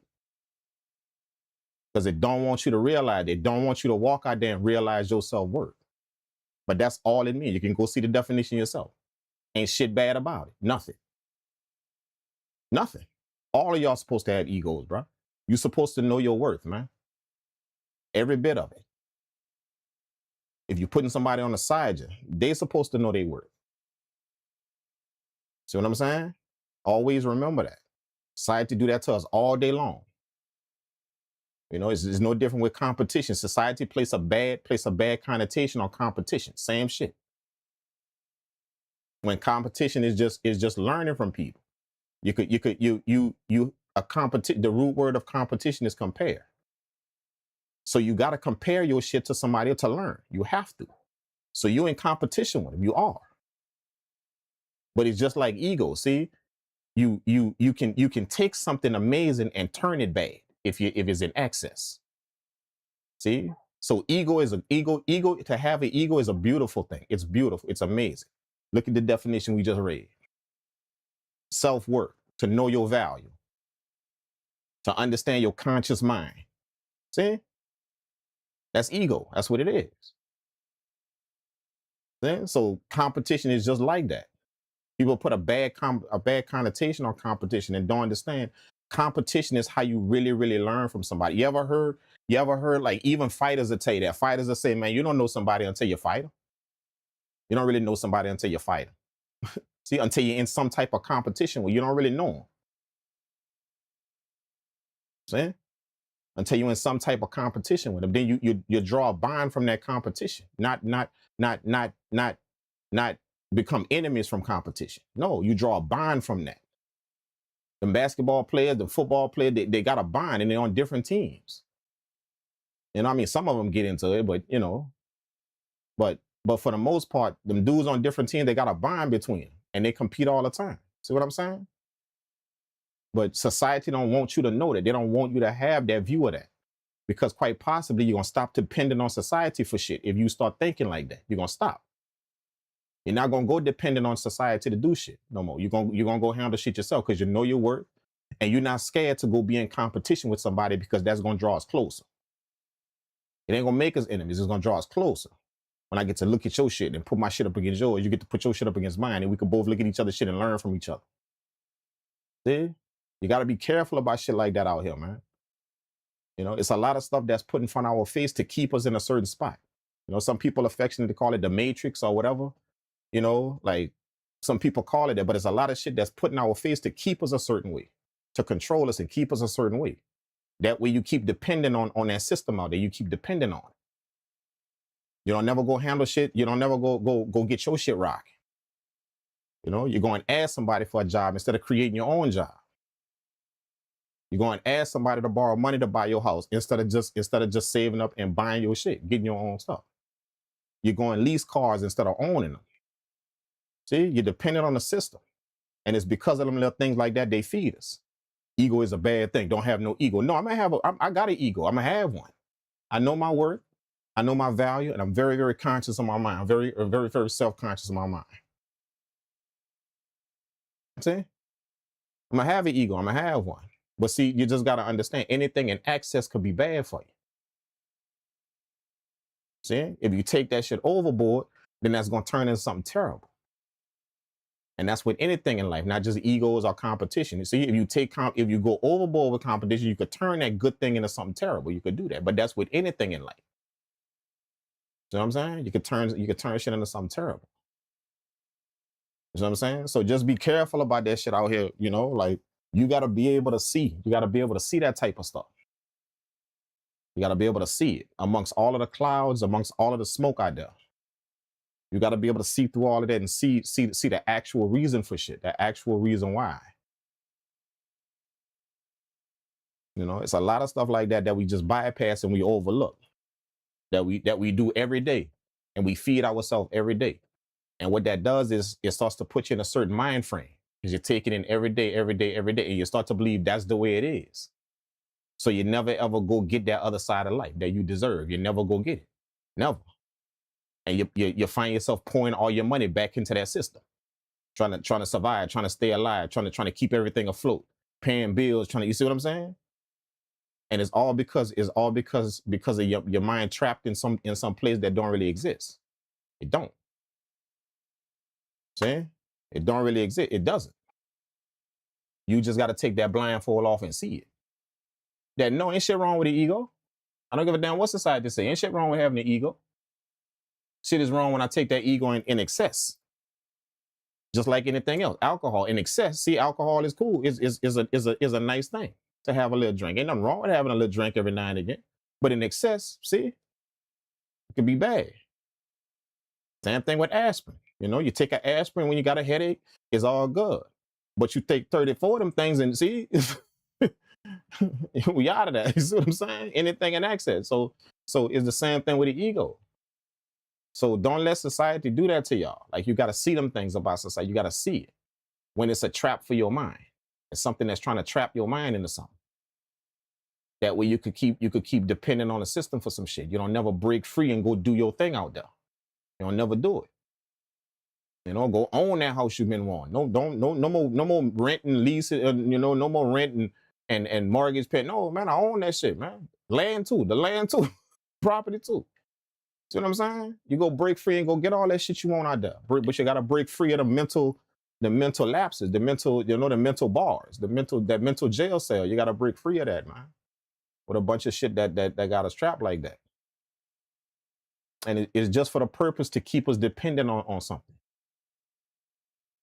You know, to keep us dependent on you know. No, don't go sell your music yourself. Be dependent on that streaming platform. Yeah, don't go sell it yourself. Nah. Don't go do that. Don't grow your fan base, build that from the ground up, people who rock with you, and then drop it in they circle and sell it to them. Don't do that. Don't do that. Go depend on that streaming platform to do something. See? It's all about dependence, man. It's keeping you locked into something. and it's stopping you from breaking out and just handling it for you. It's almost like the system got to get a piece of your money. It got to get a piece. It can't never just let you make 100% of the profit. You don't notice that? The system out there, it can't never let you make 100% of the profit. It got to get a piece of it. It has to get a piece of it some kind of way. That's that mental. That's that mental jail cell. That's it. Nah, man, I could create this thing right here, go and get all the money, all of it. Every last, I don't give a damn if it's $25. It's my $25. See, but if I go make that $25 on Spotify, see, they're gonna get all of that, and they're gonna give me a half a penny. They're gonna get it all, all of that $25 that I made, and just give me a half a penny off of it. That's what they're gonna give me. See, you break free of that mental shit out here, man. That mental thing that got you just looking at something one way, like you can't do it because if you broke out and did that, it's gonna be a bad thing. If you have an ego, it's gonna be a bad thing. See? If you go compete with people and build bonds like that, that's a bad thing. You in competition with people. That's a bad. See? Like, break free from the mental chains, man. So you can go out there and live your dream. You can go out there and live the shit that's in your heart, that's in your mind. And stop living the shit that they want you to live out there, that society wants you to live. Because they get a piece. If you live like that, they get a piece of it all the time. You know what I'm saying? I don't know if y'all understand what I'm saying. You know what I'm, but you got to see it, man. You got to see it. You just got to see it. You know?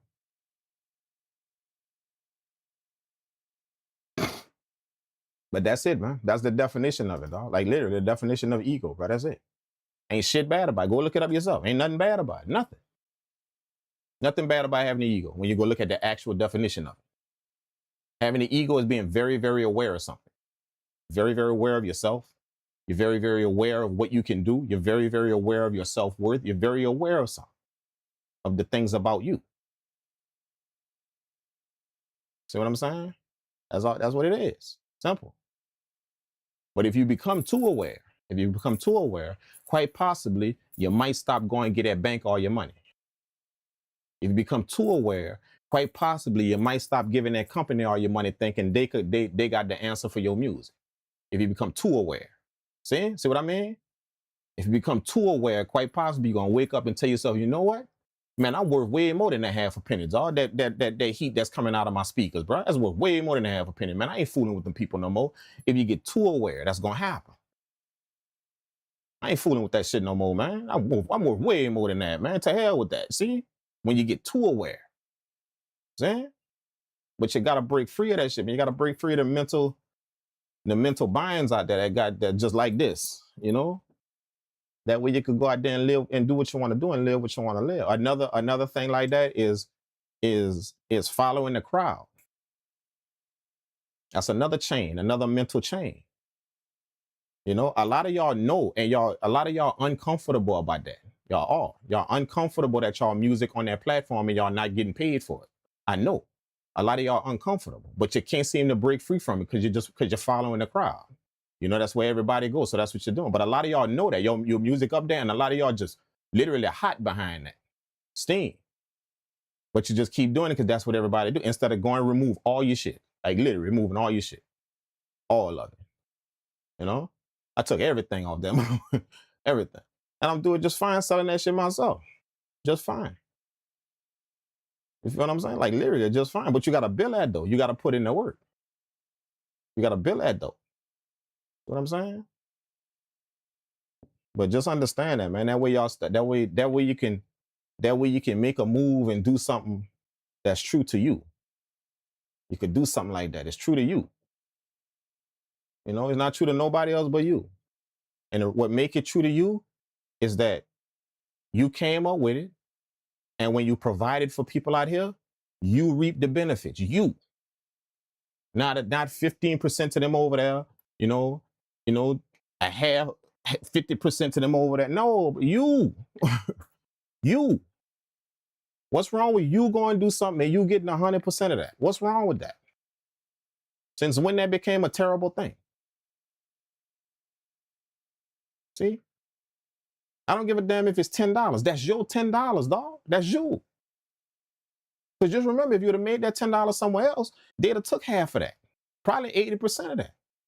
And left you with pennies.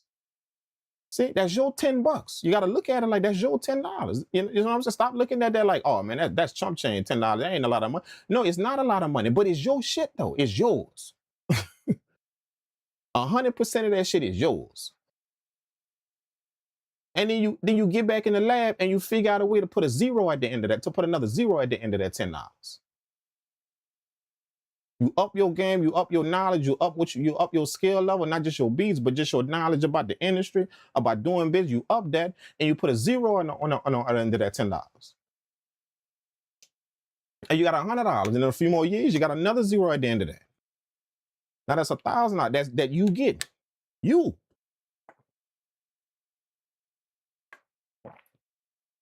Simple.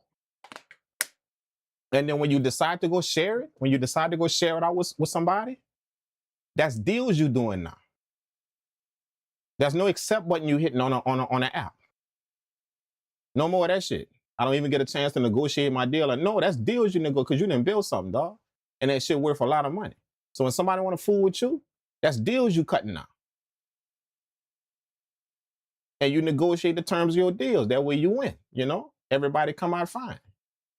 No more just hitting the accept button. And that's my negotiation with the platform. I just hit the accept button. Then we're going to take all your money and give you a penny and just hit the accept button. That's your negotiation. You don't get to say nothing, do nothing, talk back to nothing. Just hit the accept button if you want to get on this platform. That's it. Nah, man, I'm good with that. I'm good, you know? And that's my ego talking right now. See, that's my ego. Because I know my worth. See what I'm saying? That we just saw what ego mean. Nothing terrible about the definition of ego when you go look at it. Nothing. It's knowing your value, knowing your worth, knowing what's up with you. That's ego. See? So that's my ego talking right there. When I say, hell no, I'm not doing that. I'm not hitting no accept button for this shit right here that y'all just heard. Man, that's cold right there, bro. All of y'all in this chat, if that's worth a half a penny, tell me right now. That beat y'all just heard, if that's worth a half a penny. All of y'all, tell me right now in the chat if that's worth a half a penny. Man, you can't even say that, man. That shit you just heard, dog. You can't say that. Hell no, I'm not doing that, man. Hell no. No. Nah, that's my ego talking right there. That's my ego talking right there. That's what it is. Literally, that's my ego talking right there.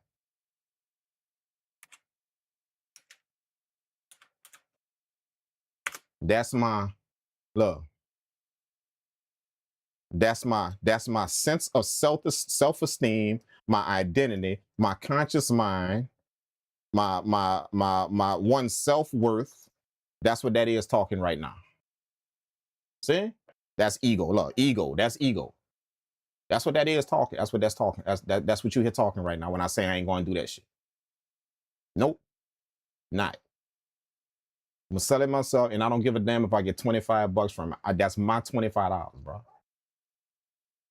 It's my $25. That's what that is. And if I want to share that with somebody, then we're going to sit down and talk about it. I ain't hitting no accept button. Not for the shit, not for the shit that come out of my speakers. Nah, bro. I'm good with that. And I don't feel the need to follow the crowd to follow the crowd for nobody, bro. I don't feel the need to do that. See, that's my ego talk. I know my self-worth. I don't feel the need to follow the crowd for nobody, dog. I don't care how many of y'all do that shit. Nope. Nah. Not going down, kid. What I'm saying? Ego. Ego.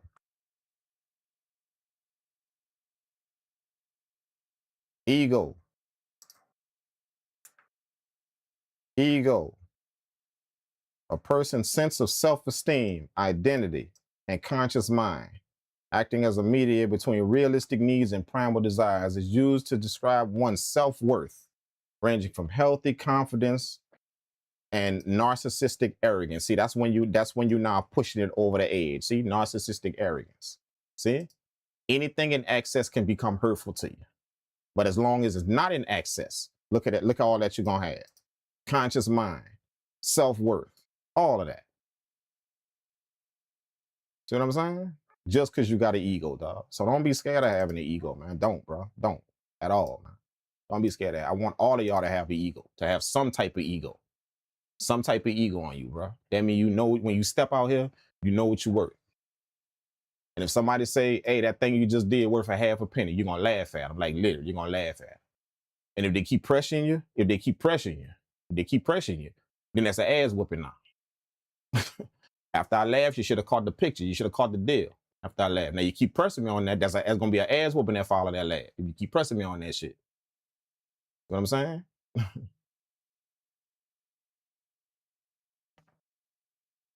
Yeah, man.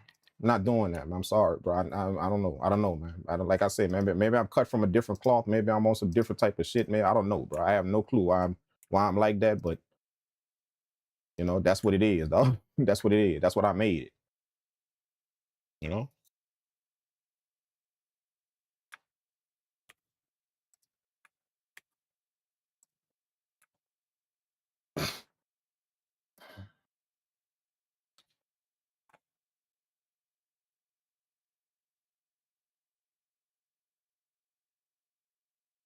Let's go, man. Let's go.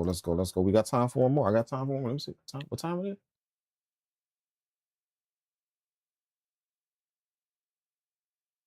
Oh man, I gotta get off here, bro. I gotta get off here. The session gonna be starting in about another hour, man. It was fun kicking it with y'all though, man. Thank y'all for kicking it with me, man. I told y'all when I hit the live button I was going in. You know, chances I'm gonna do the same thing tomorrow. Pull up tomorrow, early morning, and just all day, dog. All day. Same type of deal. I got a session tomorrow night.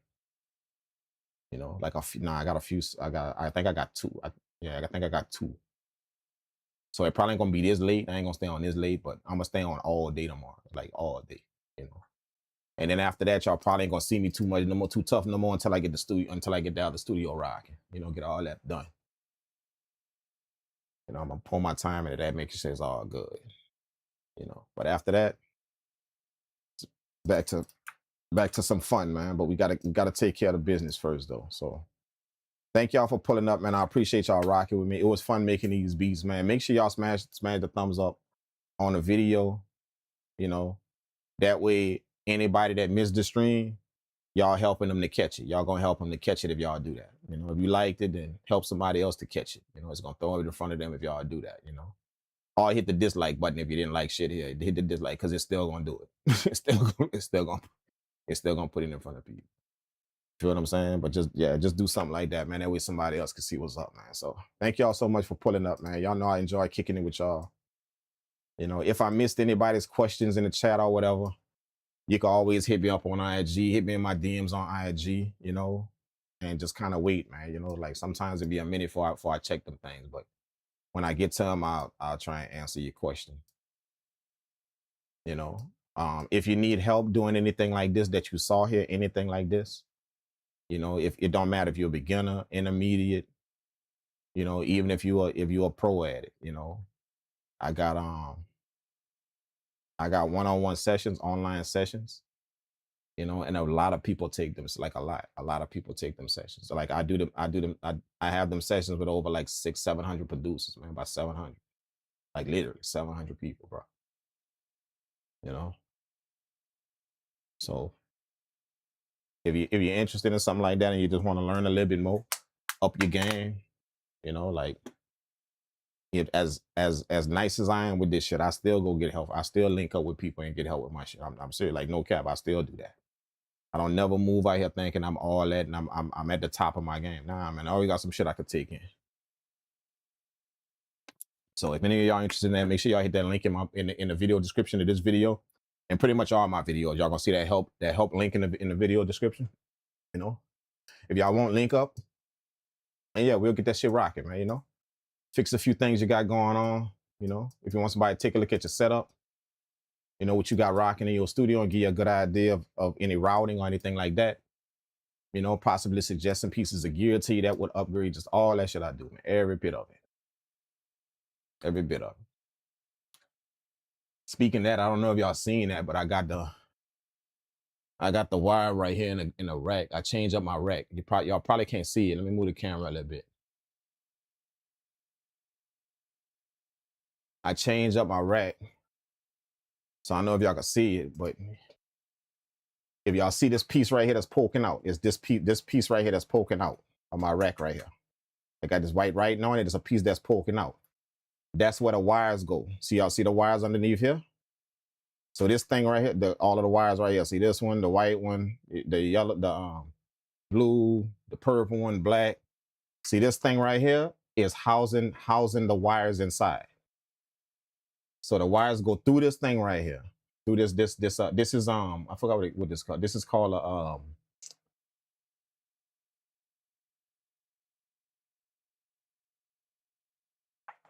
it's called a rack bracket. Oh, no, a rack harness. And all it does is just position your wire. Whenever you got a bunch of wires that you want to send through your rack, it helps you position your wires in a certain place. That way they're not hanging all over the place. So it make it nice and neat. See, this is literally 16 wires right here. All right here. But see how smooth it is? They're nice and tucked in. So this is what's doing that, this rack right here. Now this on the what make it special is on the back of this rack is open. Because now your wires go through that and they can go right to your gear in the back, in the back of there. See, so I got that, and then underneath it, the wires is coming out underneath it into my unit right here, underneath. See what I'm saying? You know what I'm saying? And then I got my pre's right here at the bottom. You see what I'm saying? So, and then my power strip all the way down at the bottom. But I have another piece that's coming in 2 days. And that's why I need these wires. That's why I need these outputs right here. Because that other piece coming. I'm going to put it right here in this slot right here. I got 4 more slots on this thing if I want to use them. So I'm putting that slot right here. And what that's going to do is that's going to go to the on this mixer. That's going to go to the this mixer in the back here. That's going to go to the second insert on there. I already got a compressor on that insert. But on another insert, that thing that I got coming, that's what's going to go on that insert on the mixer. So now when I'm mixing on the board, I could drop them things in Ableton. I could drop that on the insert and I could feed it through Ableton and put that on whatever track I want, just through the insert on the board. See what I'm saying? So, but I had to get that. I had to get this thing right because if without this thing right here, what I'm saying is without this thing right here, all these wires will be hanging out. 16 wire, you would just see wires all right here. But this thing right here, this thing that poke out right here, keep it nice and neat. Real nice and neat, bro. So I like that, man. You know what I'm saying? And it's stable. And you can slide this front piece off with the writing right here. See this white writing right here? You can slide that front piece off. I don't want to do it now because I'm gonna have to put it back on. But you can slide that front piece off, and that's how everything go into it. And to keep all your shit nice. If you got rag gear, keep all your shit nice and tight, bro. Nice and tight, you know? Make sure them wires ain't acting a fool, you know? So, no cap, just coming out of this rack, that's 16 wires. That's 2 snake cables. So that's 8, 8, 16. That's 32. And then I got another 6 coming out of there. So that's 38. That's 38 lines coming out of here. Just out of this rack right here, but you don't see none of them. No. That's 38 lines coming out of this rack right here. 38. And you don't see no wire at all. None. See, that's what I mean. Okay, now, these synths back here. The USB is hooked up, not the audio cables. The reason why is because I want to run the rest of the gear and use the rest of my channels for the synths on the mixer right here, the rest of the channels for my synths. So I'm not running them synths nowhere yet, just yet. They're right there, but the USB is hooked up to my computer for the synths. But you need the USB and the audio cable, you know? So once I get them other 2 pieces of gear and that's routed, everything is done, the inserts is done, then my channels that's left, that's when I'm gonna hook up the synths. That's when all these gonna be hooked up in the back, all 4 of them. That's gonna be hooked up.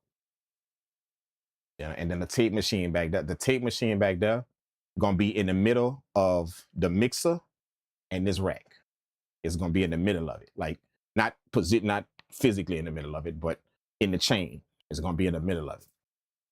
That's how I would always do with any type of saturation effects. It go in the middle, you know, it go in the middle of the chain. Because I want to be able to use it out and coming in. See what I'm saying? Any type of effects like that. So yeah, man.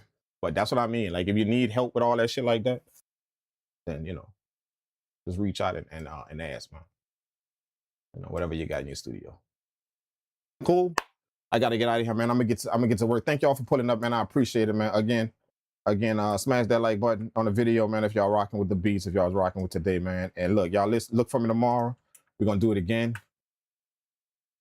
And we're gonna go ham, man. We're gonna do our thing, bro. You know what I'm saying? So I'm gonna catch y'all in the next one. Thank y'all for pulling up. I appreciate it. Shout out to everybody else in the chat. Thank y'all. Thank y'all for keeping me company once again. If I went to let ham in the studio, don't fault me. It's all in the name of cooking up vibes. It's all in the name of cooking up vibes, man. You feel what I'm saying? All in the name of cooking up vibes, bro. So we're gonna do it again tomorrow, man. Y'all look for me, man. All right? Y'all take care. And yeah, I'm gonna get up out of here, man. Let's run this back. We're gonna let this beat take us out. Purple world.